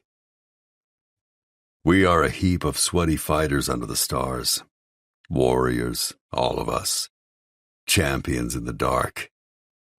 My body is still humming from the sex. My mind is still blown from the ecstasy. And this is when the lecturer takes over. Pulls me into that other place. That other reality where I am small and screaming and running through a bathhouse. I've been here before, I tell the lecturer. You're going to have to do better than this. And the lectress says, challenge accepted. Everything in the dream changes, and I'm suddenly in a shipyard. One small boy among dozens of small boys running between containers. But we scream. Oh, do we scream. And our feet are bare, and they are bloody. This is how they find us. We leave a trail of crimson scarlet in our wake, and all they have to do is follow it. But I don't know this yet. How could I know that? I am only 4. I look up at the girl who is Anya or Ainsley, but is neither Anya nor Ainsley, is shaking me by the shoulders. She is older than me, years older, maybe 7. She flashes her fingers at me quickly, efficiently, desperately. Listen, her fingers say. Hide. Run and hide and don't ever come out.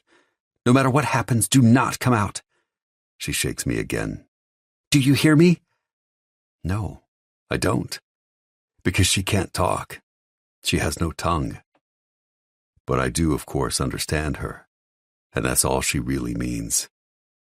So I nod, and I run again, weaving my way through the maze of shipping containers, never wanting to be inside one of those things again. Because I still smell like piss and shit and death from the trip across the ocean. I run, and Mart is there around every corner telling me, keep going, I've got your back. And I do keep going. I go. I climb. I'm on the roof of a rusty green container, my whole body pressed flat so that the hunter men cannot see me from the ground.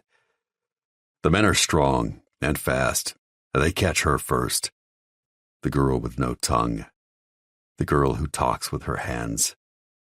The girl who draws stars on the inside of the container in her own blood as we pray, with palms pressed together, thumbs against our eyebrows, that one day the men will open the door so we can run.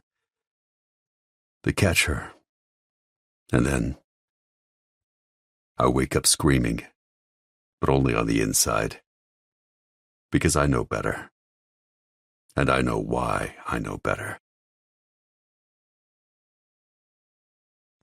Chapter 29. Anya.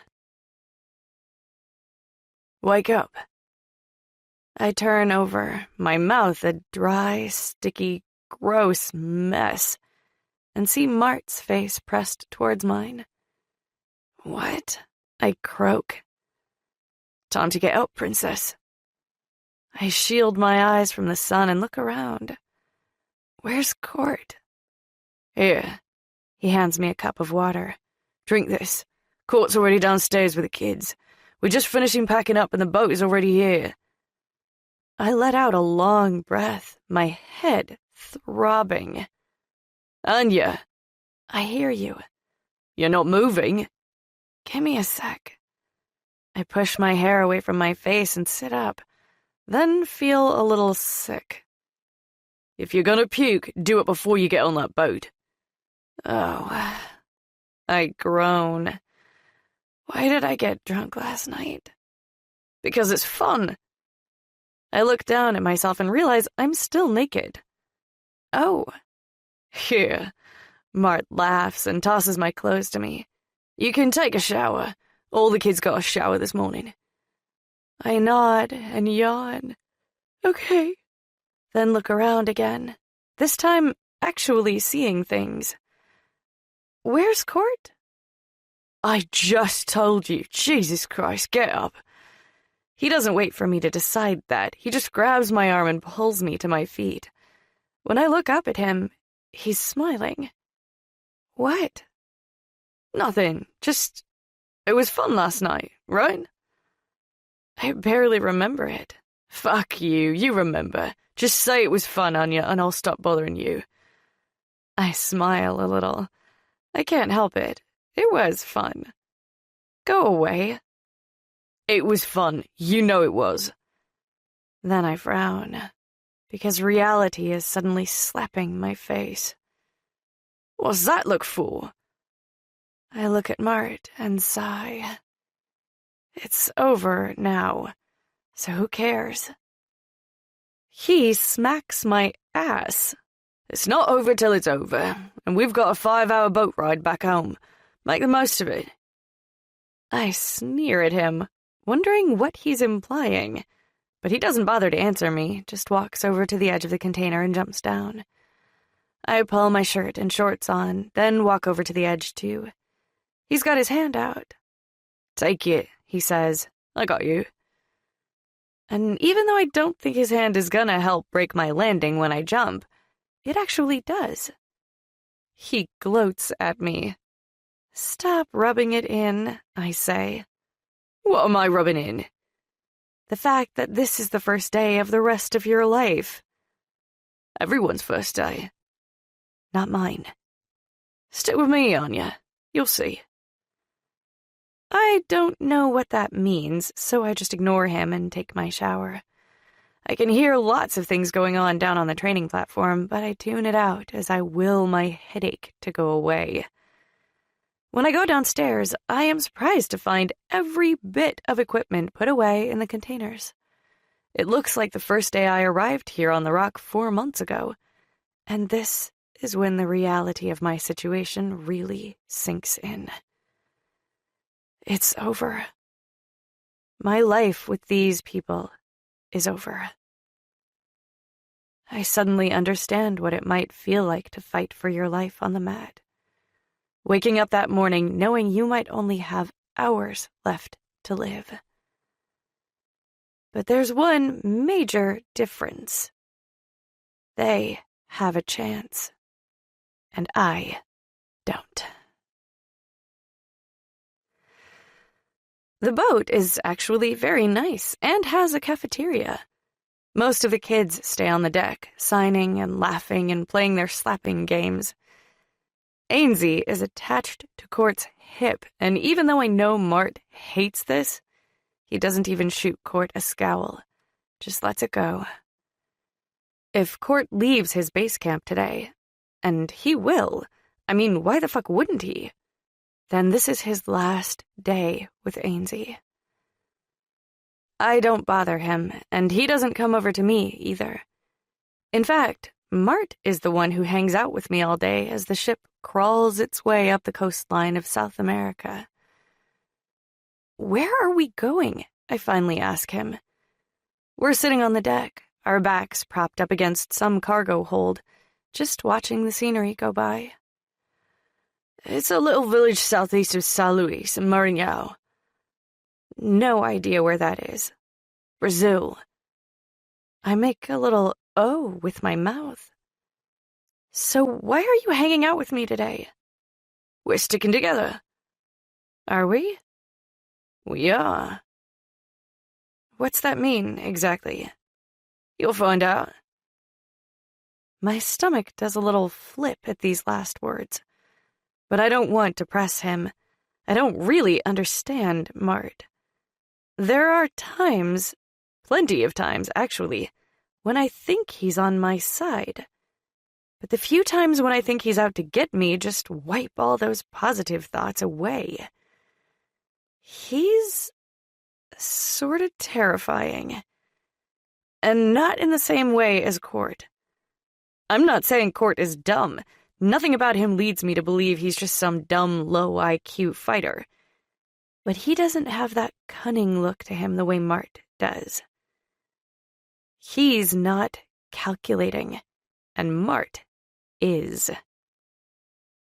I don't know why Mart is in such a good mood. It might be because I'm finally going to be out of his life. But I don't care. I'm not in a good mood at all. I don't want to be on this ship. I don't want to go to their village. I want to stay on the rock and never leave. Just collect rainwater and fish for food. Train all day and lie under the stars at night. I'm never going to have a life as good as that again. Snap out of it, Anya. Survivors do not dwell on the things they have lost. And it's very clear that Court is clinging to Ainsley today in order to avoid thinking about me. Or, hell, who am I kidding? He gives no fucks about me at all. I am just a pretty girl he got stuck with. He made the most of it, and that's all it was.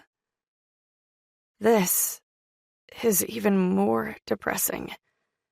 So I put all of it out of my mind and head down to the mess hall to eat my last meal. That's what it feels like anyway. I didn't eat much last night. We were too busy drinking and fucking to take part in the massive feast that the kids had. And this morning I was a little hungover, so I didn't have breakfast. But now it's nearly lunchtime and I'm famished. I ask for all the things in the food line. A grilled cheese, a cup of strawberries, 2 chocolate milks, a side of French fries, a green salad with ranch, and 2 bags of nuts to keep for later, just in case I'm in a situation where a bag of nuts saves my life. But all too soon it is clear that we have arrived. And when I go up on deck, I see that the ship is maneuvering sideways up against a large concrete dock. I look around, taking it all in. Except for the dock, there is nothing here. Just a sheer cliff wall. The water below, the dark color indicating that it is deep and there is no beach down there. And then beyond the rock is a canopy of tall jungle trees. Brazil. Not much different than other jungle places I've been. Monkeys and birds chatter and squeal in the thick foliage as a gangplank is put in place so we can disembark. But even after it's firmly in place, no one moves to get off the boat. I walk up next to Mart. He's leaning against a railing, watching Court talk to the ship captain. Raynor is talking too, but his words are directed at the kids. What's going on? There's a ritual. What kind of ritual? Going home ritual. He says this like everyone knows what a going home ritual is. What's it entail? He beams a smile at me. Watch, and you'll see. A few minutes later, Court is the first to leave the ship. He walks down the gangplank and then continues down the dock until he is standing on a large, flat rock. He puts a hand up, whistles, and then Raynor walks Ainsley up to the gangplank and gives her a little push. Ainsley doesn't need that push. She runs down that gangplank. She runs all the way to Court.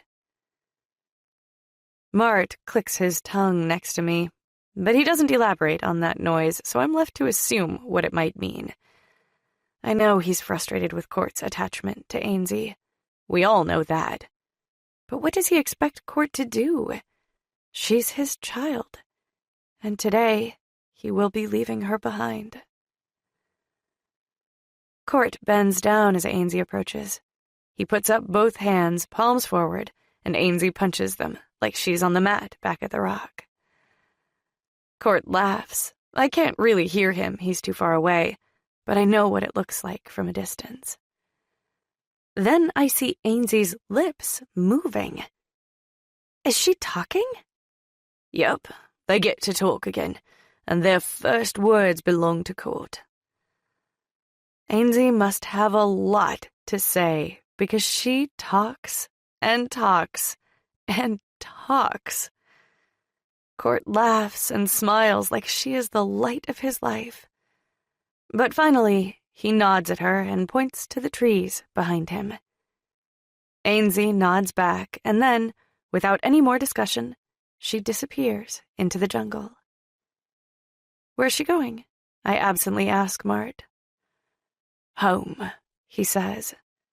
She's going home. Chapter 30. Court. Ainsley's voice is sweet. So sweet when she finally speaks to me. I did it! You did it, I agree. I'm kneeling down so we're eye level. I put my hands up and she automatically begins to punch them. I didn't speak at all, she adds. I know, I say, pulling her in for a hug. I'm proud of you. I'm so big now, right? My heart has never felt sicker. but I rally and smile. Yep. You're big now, Ains.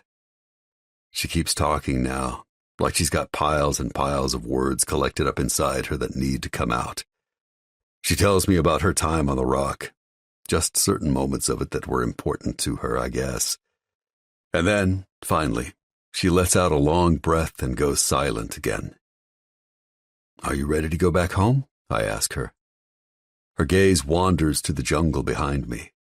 She nods and signs, and speaks all at the same time. And my sick heart melts into a big old goopy mess. Yep. Yes. I'm ready. Okay. Off you go then. Go find Cynthia, okay? She's probably training, so just go find her and sit down on the mat until everyone is home. Can you do that? Ainsley nods, and then without another word she turns, walks off, and disappears into the trees. Zoya comes next. She has stolen a book and a beaded bracelet from the game room. I eye both those things. Do you have something to tell me, Zoya? She tilts her chin up, nods, and then says, I should have taken more. Next time I'm taking a whole suitcase with me. Is that right? I laugh. Yes. She is not laughing. She is dead serious. Because every day is another sad fight. And if they make me fight for these sad things, then from now I will also fight for happy things. She spits into the dirt at her feet, salutes me, sidesteps, and walks off into the jungle without another word. I don't even know where she comes up with this shit. It's not like she's sitting around on her ass watching TV and picking it up from old war movies. It's always been like this. They are always different when they leave the rock than when they got there. And I don't care how many times they get to do that. This is always true. This ritual we have, these kids getting off the ship, they leave something behind out there in the ocean. They don't even know they do this. But every single time, without fail, a Zoya gets off that boat and meets me here, and my world shifts. This is a learning moment and a teaching moment. And in this moment, I am both student and teacher, trying to decipher Zoya's words and actions so I don't lose her underlying message. But I don't have much time to think about Zoya and her new Zen attitude because all my kids are waiting to come ashore and speak their mind to me. They do this one by one. Some of them have profound things to say, like Zoya, but most are just proud of themselves. Most just want to be told that I am proud of them too. So that's what I say. Because they are still innocent. They are just kids. And even though they all know that ugly, evil, real-life monsters are coming to get them, this is not the day to think about that. This is the day to go home and let out that long breath they didn't think they were holding. Jafari is the last of my students to meet me on shore. He's at least 2 inches taller than he was 3 months ago, and if this kid makes it to 15, he will tower above me. I rough up his hair. I'm proud of you, buddy. This was a great summer for you. He grins, tight-lipped. You can talk. He nods. Or you can stay silent. He signs, yes, to me. And I wonder for a moment if I'm actually helping them at all, or just justifying all the ways in which I'm going to get them killed. I can't bend down to look him in the eyes the way I did Ainsley because he's in that awkward stage of tall. So I just put both hands on his shoulders and say, Jafari, I know that maybe you think silence is safety, but there is no safety. You get one life, son, just one, and you need to find the joy in each day. So if staying silent gives you joy, hey, I'm fine with it. But if you're doing this to test yourself, or for any other reason, then I would like you to reconsider. He draws in a deep breath, and on the exhale, he says, Okay, Court, and gives me a nod. Then, without ceremony, no hug, no handshake, no look over his shoulder, he walks off into the jungle. Raynor comes next. He and I greet his kids together. He is most proud of Rasha, and this lightens my heart a little. Maybe I was wrong. Maybe Rasha does have it in her to go all the way. Maybe she will be the first girl to ever make it into the Ring of Fire. I hope so. And that hope is both sad and good at the same time. Life is a trade-off. You can make it all the way and lose your soul, or die fighting to keep it intact. Who is to say one is better than the other? I am most proud of Booty. He and I have always been a little team, and when he walks up to Raynor, Booty greets him with laughter and some of his original hand-slapping moves. But when he looks at me, he bows. He bows low, and he holds it there just a few seconds too long, letting me know that this is his heart speaking now.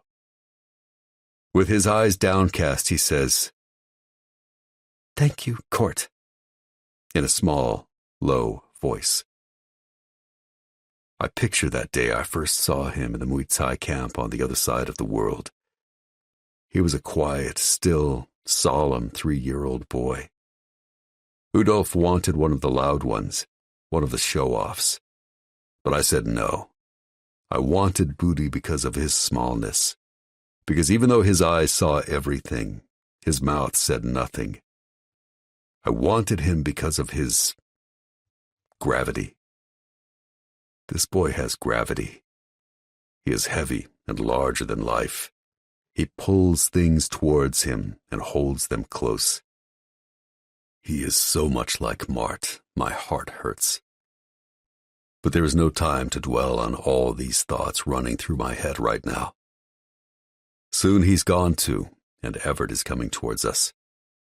He bows to Raynor. Then he takes one step to the side and bows to me. He says in his small voice, "It's not fair." Raynor and I look at each other, then at Everett. "What?" Raynor asks. Everett slowly lifts his head up to look at Raynor, then pauses to peer into the jungle to see if any of the kids are hanging around to spy. Finally, he looks at me and repeats it. "It's not fair." My stomach tenses because I don't need to hear the accusation in his voice to feel it in my gut. "What's not fair?" Raynor asks. Everett is still looking at me. "That I get to leave and they don't. I think I want to." "Fuck you." I cut him off before he can get those words out, the anger in my voice surprising both Everett and Raynor, even me. "Fuck you, Everett. Don't you say another fucking word. Do you understand me?" He looks down at his feet, but he nods his head. When I look over at Raynor, he's got his lips pressed together to keep his mouth shut. I know he wants to tell me to shut up, but he holds it in as Everett walks into the jungle. Then Mart is there, and right behind him is Irina. So thankfully there is no time to discuss this. Irina is, without a doubt, Mart's current favorite. I try to think back, to recall if it was always this way, but it wasn't. Last year she was just another girl like Rasha. She hugs Mart tight and long, and when she pulls back she says, "You are a dick," in her thick Russian accent. She points her finger in his face. "You should not treat me like little sister, but I still love you."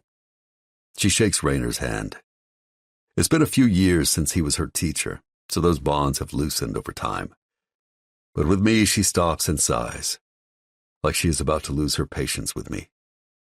She pats my chest with an air of familiarity most wouldn't dare, and leaves her palm right there, on my bare skin, over my heart.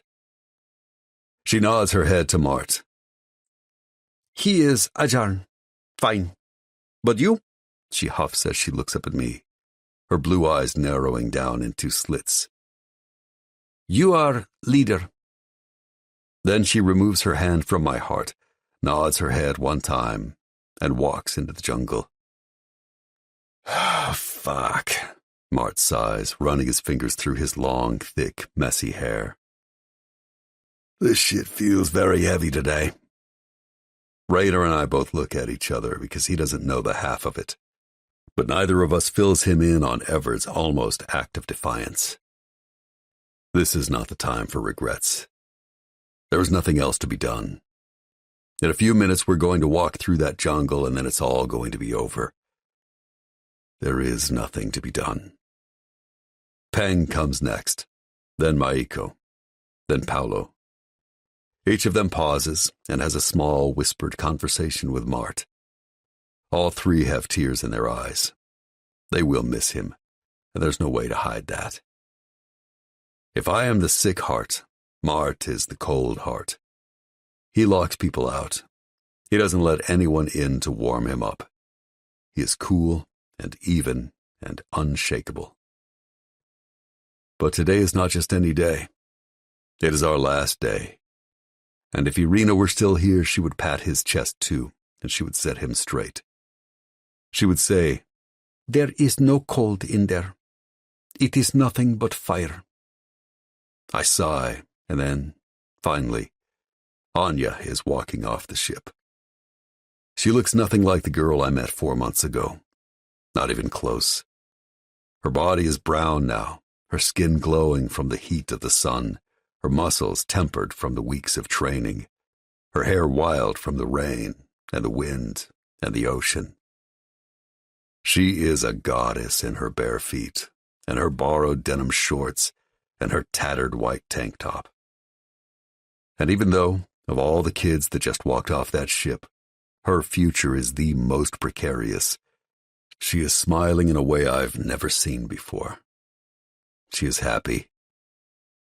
I just want to say, Mart's low, soft words tear me away from the beautiful girl walking towards us, that if there ever was proof that what we are doing is good, she is it. I scoff. How do you figure?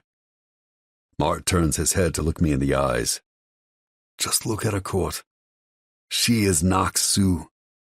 They are all Noxu. We have raised warriors in this camp.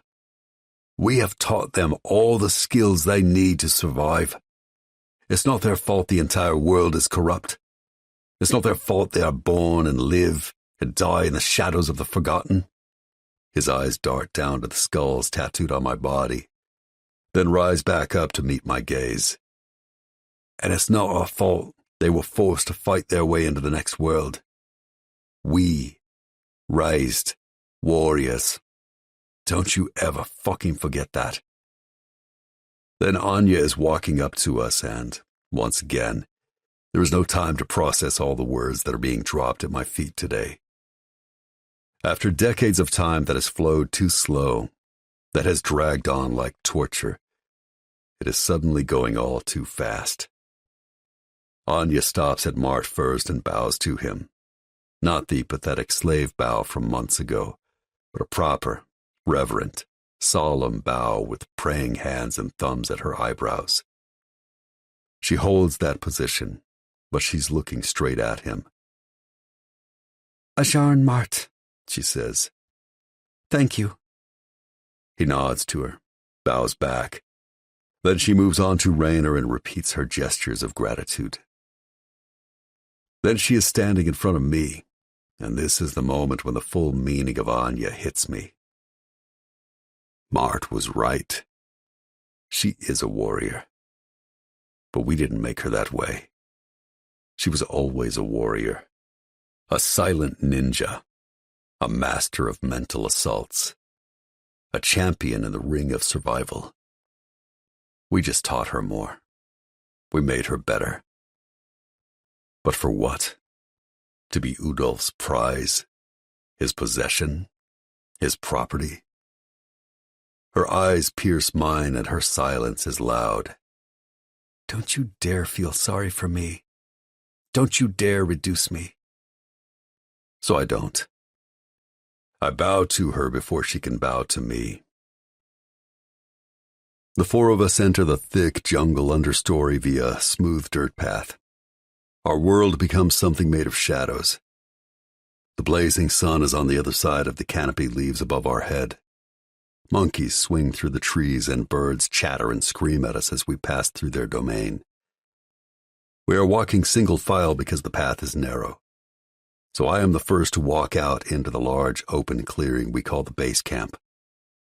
This place is home, but it is also a prison.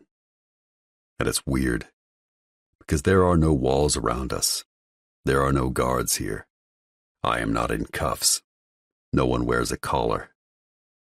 But we are all in a cage. It's an invisible cage, but that's not why most people can't see it. They can't see it because they don't understand what it means to be owned in this day and age. There is no escape from these people. There is no walking away. There is no way out, and that's not the brainwashing talking. It's just the truth. These men who own us, they are a global network. You can run. Lots of slaves and fighters have tried, but you can't hide. They find you in the end, even if it's only to kill you and turn you into an example. So no walls or guards are necessary. All they need is that threat. And I bought into it. We all bought into it. The temperature difference when we leave the jungle is immediate. The still, humid air of the trees is replaced with the searing afternoon sun. The path widens, so Anya, Mart, and Rainer all come up next to me as we walk forward. The first clue that this day is not going to go the way we planned is the silence. The second clue is the stillness. All our warriors are here. On my left I can see Cynthia in the first of 3 large covered training rings. She is bending down, whispering to Ainsley as we walk by. There are a few other kids with them, sitting on the mats in the background. Sissy is in the second ring with our 4 older fighters. 2 16-year-old boys, a 16-year-old girl, and a 17-year-old boy who will be going to the Ring of Fire in the next couple months. They are what's left of my older kids, the ones who no longer go out to the rock with us because they are past that. The only ones to survive into adulthood. No one is in the third ring, but when I look to my right, I see Ling leaning up against the porch of the small house she shares with Cynthia and Sissy. The rest of the little kids, the ones not with Cynthia, are sitting on the steps of the huts lining that side of the camp, just watching us. Rainer is the one who finally speaks as we make our way up the path towards the main house. What the fuck? None of us answer him. It's pretty obvious what's happening because even from a distance of 100 yards, I can count 3 of Udolf's mercenary bodyguards standing on the large front porch of our house. He's here, I say, more to myself than my friends. Yep, Anya breathes. he's here all right. What are we gonna do? Rainer asks. What do you mean, what are we gonna do? I answer. I mean, what the fuck are we gonna do? We're not going through with this. Tell me we're not going through with this. Shut up, Raina, Mart growls. Just shut the fuck up. It's a weird response from Mart. He doesn't normally talk to Raina that way, but today is not any ordinary day. We are free men, I think, and we're about to walk away from this camp with a brand new life. It's stressful. Even cold-hearted Mart feels stress, so I let it go. We walk the rest of the way in silence. We climb the porch steps in silence. We enter the house in silence. Udolf turns from the spread of food and drink laid out on the dining room table, a look of happy surprise on his face when he sees us. Ah, there they are. Yeah, there is definitely something going on here, and we're in the dark about all of it. Kurt, my son. He walks over to me and claps me on the shoulder. You look fabulous. Fabulous, he repeats. You always did thrive in solitude. I'd like to point out that I wasn't alone on the rock, not for one fucking second, but his words are just dressing, just frosting, just fluffy air to fill the empty space in this room. And Anya! He moves on to her, taking her hand in his, even though she doesn't offer it, and bringing the tips of her fingers to his lips. He kisses them, licks them. She tries to pull her hand back, but he doesn't let go, so she gives in. It's a lewd gesture, one of disrespect, one that pretty much calls Anya a whore, in my opinion. He leers at her, looking her up and down like she is a sexual thing. This is a tell with Udolf. We are playing some sort of game, because Udolf only has sex with children. In his perverted, sick, twisted version of the world, Anya is much too old to sexually excite him. He lets go of her hand, bypasses Raynor completely, and his gaze lands on Mart. Udolf laughs. Well, here you are. Are you still in? I look over at Mart as well. In? In what? What the hell is he talking about? Mart ignores me. You bet I'm in. What the fuck are we talking about? I ask again. We, Udolf turns to face me. We, he stresses the repeated word, aren't talking about anything. Yet. But Mart and I, we had a deal. What deal? I look over at Mart. What fucking deal? Mart draws in a deep breath. He glances at Raynor for a moment, but decides to skip whatever thought first comes to mind and concentrate on me. You and I both know how we got here, Court. Mart? He got you here. Udolf interrupts. He walks over to Mart and stands next to him. Isn't that what you're trying to say, Mart? You're the... what do they call it? He flips his hand in the air. The wind beneath the wings, so to speak. Mart, you were never strong enough, Mart says. Strong enough for what? Because the way I see it, you're a free man today because I was strong enough in all the ways it counts. Exactly, Udolf beams. He is a free man. You're all three free men. And Mart has decided... No, I shake my head. Fuck that. You're not staying here. You're not staying behind. Behind? Udolf guffaws. He is out in front, my boy. Mart, I'm not going to say this again. What the fuck is he talking about? The next fight, of course, Udolf says. I ignore Udolf and lock eyes with Mart. What fight? Finally, Mart speaks. The final fight. The only fight that has ever mattered. The one fight you were too weak to even think about, let alone accept. The one fight that can free them all. No, I'm shaking my head. You cannot be serious. The ultimate fight, Udolf says. Listen to me, Court. Udolf grabs my shoulder and squeezes. And he is very fucking lucky I have spent all of my 27 years practicing restraint. Because I want to kill this man. I want to rip his head off and feed it to the fish below the rock. You have no vision, Court. Sick heart, whatever you call yourself these days. You have never had vision. Not like Mart. He has always known how to get what he wants. And what is that, Mart? I ask. What do you want that you don't have? Mart is silent for a moment, thinking, I guess. His expression is one I don't exactly recognize, so I can't be sure how to interpret it. But finally he says, one life, right? We get this one chance to go through life. And this, he pans his hands wide. This shithole training camp is what you settled for. That 40-year-old platform ship. A fucking crumbling down decommissioned oil rig. That's the best you could do, Court. Really? Udolf laughs again, but I ignore him. It took me 22 years to get this shithole training camp, that 40-year-old platform ship, and you just said yourself right back there on the cliff that the rock was how we raised... Mart guffaws so loud I stop talking. Ha!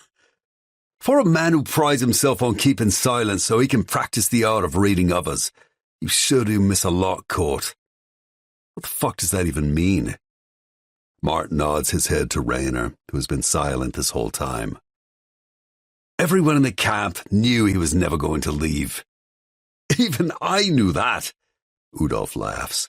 He walks over to Raynor, claps him on the back, and says, Raynor is a man who knows his place. He knows where he belongs. That place is here. Well, Udolf pauses to look over at Mart and smirk. Not here. Tell him, Mart. Tell him where Raynor belongs. What is he talking about? I growl these words out at Mart. But it's not Mart who speaks up. It's Raynor.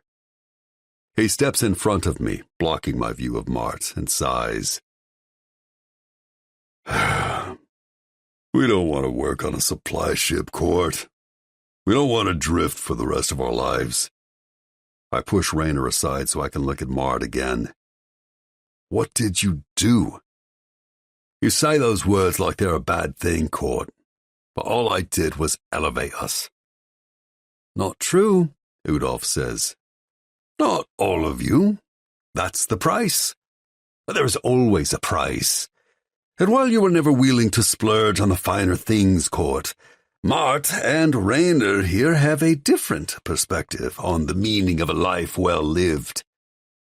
I have a lot to say about that, but Mart speaks before I can. You would leave them behind. You would never fight for them the way I would. What the fuck are you talking about? I ask this question like I don't already know what he's talking about, but I do know. The kids, Mart says. You love them so much, I say. You love them so fucking much you will make a deal with this devil and take them to hell with you. That's your problem, Court. You think you're better than us. You think you've got some superior moral code going on here, but you don't. He nods his chin to Udolf. You're not any better than him. How many people have died at your hands? 40? 50? More? He puts up a hand before I can defend myself. Don't fucking tell me he made you do it. You could have bought yourself out a decade ago, but you stayed. I stayed to fight for you. Thank you for that. Mart feigns a bow. But now that I'm free, I can fight for myself. And I choose you. I laugh. Like a real laugh. You want to fight me? The ultimate fight, Udolf says. The only one where no one, not me, not you, not them, none of us has any idea of how it will end. But we do know one thing, sick heart. He signs the words as he says them. You will both die either way. Either your lover here kills you, or you kill him. This little bit of treason, this moment of backstabbing, he shakes his head. It won't be enough to erase the decades you two shared. If he dies, and you have to live on without the other, that's another kind of death altogether, isn't it? A slow one. An agonizing one. Like, his eyes dart to Anya. Like a knife to the gut. Why? It's a question I've had my whole life but never had the guts to ask. Why are you like this? Why do you want to hurt people? Why are you so fucking evil? Udolf smiles at me, his steel-gray eyes so familiar. There is no such thing as evil, my son. I feel sick. Because it's in this moment when I truly accept that he is my real father. I come from this man's seed. There is no judgment on the last day of your life. There is no heaven. There is no hell. There is only the game called life. You either play it or you don't. I scoff. And this is the best you can do. He looks around, still smiling. No. This is the best you could do. But I'm giving you another chance, Court. Don't you see? Don't you get it? Mart does. Hell, even Raynor does, and he's pretty stupid. Because he's a free man, thanks to you, and he chooses, Udolf shrugs. Nothing, he laughs. He chooses nothing. He wants nothing more than to stay the same. He wants his camp. He wants his kids. He wants his pathetic title of trainer. He wants to wake up every day and know that it will be predictable. And if that means walking away from you and sticking it out with Mart here, that's what he's going to do. But don't feel bad. Even if your big dream of freedom was more than just some worthless supply ship, he wouldn't go. He wouldn't. He doesn't have it in him. Freedom, my son, is highly overrated for most of the pathetic people of this planet. They say they hate the games we play, but what else would they do with their lives if we weren't pushing them in one direction or another? Wow. I can only shake my head at him. You, Udolf, you are the pathetic one. Not the people you control. They don't have choices, and you do. And you had better hope there is no hell, because if there is, there's a fire pit with your name on it. Do you want the fight or don't you? Udolf asks. I open my mouth to say no. I will not play this game with him or anyone else ever again. But he continues before I can answer. Choose carefully, sick heart, because if you say no, you walk out of here with no one. Just yourself. Everett is staying, Raynor says. He was trying to tell you that when he got off the ship, but you told him to shut the fuck up. I step away from Mart, Raynor, and Udolf, trying to put distance between myself and them. Anya is standing off to the side as well, the expression on her face one of stunned shock. I look Raynor in the eyes. What the hell is wrong with you? He's free.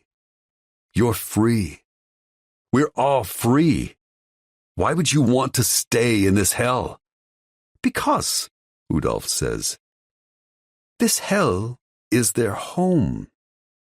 It's all they know. I'm not going to do it, I blurt. Fuck this shit. You people can all fucking rot here. I didn't fight for my life for 22 years to just walk away with nothing. That's the whole point of the fight, Mart says, his eyes narrowed down into slits. If I win, we're all free. I told you that, remember? Out on the rock? I fucking told you, either we were all free, or none of us are. Oh, that's a nice touch, Udolf says, pointing his finger at Mart. Freedom to choose. Everyone gets to choose to stay. I love it. He's fucking sick. I don't even look at him. I'm only looking at Mart. If you win, I'm dead, you dumbass. Only one of us gets out alive. That's right. Mart says this without feeling. If my heart is sick, his heart is cold. And that's exactly what he wants me to think. I take a deep breath and calm myself down. So you want to be the hero? You never did. You're free to make this decision because of me, asshole. You only got here because of me. You know that's true, Court. So that argument doesn't work. You're too weak to think big. You've been in too many fights to see past your own survival instinct. You got me out for the same reason you got Raynor and Everett out. You can't live without us. And that's how we know you're going to say yes, Udolf says. The fight of the century. The sick heart against the one man who can beat him. We'll beat him, Mart adds. I huff out a laugh. You people are all a bunch of deranged lunatics if you think I'll fall for this bullshit. I'm done. There will be no fight. I'm packing my shit. I'm getting on that ship, and I'm never looking back. I start walking towards the door, but it opens before I get there. I stop in my tracks, my heart suddenly beating so fast I can't breathe. Because Lazar walks in holding Ainsley. He smiles at me, like we're old friends. Then he looks past me at Udolf and says, "I found one I like. This one will do just fine." And then he kisses my daughter on the cheek. Chapter 31. Anya. Seeing Udolf again triggers something inside me. Not some killer instinct, unfortunately, but memories. I'm trying to tuck them all down as this conversation happens between Mart, Court, and Udolf, but when Lazar enters the house, holding Ainsley, I lose control, and things begin to slip. I am 7 years old again. Everything on my body hurts, and Udolf is the one responsible for all that pain. But I am a trooper. I am a survivor. I am a warrior. This man will not be the one to kill me. My death will not happen here. We are in an unkept castle in the mountains of Romania, with its peeling plaster, uneven floorboards, and broken windows. This property has seen better days. It's not Udolf's house. I don't know who owns this place. I just know it's not his. It's not even whole. It's a place they bring kids like me so they can do things to us. Not just sex. He could do that on his boat. He could do that in his home. He could do that anywhere he wants. No, that's not what this place is for. This place is for the things they can only do in old abandoned castles in the mountains of Romania. But Udolf is alone. It's just him and me, and he's got his computer open so he can play a movie on repeat. It's a horrific movie. I know they like to film it. I get it. I've seen it all before. I am 7 now, and I've been doing this for years. Almost nothing can shock me, but this movie shocks me. It's mostly of Lazar and Udolf. Years ago, but not that many years ago. To my 7-year-old eyes, the man sitting on the bed with me is old. But to my 18-year-old memory, Udolf is probably only in his mid-30s. In the movie, he and Lazar are much younger versions of themselves. They are in a shipyard, and they are running between the containers. Laughing, mostly. But Lazar is also screaming threats to the children they are chasing. Every few seconds, another man or running child will appear. Just a flash. They are not important. They are not the focus of Udolf's obsession. The 2 children he is obsessed with are caught. They are naked. They are filthy. Their feet are bleeding, and the little one, the boy with the silver-gray eyes that so perfectly match Udolf's own, is cowering at the feet of the little girl. His sister, I now know. She has those eyes, too. She is what Ainsley will look like in a few short years. I know what happens next. Udolf played it for me dozens of times. He made me watch it with him for hours. He narrated the entire thing in Dutch, thinking I couldn't understand. But the Dutch was already there in my head, and all the things he said tunneled their way inside me like worms. They got stuck there with the images on the screen. Udolf raped the little girl while Lazar filmed it. Then Lazar skinned her alive while Udolf held the camera. The boy just watched, silent. He said nothing. I didn't understand much that night. I didn't know why they did these evil, awful, sick things to that little girl. I didn't know why Udolf didn't kill me that night at the crumbling Romanian castle. I didn't know why he kept me there until morning, but he never put another hand on me. He just watched that movie over and over again, on repeat. And I didn't understand why he took me back to Lazar. Not at the time. Not for a long time. The only thing I did understand were his words. I had no use for words after that. There was simply nothing left to say about this world. Court lunges at Lazar. Udolf's mercs point their rifles at Court's head. Raynor grabs his arms and pulls Court back just as his fist passes through the air in front of Lazar's face. There is screaming and yelling, and the entire time, I just stand there, unable to move. I just watch, the way Court watched in that movie. Then I snap out of it and drag myself back into the present. What the hell just happened? I try to run it through in my head, but nothing makes sense.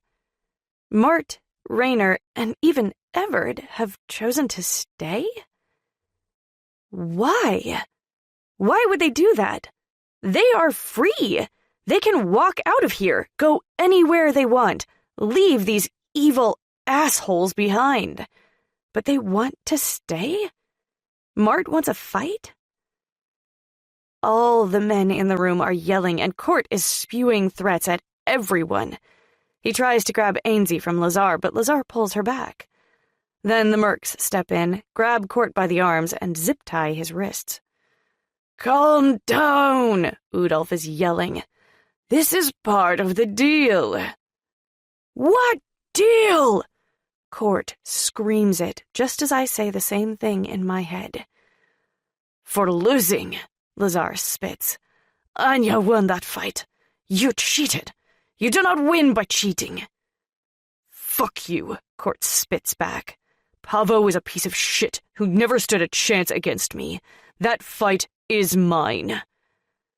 "I agree," Udolf says. These words come out fatigued. "We've had this discussion ad nauseam, Lazar. The bookies paid out on Court's win, so it has been settled. But as we discussed," he nods his head towards Ainsley in Lazar's arms, "you have found yourself a new daughter to replace the one who died that night." What? What did he just say? Died that night? Who died that night? I didn't die that night. Bexy. I look up and find Lazar watching me. Bexy, he repeats, his voice filled with disgust and malice. She paid for your treason with her life, and she went out bloody, just like Pavo. I lunge at him, and I'm dead fucking serious about this lunge. The edge of my hand is already aiming for his throat, ready to chop his trachea and make him choke on those words. When one of the mercs grabs my hair and pulls so hard, I fall backwards on my ass. I have it all on film, Lazar says, his voice not even quivering from my threat. I'll play it back for you someday. Someone had to be the sacrifice that night. Udolf's tone is mild, matter-of-fact. And since it wasn't you, he shrugs with his hands. Well, she was the next best thing. I lean over and throw up. What's my prize? The whole room goes silent and everyone looks over at Court. If I fight, what is my prize? And don't say freedom, Court snaps, because I already have that. Udolf smiles. He smiles like a man who knows he has won. Ainsley, of course. Then he nods his head to me. I'll throw her in too. Not good enough, Court spits. My entire camp goes free. Oh, no, Udolf chides. Mart has cornered that market. If he wins, your entire camp goes free, with the exception of the little one and Anya Bukori. If you win, you get them, and only them. Court laughs. And what makes you think I would fight for just them? Udolf nods his head towards Mart. Because he told me you would. And Mart was right. Because Court agrees to the terms. I spend the next 30 minutes locked in an upstairs bedroom as the entire camp packs up their personal things and are loaded into a bus. Everyone but Court and all the girls, because Mart said they weren't worth his time and Court could keep them until he lost and they could be sold. I join them at the last minute, and then we're driven to a newly built compound that turns out to be Mart's new training camp. I guess we all know when this deal was made. A long, long time ago. Lazar wanted to keep Ainsley as a down payment on his new daughter, but Court refused these terms and threatened to pull out. So in the end, it was agreed that Ainsley and I were to be kept at the new compound, and she would live in the barracks with the other kids until the fight is over. It's a massive estate, a mansion with enough rooms to house the entire camp. But they have their own facilities, so instead it only houses me, Mart, Udolf, and Lazar. The fight will happen in 3 days, and the whole time this was being negotiated, I could see the worry on Court's face. He trained every day like the rest of us, but he didn't train hard. He worked out like a man who knew he would never have to fight for his life again. Mart has spent the last 3 months working out like a man who would be fighting for his life in the near future. He has been sparring with 4 top-notch fighters. And he spent an extra 4 hours a night training with me. Which, okay, I'm not really a suitable opponent for him to spar with, but it was 4 extra hours a day. It's so apparent that he is in much better shape. I feel a little sick. And you could say, well, Court has the advantage because he's got the experience. He's been in the ring dozens of times. He's undefeated, and Mart hasn't had a real fight in over a decade. But Court's body looks like it's been fighting for decades. His bones have been broken, his muscles stretched and pulled past their limits. I'm not sure how many concussions he's had in his career, but I'd be willing to bet that number is significant. He looks like a man who has been in the ring for decades. Mart looks like a would-be champion about to rise. It's the morning before fight day, and I'm sitting at the dining room table with Udolf. He makes me take meals with him, to torture me, I think, to make me uncomfortable, but also because he's fishing for information. He sits across from me, smiling as he chews on a fork full of scrambled eggs. Tell me, Anya, who do you think will win? I, of course, don't answer him. He knows I'm not going to answer him, but so far he's been patiently persistent. I expect this patience to wear off at some point today, since the fight is tomorrow, and I'm fairly certain he expects Mart to win, and part of the deal was that Lazar would get me back if that happened. So, Udolf here, He's got one more day to get answers out of me. There isn't a whole lot in my life to give me joy at the moment, but watching him squirm over this almost makes the situation worth it. We all know it's going to be Mart. Does that disappoint you? I mean, surely you and Court have gotten close. I saw the way he looked at you. He pauses to chew on a bite of sourdough toast, then continues. I've been meaning to ask you, do you remember me? Do I remember him? As if I could forget the time Lazar rented me out to his good friend Udolf here so I could get his secrets. But the funny thing is, nothing I came back with was secret. Lazar was there. He tortured that little girl. Then they killed her together. So Lazar wasn't looking for secrets from Udolf. It took me a long time to figure this out, and the answer only just came to me that day we got off the ship and walked into Court's village. At first, I thought he was looking for something else, but that wasn't it either. Lazar sent me to Udolf to be killed. Twice now. And both times I came out alive. Why? Well, that's a pretty simple answer, actually. The first time Udolf got a phone call, I didn't remember this until they started negotiating the fight between Mart and Court the other day. It was a call from someone. Doesn't matter. The only thing that mattered was the news. Court had won his fight. He was officially in the Ring of Fire now.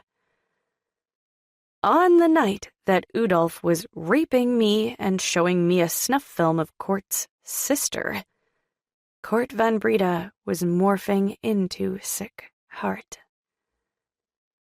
And this changed everything.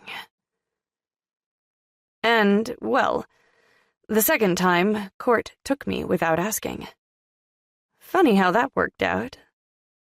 What was Udolf thinking that morning he came to visit us on the rock? Did I remember how he raped the girl in the movie? Did I remember Lazar skinning her alive? Did I know Court was the little boy who watched? Did Court know he was the little boy who watched? Did I tell him? So many questions had to be running through Udolf's mind during that short visit. He left me there because he knew I didn't tell Court, and he knew Court didn't remember. So he left. And he came back here, to Brazil, to Court's camp, to talk to Mart and probably Raynor too. And that's when all this was set up. I remember you, Udolf says, sipping on his orange juice. You were, what, 8? 9? I was 7, but who's counting? Yes. He smiles. You were something. Very pretty. I'm sure you hear that all the time, don't you?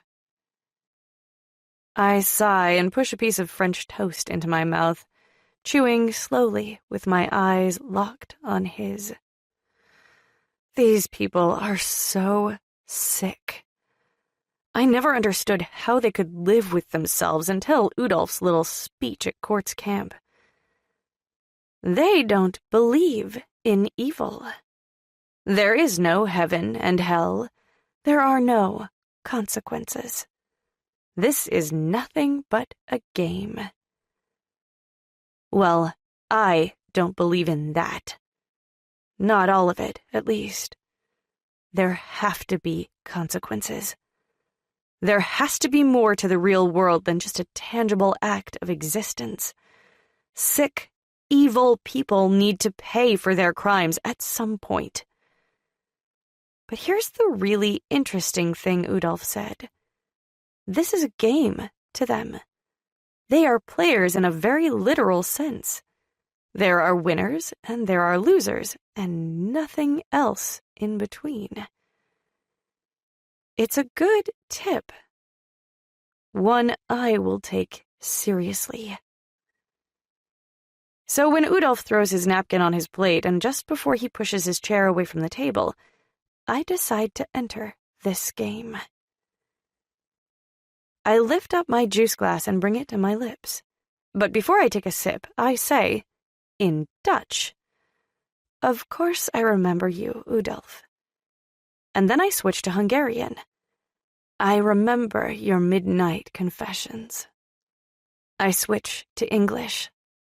How could I ever forget the man who masturbated to a movie of his own daughter being raped and tortured and killed? He is so surprised by my spoken words, he laughs out loud before he can fully understand the threat behind them. I try not to think of their full implication as well. Men like Udolf and Lazar are the reason I believe in God. Because if there is a God, there is a devil. And there must be a devil. Because these men work for him. She talks. Udolf's shock has worn off. He is delighted at my words. I do. And I know why you wanted me dead that night. Which night would that be, Newsy? Pavo's nickname for me rolls out of his mouth like flowing water, easy and smooth. The first time or the second? Both. He smiles at me, a little bit tight-lipped, but he's mostly pulling off a pretty good I give no fucks expression. Are you going to tell me? Should I guess? Or were you just making an observation? You don't want him to know. He huffs. What are you talking about? The films? Interesting. It's been 11 years, and yet that memory is so fresh, his mind goes there immediately. Cord knows about the films. He used to enjoy watching them with me when he was small. He's an animal. He came that way. He will die that way. Maybe, I answer back. Court is not an animal. He did not come that way, and he will not die that way either. Court did not watch snuff films with Udolf. I know this for a fact because Court does not remember what happened to him. He has repressed it. He has made up some other situation to account for it. The bathhouse nightmare is the stand-in. It's bad, but it's something his mind can deal with. It's something he can understand. Watching your sister be skinned alive? Nope. That's an experience that deserves to be forgotten. And if Udolf showed him a snuff film, the memory could come back. There was a chance. And that would never do. Not when Court was winning. Udolf watches me carefully, maybe wondering where all this is going. How many men on this planet own fighters in the Ring of Fire? 8? 10? Maybe 12. It's not easy to turn a small boy into a grown-up killer so ruthless he makes it all the way to 27. I know this now. I know this better than Udolf does. I've seen it all firsthand. They all want to be there. They all want the opportunity to win those prizes. They all want their stable of little boys in the camps and harems of little girls in their bedrooms. And both Lazar and Udolf made it. Udolf would never admit this, but Lazar gave it away that night on the Bull of Light. They need these warriors. They are nothing without them. Lazar mourned the loss of Pavo. Maybe he's got another fighter on his way up, but I doubt it. Udolf, on the other hand, had Mart in his back pocket. His secret weapon to wield in a pinch. And Udolf has definitely found himself in a pinch. Did you know that you were the reason I stopped talking? Udolf laughs, places a hand over his heart, his gray eyes dancing. Eyes that could be twins of Court's, but aren't. Because Court's eyes don't carry that kind of malice. I must have made a big impact on you. Oh, you did. We stare at each other for a moment. I have, obviously, learned the value of silence over the years. And he's an expert in it. So there is a long pause in our conversation. Finally, he says, "Is there more? Or was that it?" I know who Court is. Well, my Court is a lot of things. Or should I say, I know who he was. Udolf's eyebrow lifts up. He was in that movie, that one you showed me. Udolf's smile gets tight.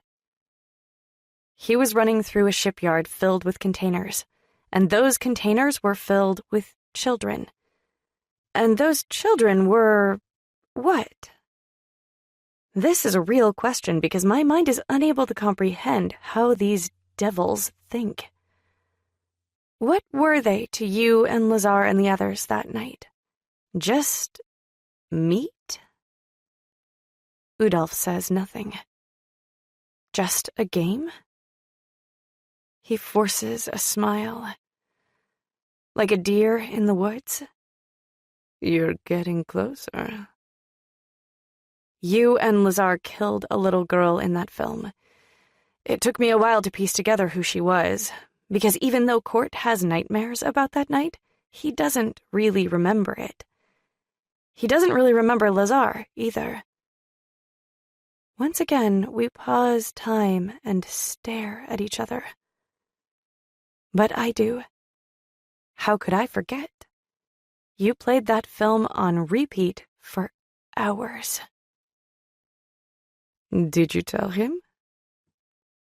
Do you think I told him? Udolf laughs. That last meeting at the base camp would have been a bloodbath if you had.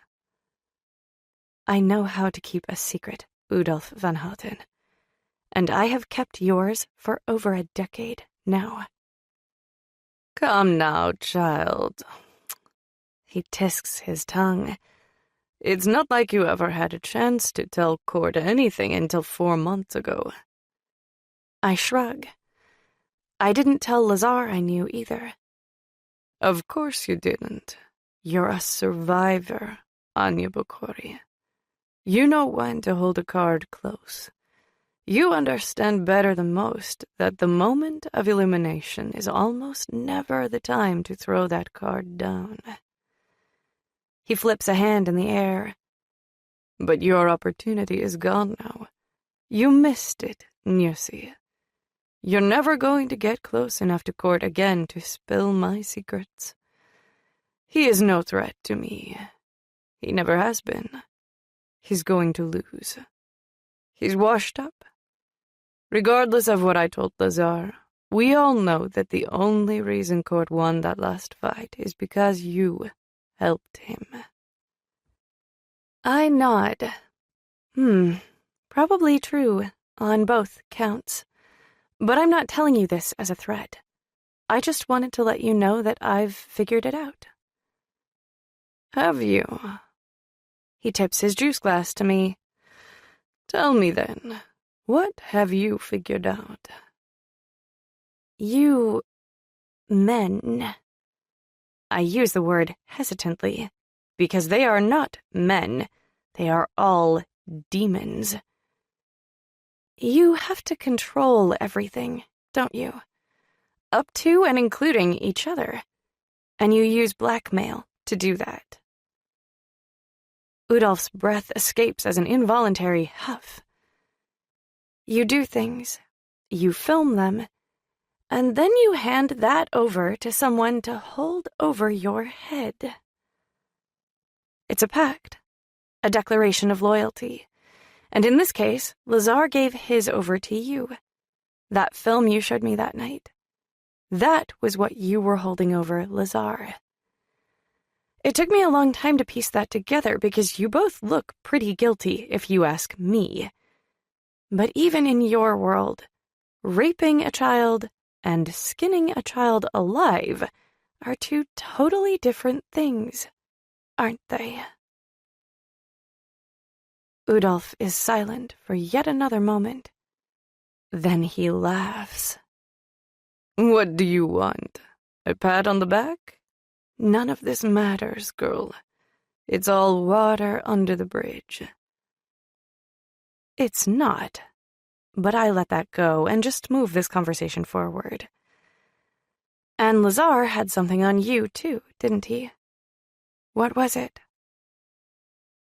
Again, Udolph says, this time with honest disinterest.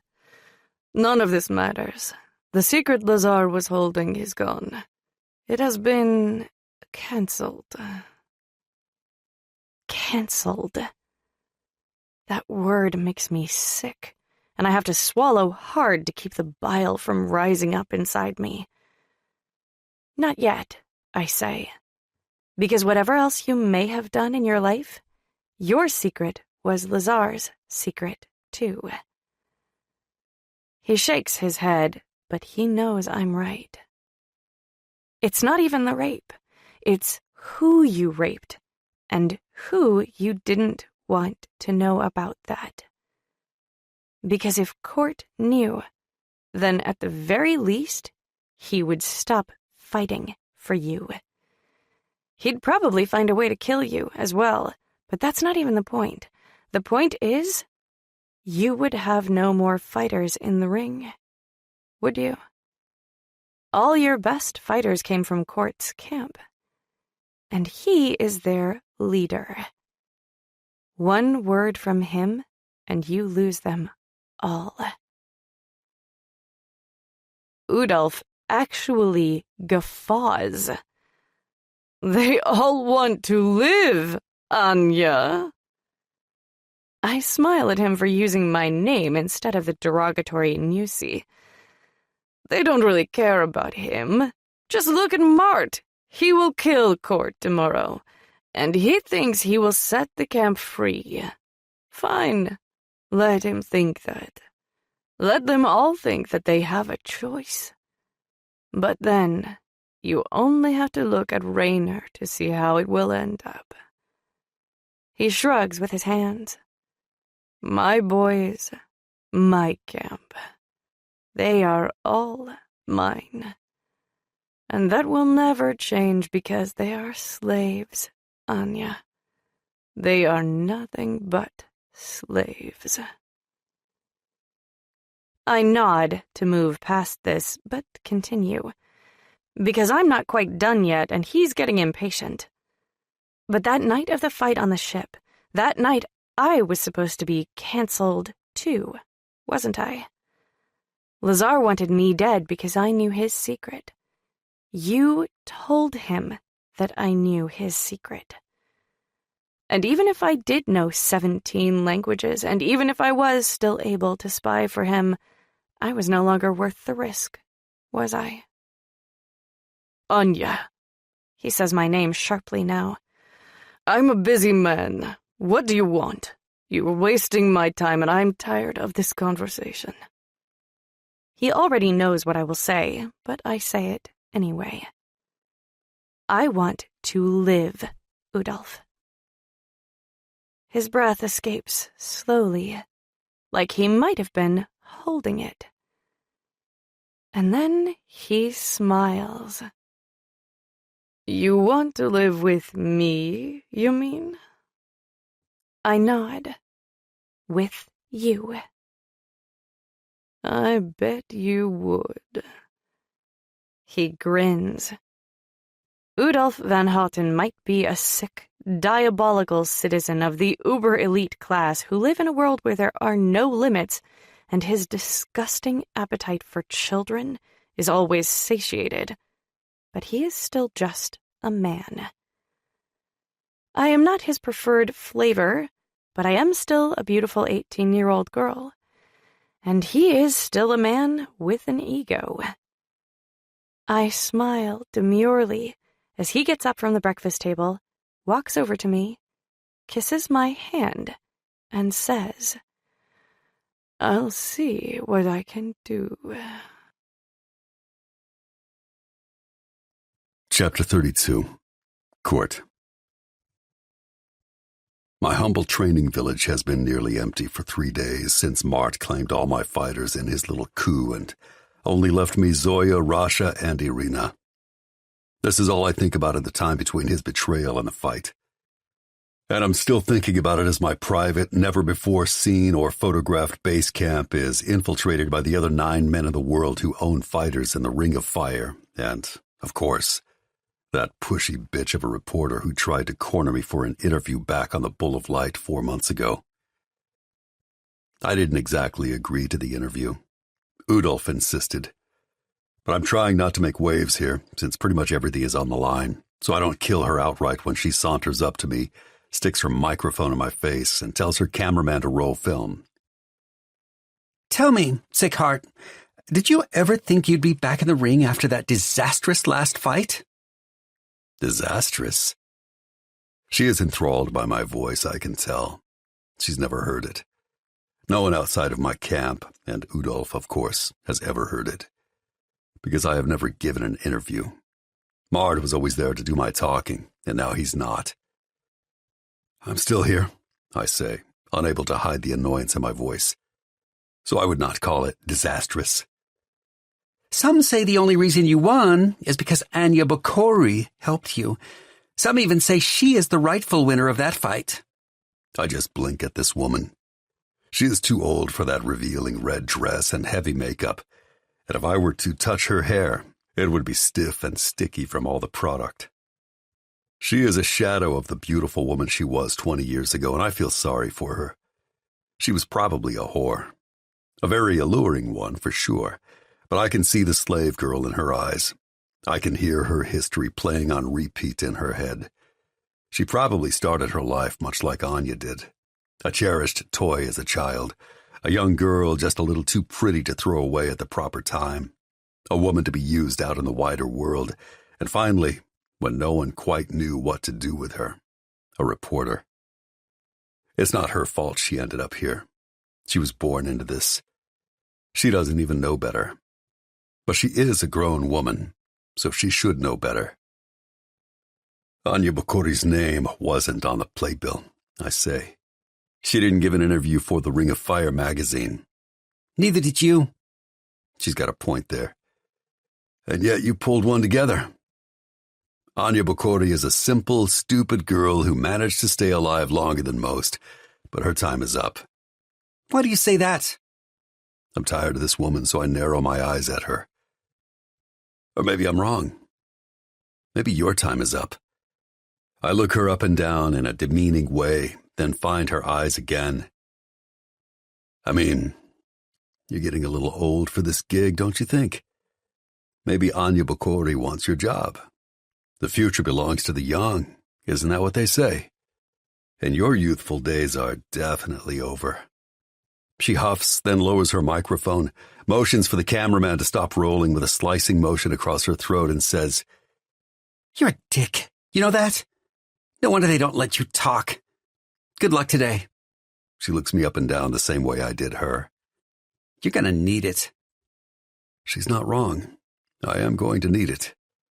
I haven't been training the way Mart has. I am not in shape. There is no way I could beat Mart in a fight today, and my mind is swirling with anxiety about Ainsley. What are they doing with her? Who has been taking care of her? Will they bring her today? Will they make her watch? I think Raynor is taking care of her. I think they will bring her today. And I am positive they want her to watch me die. They want her to see it, be traumatized by it, learn from it. That's how they get us when we're young. It took me longer than I'm proud of to realize that, but it's not my fault. It's easy to deceive children. Way too easy. I don't think they're doing anything to Ainsley. Yet. But if Lazar takes her home, and he will if I can't stop him, then my little girl's life will end soon, and it won't be quick. He will go slow. He likes to go slow. The rage building up inside me is so thick I almost can't contain it. But the loud sound of a bus rumbles through camp, and when I walk over to the edge of the porch, I catch a glimpse of the front end through the trees. The invited guests are already here. This is not a sanctioned Ring of Fire fight, so that guest list was fairly small. Only the other owners were invited, and that number is exactly 9, plus Udolf and Lazar. And the Mercs, doubling today as drivers since Udolf wants to keep this little party as elite as possible. Ego, man.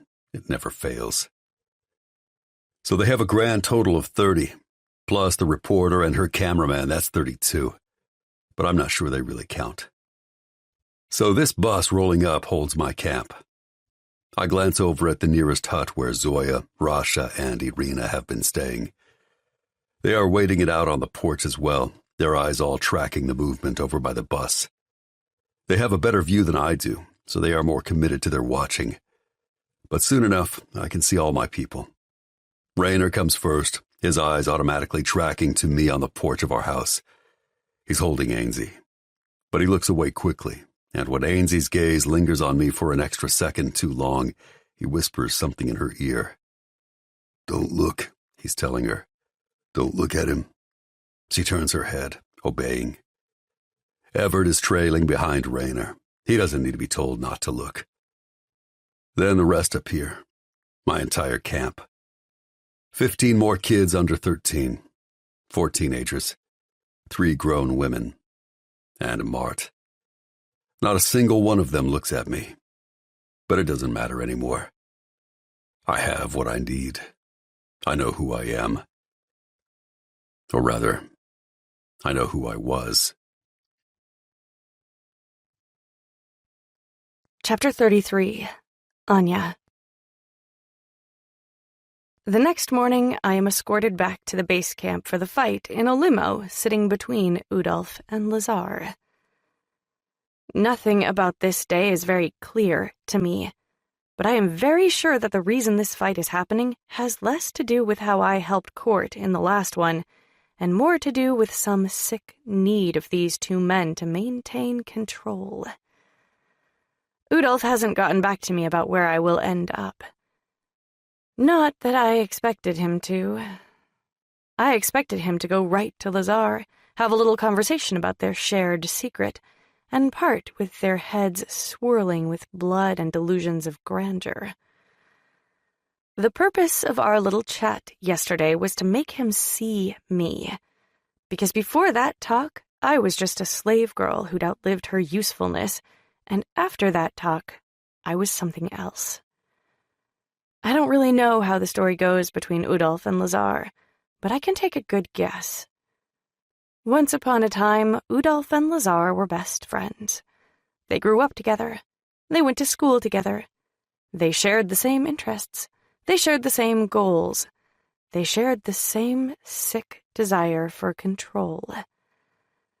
And when they were in their early teens, before they had the money to buy their own house slaves to abuse and fighters to find glory, before they were asked to join the ranks of their elite elders, these young men, and probably others just like them from similar families all over the world, played their own game.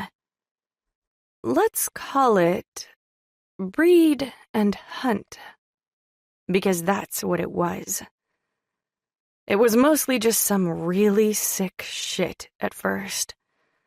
They raped their father's house slaves, got them pregnant, and then shipped them off somewhere private to have those brand new baby slaves. Out of sight and out of mind until those children were old enough to run. Then they brought them back in containers and had a little hunt in the shipyards. That's where Court's sister comes in. And maybe they took some of them home for later. That's where Court comes in. But along the way, they realized that not all these children were useless bags of meat to be killed in ritualistic fashion. Some of them had survival instincts. And this was a real opportunity. I think this is how they started their stable of fighters. I think this is how they got their harem of house slaves. I think this is how it all began for Court. Maybe it's not 100% correct, but I'd bet my life that it's pretty damn close. And my words to Udolf yesterday were just another part of that game. No one really cares what they did. No one is coming to arrest them. There will be no trial, no prison sentence, no consequences at all. Because these men rule the world. They are untouchable. And it doesn't even matter if Court finds out the secret of his beginnings. He's already dead to them. Today, he and Mart will fight. Mart will win. And Mart won't leave. Raynor has paved the way for this, so it's not even unexpected that Mart would stay. They would all stay. Mart and Raynor would take over Court's base camp, would continue the traditions. They would choose their own new crop of fighters. And then Mart and Raynor would be the ones sending little boys and girls onto the mat, or onto the platforms, or onto some makeshift ring, and one by one, all these kids, along with thousands more around the world, would die trying. And since this is the most successful camp in the Ring of Fire right now, those older teens that are ready to enter the ring would keep the legacy going long enough for all of that to pan out. And the younger teens, like Irina and Paolo and Peng and Meiko, they would be right behind them, ready for their chance. It's kind of a perfect plan. There are so many ways to keep the glory going in this scenario. This is what Udolf and Lazar are imagining this morning. And the only reason why they bothered to keep all this stuff secret for all these years is because Court was winning. And Pavo was winning. And as long as they had winners, they were winners too. If it ain't broke, don't fix it. They brought in money and power and prestige. By luck or by chance, this whole breed and hunt thing somehow worked. But make no mistake, I can almost hear Lazar or Udolf whispering these words to one another in the past. As the undefeated world champion of the Ring of Fire, Court van Breda was dangerous. And Pavo was coming right up behind him. I don't know how Pavo came into this world. I have no idea what his story really was, but I'd bet money that it was very close to Court's. And these men who fight for their lives over and over again, these men who make it to the top of their game in the ring, they are no joke, man. They are some dangerous fucking animals when the instincts kick in. It's like those tiger trainers in Vegas. They put those beasts on stage for decades, day after day after day. And they had this precarious hold over them, this sense of control. No one really knows why the damn tigers went along with that shit show as long as they did. Maybe they loved their masters? Maybe they feared their masters? Maybe they just didn't give a fuck. Or maybe they knew they were tigers, but they had been kept in cages their whole lives, so they didn't really understand what it meant to be a tiger. It's hard to read the mind of a beast, but one thing is for sure. Control over something so powerful is only ever an illusion. And eventually, that illusion will be shattered. This is what Udolf and Lazar were trying to prevent by keeping their shared secret. Because if the tigers really understood how they got there and what was taken from them in the process, well, we all know how that ended in real life. Udolf and Lazar are aging trainers standing on the stage with fed-up tigers. And all that stands between them and the jaws of the beasts is a chair and a whip. Will it be enough? We're about to find out. Our limo crawls up the dirt road and parks behind the bus that Mart and the rest of the camp came in on. Lazar opens his door and slips out. I'm just about to follow when Udolf grabs my arm. I turn to look at him and we stare at each other for a moment. He breaks the silence first. I don't know what the purpose of our chat was yesterday morning, but it's not going to work. You don't want me? His pause tells me he's not sure how to answer this, but I don't care how he answers it. Whatever, Udolf. It makes no difference to me. Then I pull my arm away and get out of the limo on Lazar's side. Lazar is wearing a cream-colored linen suit with a light blue shirt, mostly unbuttoned, showing off a thick patch of wild gray chest hair. He reaches into a pocket, pulls out a handkerchief, and dabs at his head, mussing up his bleached blonde hair in the process. The jungle heat is overpowering, and the humidity is thick enough to choke on, yet he wears this ridiculous suit in this ridiculous manner. And this is the moment when I see him for what he really is, and not what I thought he was. It's a little bit sad, really, when the old still see themselves through the lens of the young. Udolf walks around the car and joins us. He's wearing gray slacks and a white button-down shirt, but unlike Lazar, at least he has enough sense to actually button it. Lazar looks every bit a Vegas tiger trainer. And this fight is now his stage. Chapter 34. Court. We use the center training ring for the fight. Unlike the other two on either side, this one is elevated, more of a typical ring you find in gyms and event centers, but without ropes or a cage around the raised floor of mats. There are no chairs set up, so I can only assume that these assholes, these other owners in the Ring of Fire, do not expect it to last long enough to sit.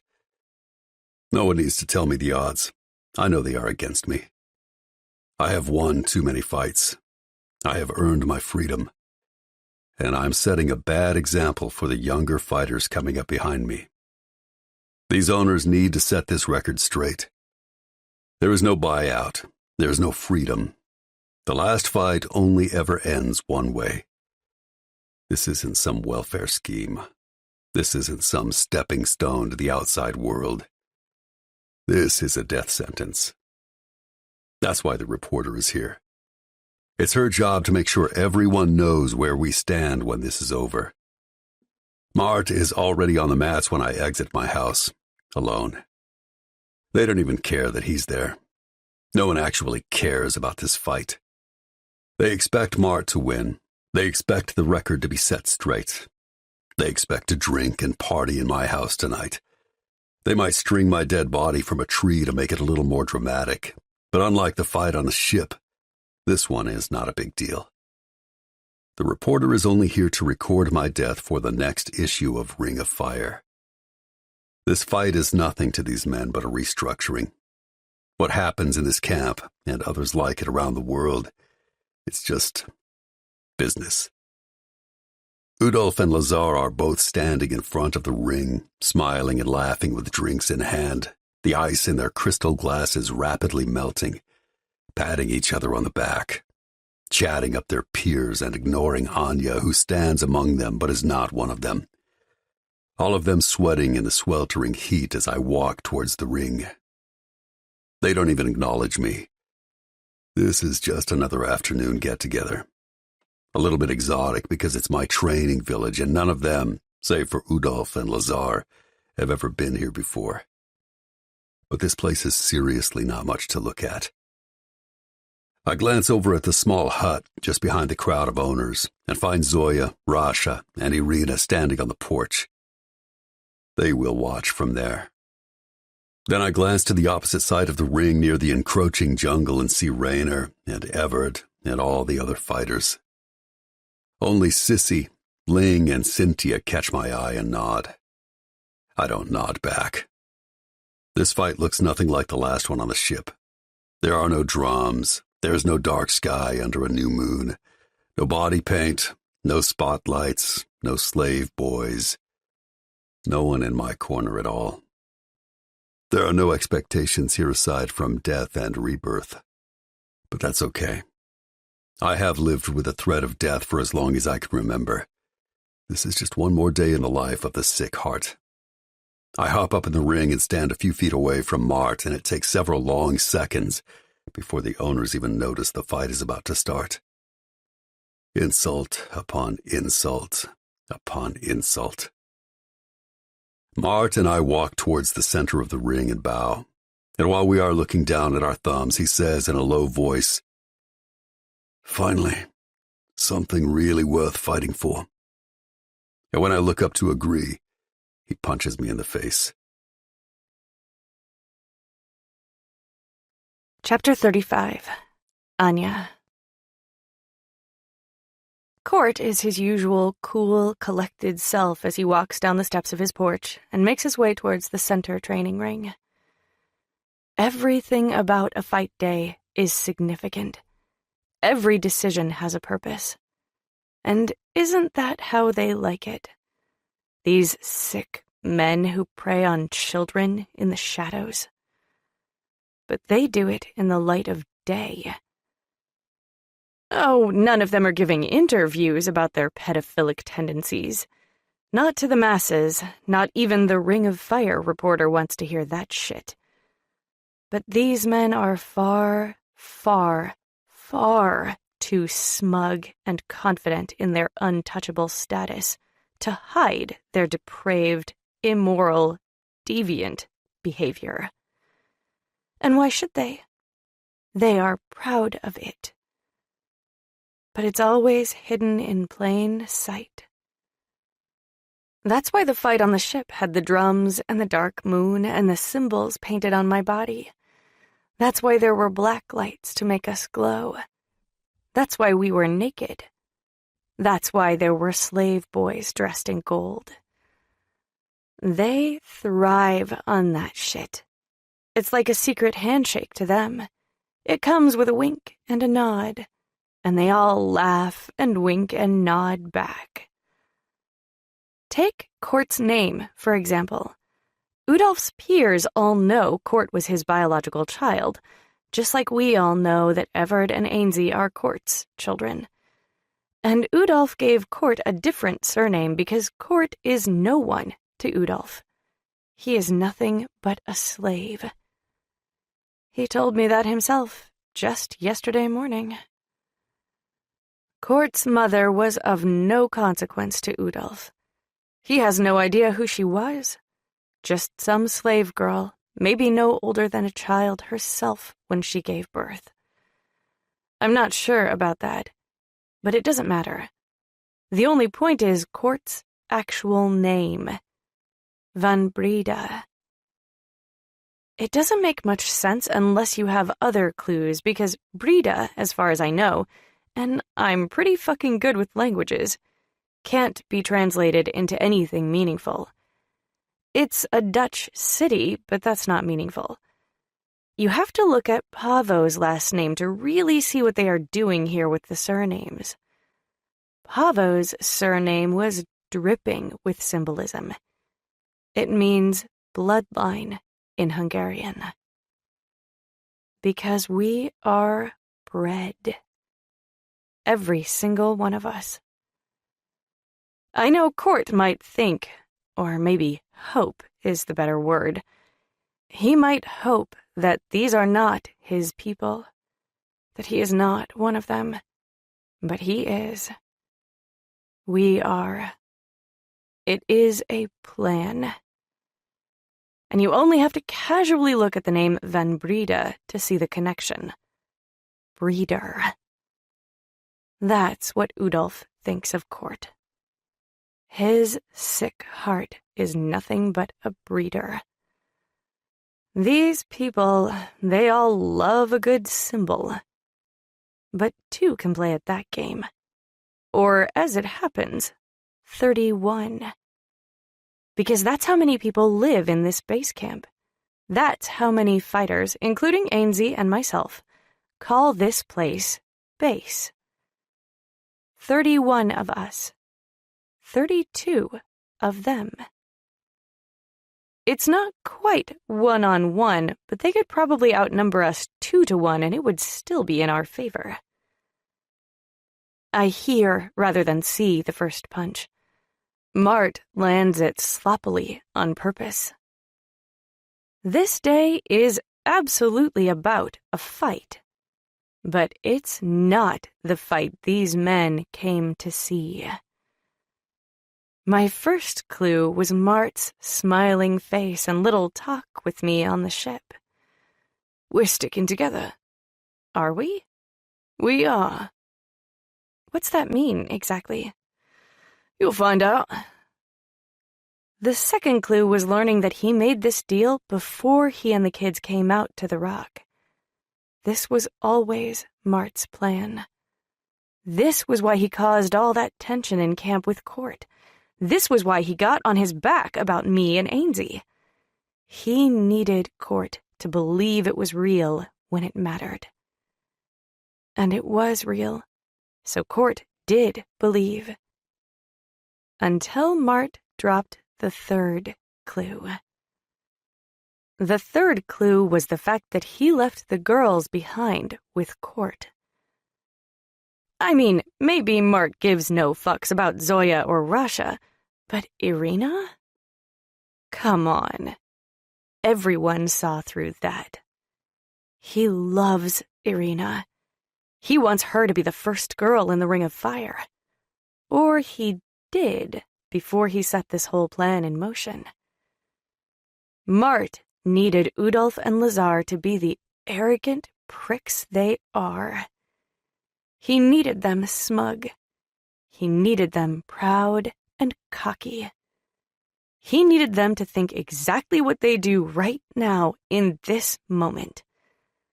That this fight is nothing but a cancellation.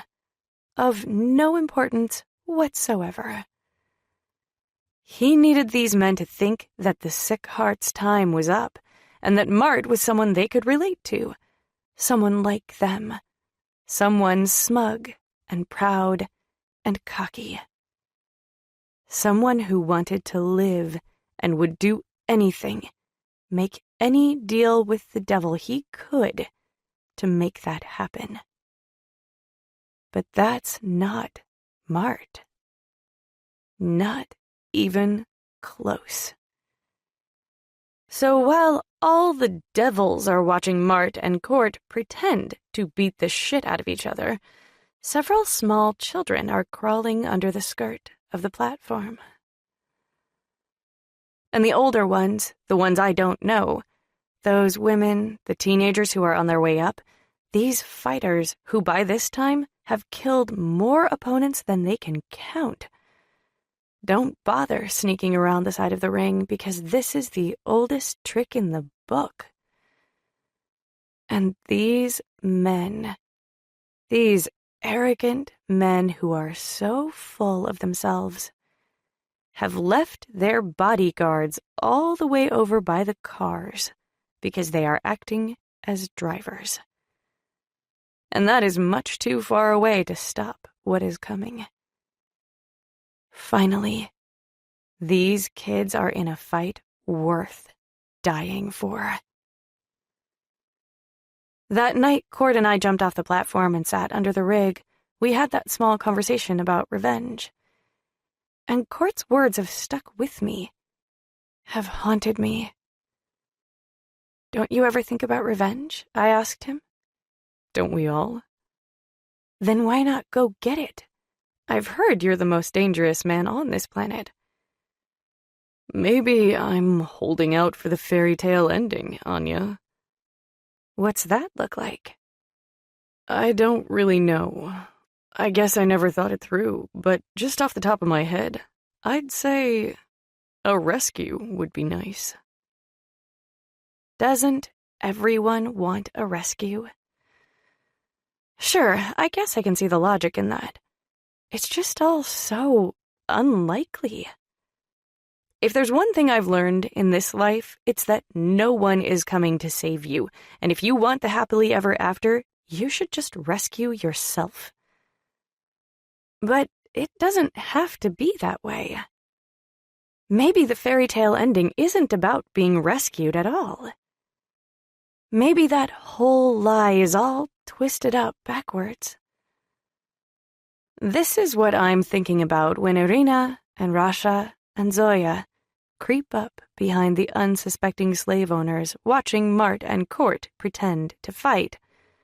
And the little kids crawl out from under the mat platform, and the older ones walk straight around the ring, and the slaughter begins. I just watch for a moment and appreciate it for what it is. And when Udolf and Lazar break away and start running for their lives, the way Court ran in that maze of shipping containers back when he was just a small boy, I pay no attention to Lazar. I go for Udolf. Because this is the sick heart's rescue.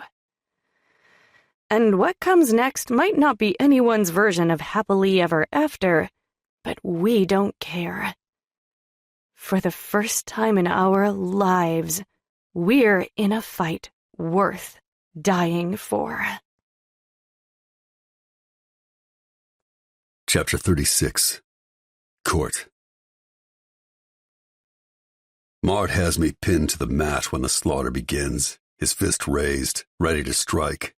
But he pauses and smiles, then hops up, pulls me to my feet and says, "The ship is waiting at the dock. Meet you at the cliff when this is over."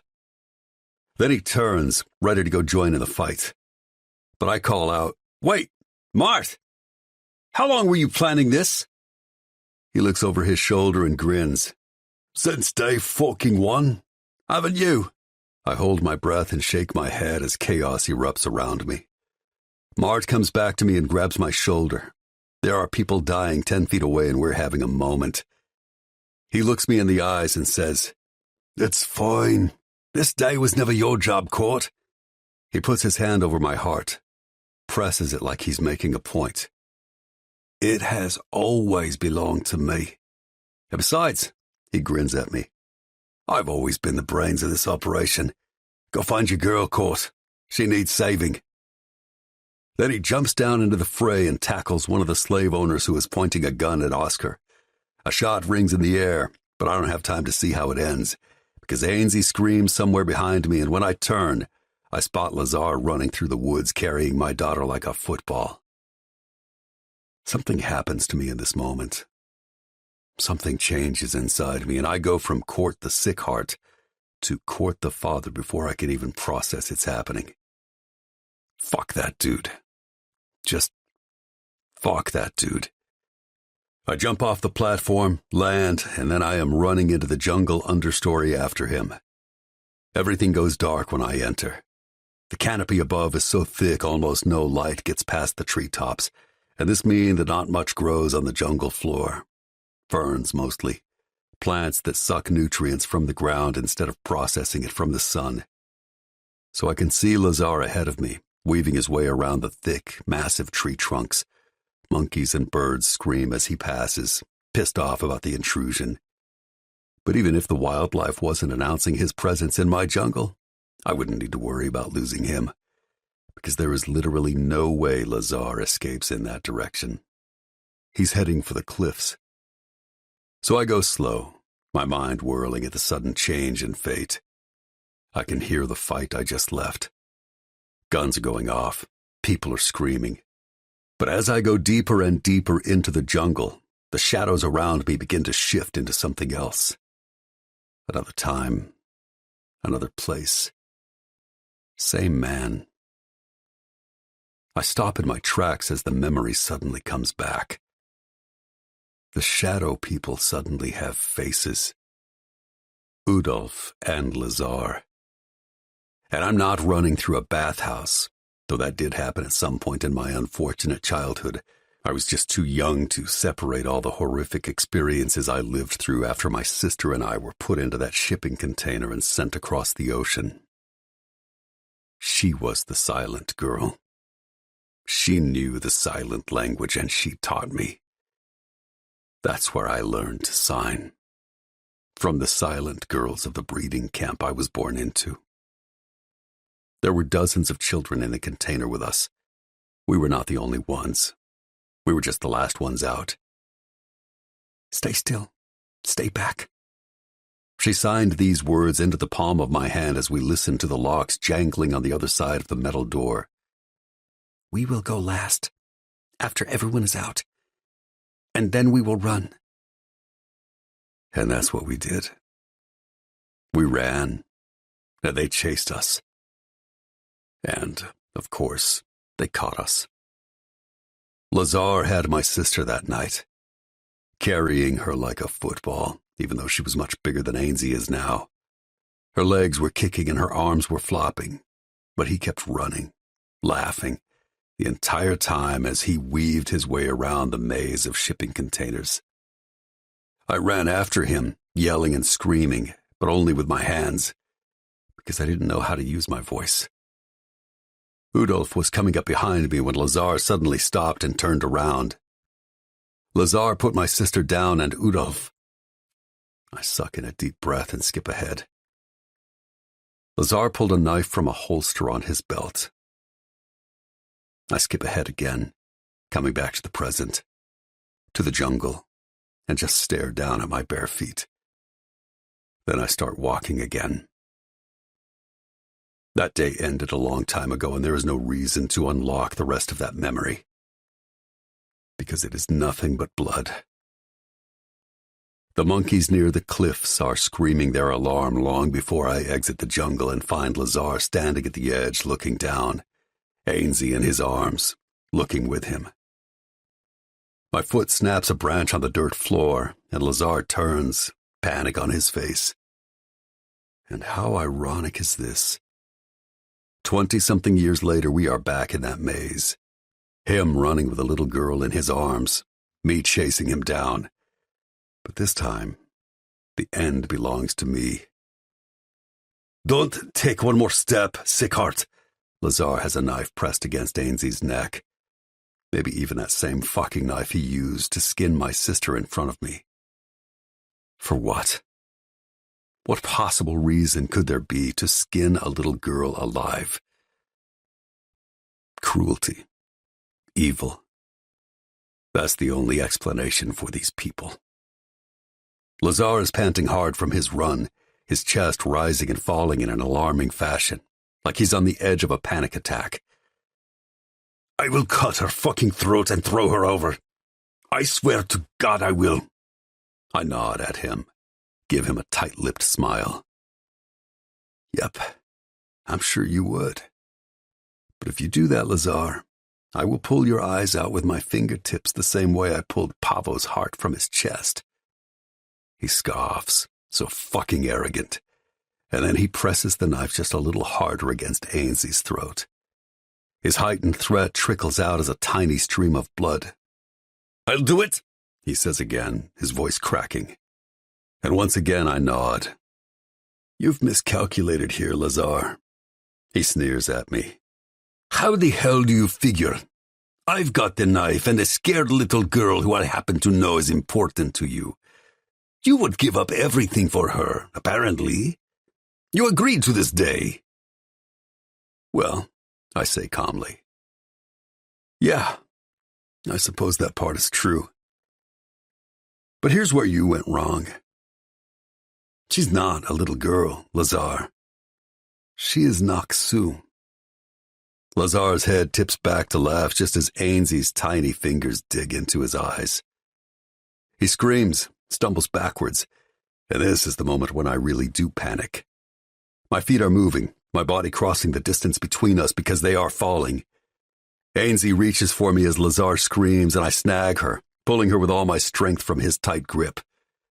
She comes free, but I hear the snap of her shoulder as I save her from the fall onto the rocks below. Ainsley screams, her shoulder limp, but she is safe. In my arms. And even my dumbass knows how to put a shoulder back in place. Her relief is immediate when the bone slides back in and we both let out a long breath of relief. "Oh, fuck," I say, looking her over to see if she's hurt. "Are you all right?" She holds her palm up and says, "High five." I just stare at her for a moment, sad that she can adjust so easily. Then vow to change that as soon as I can. But I still high-five her. Gunshots ring out on the other side of the jungle. Shit, we gotta go. I pick her up, go back into the trees, and start making my way north along the cliffs towards my ship. A branch snaps behind me, and when I whirl around, I find the reporter and her cameraman, both with their hands up, like I'm about to rob them. "It's just us," she says. "We're just trying to get away." I look her up and down with disgust. "Get all that on film, did you?" "That's my job," she sneers back at me. "I tell stories."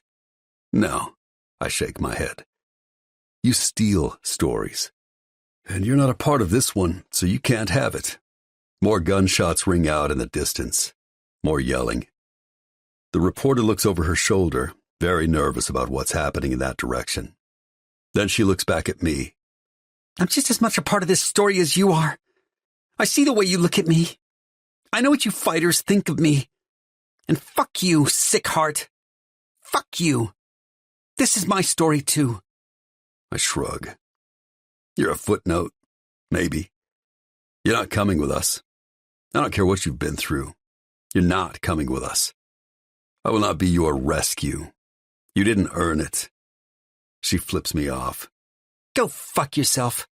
I can start wars with my footage. I can change the world with my stories." "Then go do that, bitch. Don't waste your time telling me about it, because I don't care." Then I turn my back to her and start running for the ship. But she calls out, "Who do you care about, sick heart? That little girl with your gray eyes? Is she the only one who matters to you now? Is she the only one who gets a rescue?" I slow down, turn, and walk backwards, shaking my head. "You really don't get it, do you?" "Get what?" "The only way people like us get saved is if we rescue ourselves. And if a pack of disposable kids can come up with a plan to take on an elite cabal in the middle of a jungle, then you should be able to do it too." Then I turn around again, and this time when she calls my name, I don't stop. I do not look back. Chapter 37. Anya. I catch up with Udolf at the parked cars, and everything about this moment is ironic. There are 10 limos. These powerful men all came in their fancy cars. Didn't even think to carpool, but whatever. All the mercs are doubling as drivers today, but they are all back in the center of the base camp, fighting with a pack of warrior children. Udolf is going from car to car to car, looking for keys. desperately holding on to the idea that if he just searches hard enough, he's going to stumble into an escape plan. I slowly walk up to him. He's got a gun, so he's feeling pretty cocky when he points it at me. "Find me some keys. Now!" I just scoff. Like I know where the keys are? I don't live here, Udolf. I have been with you for the last 3 days, remember? I don't have any keys. So if you want to escape... I nod my head to the road as I continue slowly walking up to him. You better start running. Gunshots ring through the camp behind us, and Udolf laughs. I better start running? Do you think you're winning, you pathetic, worthless little whore? So shoot me. I am still walking towards him. Go ahead.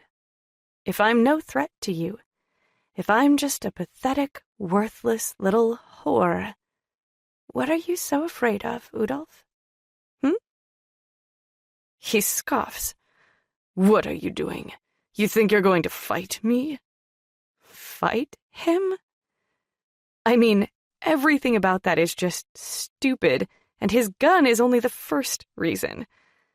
No, this moment with Udolf isn't about fighting him. I don't need to fight him. I just want him to see me. I want him to be thinking about me when he dies. Because he is going to die today. My eyes dart to the jungle behind Udolf, just as Zoya slips between 2 ferns. Udolf turns, automatically firing into the trees, but his aim is too high. Zoya is barely 3 feet tall. He realizes his mistake as his gaze finds hers. She is a fierce-looking girl for sure, but not really a threat to a full-grown man. And Udolf knows this. So he chuckles. And not some nervous chuckle either, but like this is actually funny. Her? That's who's going to save you today, Anya Bokori?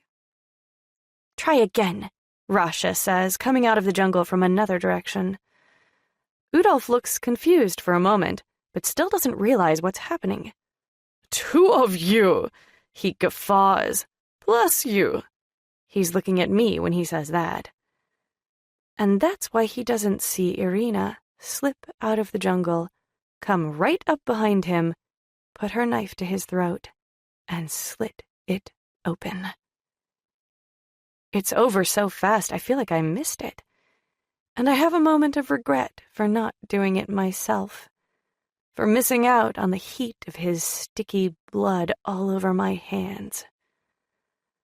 But Irina shakes her head at me from the other side of the road. She points her bloody knife at me and says, You are mental, ninja, Anya Bokori. Then she points to herself. I am real ninja, and I am big sister here. Don't you ever forget that. I have never killed anyone. Not really. Court is the one who finished Pavo off, not me. And even though if you had asked me just 10 seconds ago if I wanted to kill Udolf van Houten, I would have said yes. 10 seconds later, I would have regretted it. I am not a killer. And now, I will never have to be. So I accept Irina's unexpected rescue with a silent bow. Irina bows back, and then we all meet up in the middle of the road and look down at Udolf. He's not quite dead yet, still choking on his own blood. And I'm sure we're all thinking we should feel something about this, but we don't. Zoya says, I'm hungry. Rasha says, Should we go to the ship now? Irina tisks her tongue and huffs. It kind of pisses me off that they never see us coming. What does a girl have to do to get respect around here? I say, me too. Let's go. and then I give Irina's shoulder a squeeze. Being underestimated can be a good thing. Just embrace it. Then we all enter the jungle, make a wide circle around the base camp, and jog towards the cliffs. Irina stops us before we get to the path that leads to the rock where we got off the ship just a few days earlier. She whispers, "There are men up there. Look." We all follow her pointing finger, and sure enough, we can see some of the mercenaries are on the rock, shooting at the ship. But someone is shooting back. "Raynor," Rasha says, "and the ship's security." "There is no gangplank," I say. "So what do we do now?" Zoya asks. "This way," Irina says. And we run again, our feet pounding on the jungle floor until we run out of jungle. We stand there, on the edge of the trees, looking out over the water towards the ship. "It's leaving," Zoya says, her fierce calm suddenly cracking in panic. "It's leaving without us!" And she's right. The ship is moving. We are the last ones, and "Warriors!" The yell cracks through the jungle, and we all turn in that direction. "This way!" The mercs hear the call as well and stop shooting at the ship. They start shooting at us. "Run!" It's Court calling to us. He's running towards the cliff, carrying Ainsley in one arm and pointing at the ship with the other. "Jump!" And we do. Because Mart might be our teacher, but Court is our leader. And when your leader tells you to jump off a cliff, you jump off a cliff. We hit the edge of the rocky ledge at the same time, but Court and Ainsley are about 30 yards down the shoreline. And none of us hesitates. We've been here before. We've spent our whole lives living on the edge of a cliff. So we jump into the deep water, and we swim through a literal firefight as the ship's security takes on what's left of the ring cabal, bullets snapping the water around our heads. Zoya gets hit in the shoulder, and we pull her against the rolling waves until the rescue boat picks us up out of the water. I fall back into a pile of rope, thinking, I got rescued twice today. And then I smile. Because that's a happily ever after right there. Chapter 38. Court. 3 months later, Sima Hospital, Escazú, Costa Rica. It's been a hell of a week. Anya and I cling to each other as we wait in the children's ward reception for the nurses to bring Ainsley out. She had open heart surgery 6 days ago to repair an atrial septal defect, the cause of her frequent pneumonia, and today she is well enough to go back to the little apartment we're renting just a few blocks away. We've been here for 7 weeks, and even though the small neighborhood is starting to feel like home, and we made friends with the hospital staff and the people who live nearby, the three of us are very ready to get back to the ship. That won't happen for at least 3 more weeks because of Ainsley's recovery, but it's closer now, and my sick heart is starting to feel better about things. I'm starting to breathe a little easier, starting to let myself calm down, starting to feel normal, whatever that is, for the first time ever. We got away that day back at base camp, but it wasn't clean. Oscar and Sammy, another one of my little boys, were both shot. Both made it to the ship and Oscar lived, but Sammy didn't. He lost too much blood and we didn't have time to find a match and give him a transfusion in the ship's clinic. Peng died back in the camp, and Maiko refused to leave him behind, so he carried him back to the ship while Paolo covered him with guns stolen from one of the slave owners. We had a sea burial for Peng the next day, and Maiko hasn't been the same since. Ling and Zoya both took a bullet in the shoulder. Zoya is weirdly proud of this. I think we need to have a chat about that at some point. Raynor took one in his upper arm. Jafari actually drowned because he and Booty also had to jump off the cliff to get to the ship. But Lilith, my oldest girl fighter in the camp, pulled him into a rescue boat and brought him back. Mart, Cynthia, and Sissy didn't sleep for 48 hours. They were so busy trying to glue our kids back together. And of course, Ainsey came down with another case of pneumonia less than a week later, and even though we didn't have $72,000 for the surgery in a private Costa Rican hospital, Sergei, my oldest boy in camp, took a legitimate fight in Rio and earned enough for a down payment with his win. Ainsey is going to be fine. She won't be training for several months, but even though Anya has pointed out that it isn't normal for 4-year-olds to train, I have been having a hard time giving up the life. All of us have. What does life look like without training? We don't know, but we're trying to figure it out. The platform ship isn't really the moneymaker we had hoped for. Udolf, Lazar, and every other ring slave owner at that last fight, they are all dead. And with their deaths came a bizarre, in-between world of uncertainty. At least no one came looking for us. I don't know why. Maybe they all knew I had bought my freedom. But that's not likely. So it's luck, maybe? Or maybe they are afraid of us. We did take down a lot of very important people. Plus, almost all the mercenaries died too.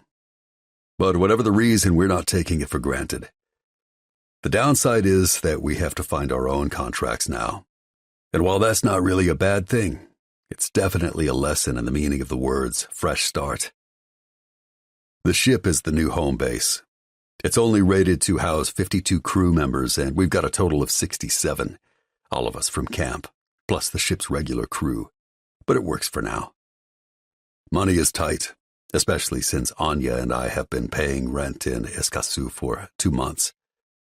But even with all these bitter setbacks, the deaths, the injuries, the open-heart surgery, the challenge of starting a new business and taking care of 30 other people at the same time, freedom still tastes very, very sweet. Here she is. I turn to find a nurse pushing Ainsey towards us in a wheelchair. I bend down and smile at my daughter. My daughter. It feels real now. Well, not the part about her being my daughter. That's always felt real. The part about me being her father, that took some getting used to.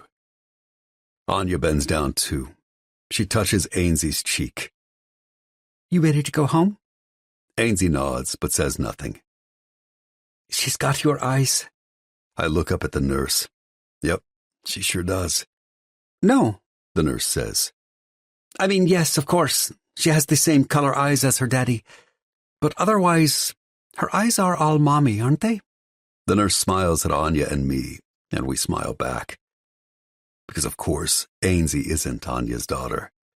But that's not a story we're going to tell. Ever. I mean, the nurse clarifies when we don't respond. Neither of you talk much. She points to Ainsey and Anya. Not with words, but your eyes. Her words trail off and she shakes her head. They say all the things your lips don't. Anya and I stand up, agree with the nurse, and then take our daughter home. Chapter 39. Anya. 6 months later. Lençóis Maranhenses National Park, Brazil. Stepping onto the shore of the park is exactly like stepping into the pages of a fantasy book.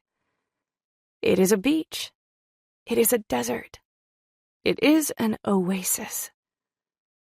There are almost no words to describe the beauty of this place because it's all very inexplicable. Deceptive mounds of pure, soft sand dunes hide hundreds, if not thousands, of small freshwater lakes.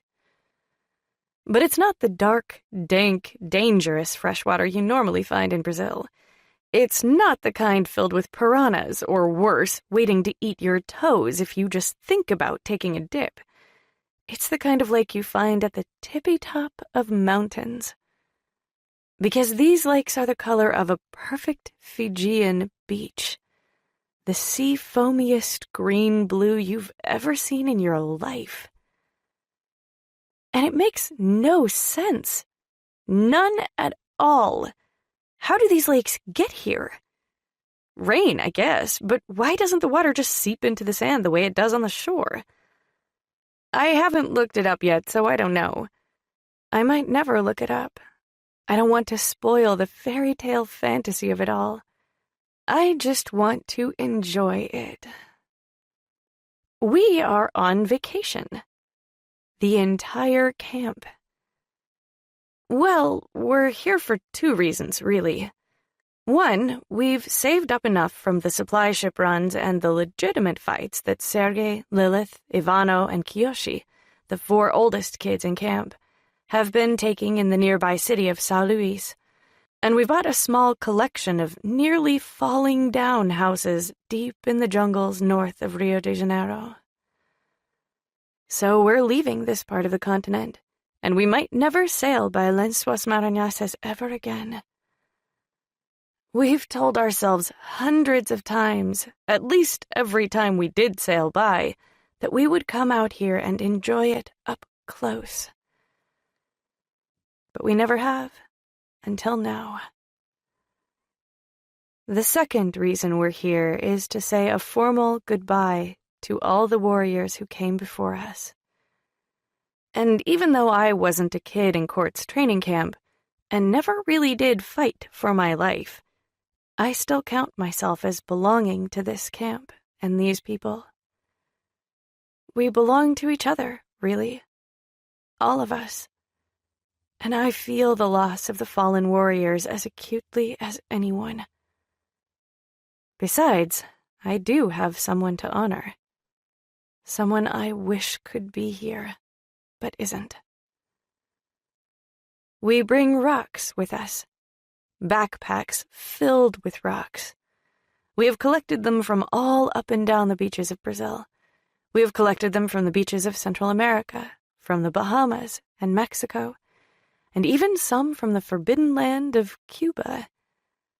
We wrote names on them and painted them up with pictures, and we have spent the entire day erecting small monuments around the lake we're camped next to, so that now, lying under the light of a full moon, we can see the shadows of the kids who died fighting. I made Bexy's monument myself. It is a tower of 9 flat rocks, alternating color, black, white, black, white.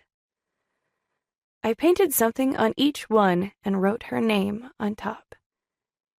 And then I sat next to it and told her everything that happened since we last saw each other.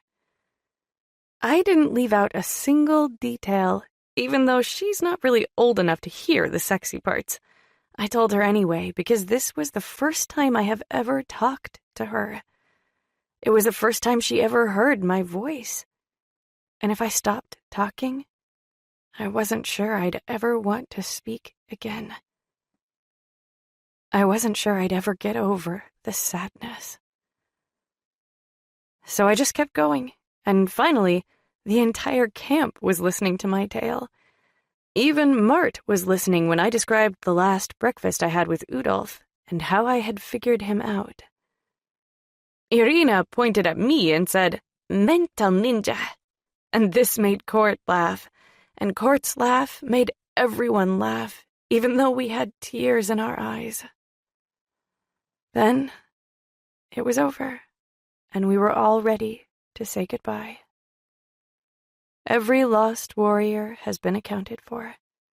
Not a single one of them has been forgotten. And maybe some park ranger comes along in a month and kicks them all down. We don't care. We did this, and that's all that matters. We are all huddled together in a pack. I'm in between Mart and Court, kind of snuggled in between them, in fact. Mart's hand is resting lazily on my leg, and Court is absently playing with my wild hair. I don't know what we are. A couple? A threesome? Not sure. don't care. We just are.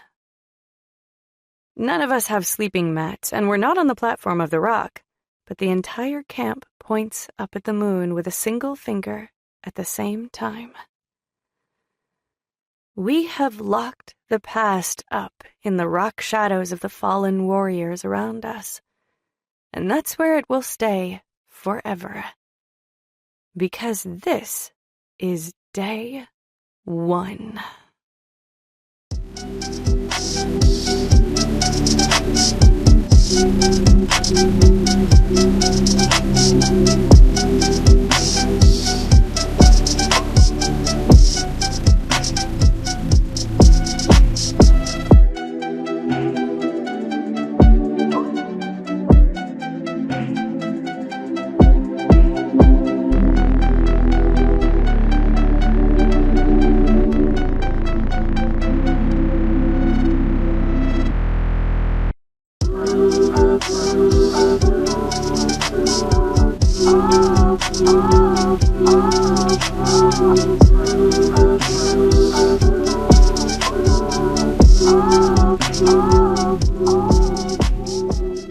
Epilogue. Court. 1 year later. The mood after Paolo's first professional fight is celebratory. Sergei paved the way for Lilith. Lilith paved the way for Ivano and Kiyoshi. And they paved the way for Paolo. This might be Paolo's first official win as far as the wider world is concerned, but they don't care. They flock to him just like they flock to all the others. They are trying to write offers as they hand him drinks. They are begging him for attention. His eyes find mine from across the room, and I hear all the words he's not saying. Thank you. I owe you. I love you. And I raise my glass to him and silently say it all back. He nods, then starts paying attention to reps from the UFC and Jungle Fight as they have a bidding war, complete with lawyers furiously amending contracts on their tablets as the discussion progresses at the after-party. Anya slides up and hooks her arm in mine, leaning into me a little. Tired? She doesn't say anything, but I feel her shake her head. She's still not much of a talker, even when we're at home. But when we're out, she almost always prefers to speak with her eyes. Good, because we've got big plans tonight. She pulls back a little, smiling. What plans? You'll find out. She smacks me playfully and then says, Get me a drink, will you? I'm going to go congratulate Mart. I lean down and kiss her, enjoying the way she kisses me back. Then she turns and walks off, and I wait and watch her ass as she makes her way across the room, parting throngs of people as she approaches, and finally lands in front of Mart. She is gorgeous tonight. Her blonde hair is sleek and straight. Her face has a little bit of makeup on it, and her strapless gown is the same shade of blue as her eyes. Mart takes her hand, kisses her lips, plays with her hair, smiles. He and I are still close. We talk nearly every day, and every few months we do more than that. But Mart has his gym in Rio, and I have my camp out in the jungle, and, well, that's just how shit shakes out when you grow up. We haven't grown apart, not really. We're still walking the same road, but one of us is slightly off the beaten path. He likes the attention. He likes the lights, and the parties, and the hectic pace of Rio. And I still dream about my life on the rock. Now that's a story. I turn at the remark and find a woman staring back at me. Slightly familiar, but only slightly. She shakes her head. You don't recognize me, do you? I'm sorry, But then I do recognize her. The reporter from Ring of Fire.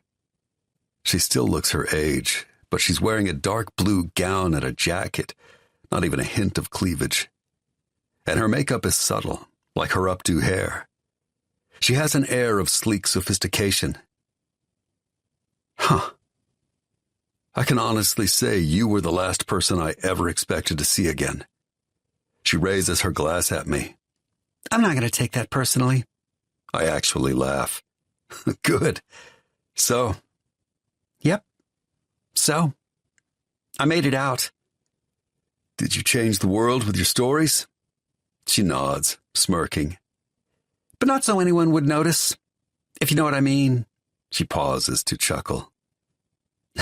I did my part, Sickheart. That's all I'm going to say in public. I did my part.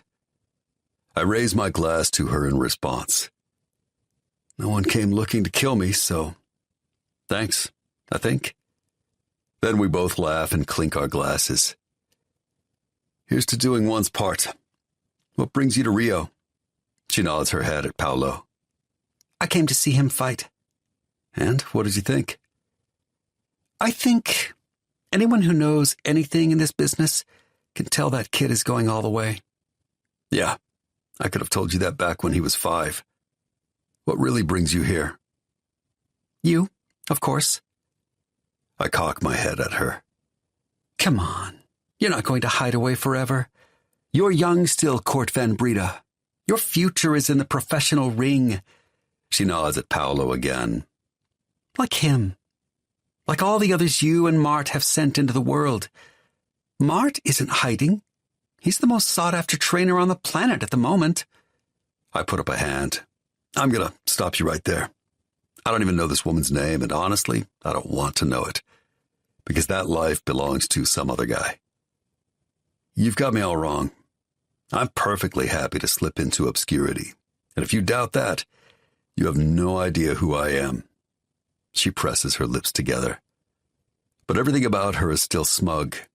Like she knows me better than I know myself. Okay. Then, it was nice to see you. You and all your people look extremely well-adjusted and happy. Congratulations. Thanks. And if you ever change your mind... She slips a business card into my suit coat pocket. Now you know where to find me. She gives me a finger wave and walks off. I turn the other direction and get my woman her drink. 4 hours later, I'm leading a blindfolded Anya towards a helicopter. What the hell is this? She yells over the thumping sound of the rotors. She has asked me that 4 times since this secret journey started. When I put her in a limo after we left Paolo's party. When I put her on a plane when we got to the airport. When I helped her into a golf cart that brought us here to the helipad. And each time I say, you'll find out. It's a little less than an hour's ride to our final destination, a 2-week getaway in paradise.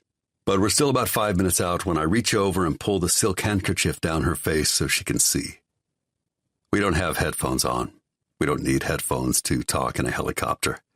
She signs. Where the hell are... And that's as far as she gets, because she sees it. The moon won't be new until tomorrow, but that's okay. That will be day 1. The helicopter lands on the rock's top platform, and even through the dark night, I can see my other family get up from their nests and begin to cry out a welcome home. When I look at Anya, she's got tears in her eyes. Or maybe that's me. We get out. The helicopter leaves, and we say nothing. We will probably say nothing this entire trip. 2 weeks? 2 weeks of silence is just a warm-up. But when we look at each other and start taking off our fancy clothes, dropping them into piles at our feet, we laugh and giggle like the kids we never were. Then she takes my hand and we run. And then we jump. Sánh vai nhau cùng bước, mỉm cười, ước tương lai, tiếng sét, tình nào hay, con tim yêu ai đó. Vũng tàu đi lại nhớ chi, nhớ quá ấy, má thuyền nồng đôi môi, để chi đời mỏi mệt. Ta về tìm dấu vết người năm xưa một end of book shit.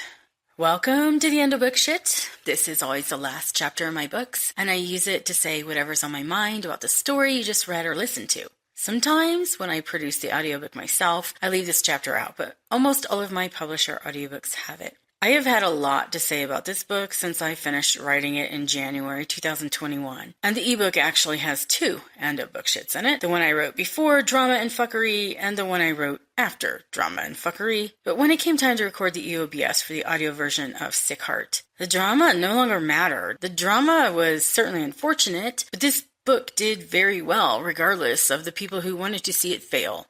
Winning always brings perspective. I don't want to talk about any of that, and I don't want to rehash the drama contained in the ebook EOBS, so I'm going to talk about something parallel to that instead. Mainly, I want to talk about people who try and suck the life out of you. You know who I'm talking about.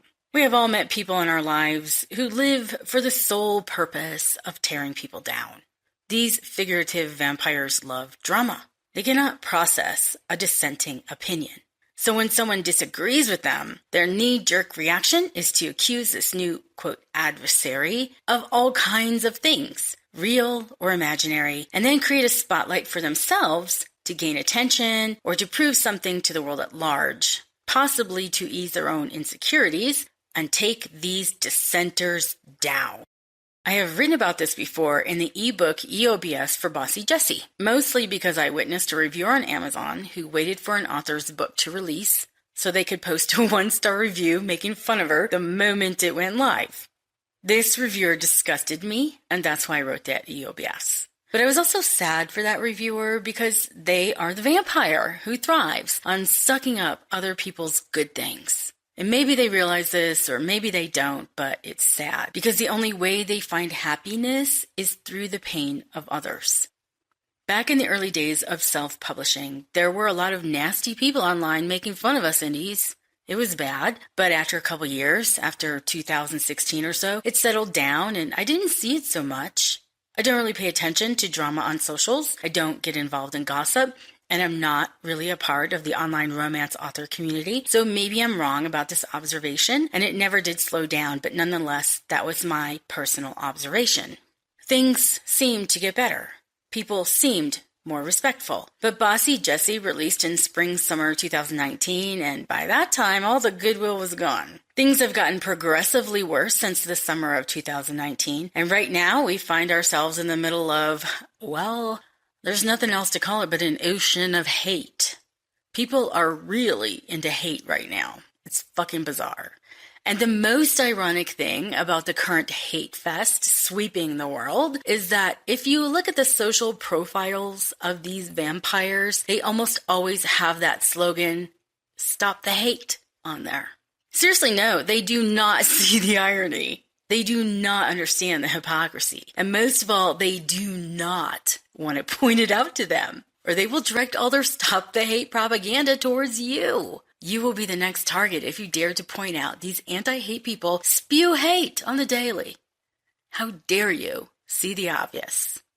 But this message isn't about them, it's about you, the rational person who does understand irony and hypocrisy, the person who does not go looking for the faults of others so you can prop yourself up and make yourself feel better, the person who does not linger on Amazon at midnight waiting for a book to go live so you can tear that author a new asshole and put that bitch in her place.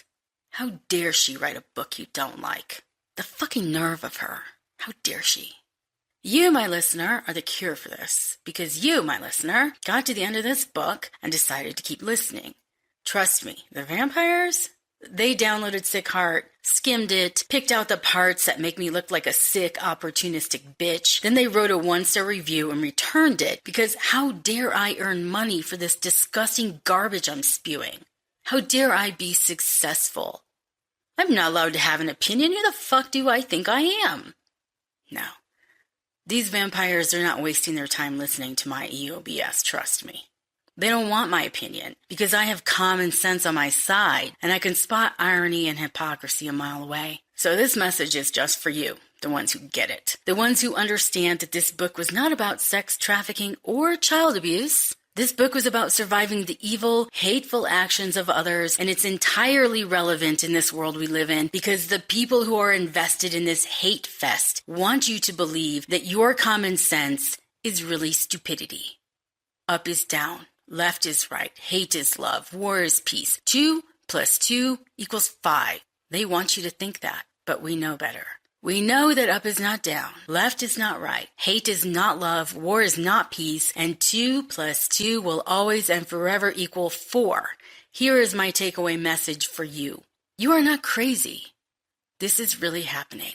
You are not hateful for pointing out hypocrisy. You possess common sense. And here's the thing. These vampires, they're easily defeated, especially online. You kick them out of your life or you block them. End of that problem. Does it change the world? Does it change their minds? Does this refusal to participate in their hate make them better? Unfortunately, no, but it makes you better. No one is allowed to shit all over you. No one. Sometimes we have a family member or a friend in crisis and they treat us badly and we forgive them because we love them. This is not what I'm talking about. I'm referring to any and all random strangers in real life or online and the other peripheral people whose only mission in life is to destroy the well-being and happiness of others. Don't interact with them. Don't let them take control of your emotions. Block them. If it's someone like a boss and you must deal with them, you smile and do what they ask. Because trust me, the only reason these people are fucking with you is because they want your reaction. They want to make you emotional. They feed, like vampires, off your distress. Do not ever feed a vampire your distress. Distress is for people who love you and care about you and want to help you. These vampires do not want to help you. They want to kill you slowly, erode your sense of stability and happiness. They want you to fail and fall and lose. Do not feed them. Smile. Do your job. Maybe find another job where you don't have to work for a distress sucker, but do not feed them your emotions. Do not waste your time hating them. They love your hate just as much as your distress. Starve these assholes until they wither away to nothing and blow away in the wind. Now, you're probably thinking, well, hell, what happened to Julie that made her write this EOBS? And it's really not anything in particular. The drama behind Sickheart is a little bit of it, but not really. The person who caused that drama was excised from my life immediately. It's over, as far as I'm concerned. But I released another book this summer, and the reaction I got from random strangers, not fans, strangers, was wholly bizarre. This is what really prompted me to write about this. The book was Damaged Gods, and it's not controversial, like, in any way at all. It's literally a fun paranormal romance filled with laughs. And it did really well. Not quite as good as Sickheart, but pretty close. And I'm really glad that it did so well because it's a lot easier to ignore the hate when you're winning, right? When you're down, that's when you're vulnerable. That's when you linger in the insults and consider taking them seriously. So I wasn't vulnerable at all, and it was easy to logically think my way through what was happening. But then I thought about all the other up-and-coming authors, or those who are currently struggling, or those who haven't even gotten enough nerve to admit they would like to write a book, and I felt like I needed to take a stand here, again. But here's what happened. I ran Facebook ads for this Damaged Gods book, and whatever, that was all fine. But I have a pretty big reach on Facebook because my author page is on the large side. So lots of random strangers saw my ads. Not readers. This is a crucial point. Just random people who saw the ad and felt the need to be a vampire. I got comments calling me names, telling me I was cheating people because I was writing serials. FYI is not a serial. Some people telling me I was going to hell. Quite a few spewing hate because book 2 is coming out. Gasp. 9 months after book 1. How fucking dare I make people wait for book 2? What is my problem? And my favorite, I will never read your books because they're not free. I don't understand how these freebie people think I'm sad about that. Like, what? Okay, moving on. The whole thing was fucking weird. And each time I had the urge to respond to them. But then, because I am human, and I control my emotions, and I understand that they are vampires trying to feed off my distress, I just did the easy thing. I blocked them. One fucking click, right? Never have to think about that person again. It's magic as far as I'm concerned. At first, I was a little bit worried about blocking. What if they really are a fan and they're just upset with me for... Well, I had to stop myself there. No. Fans don't treat me like shit.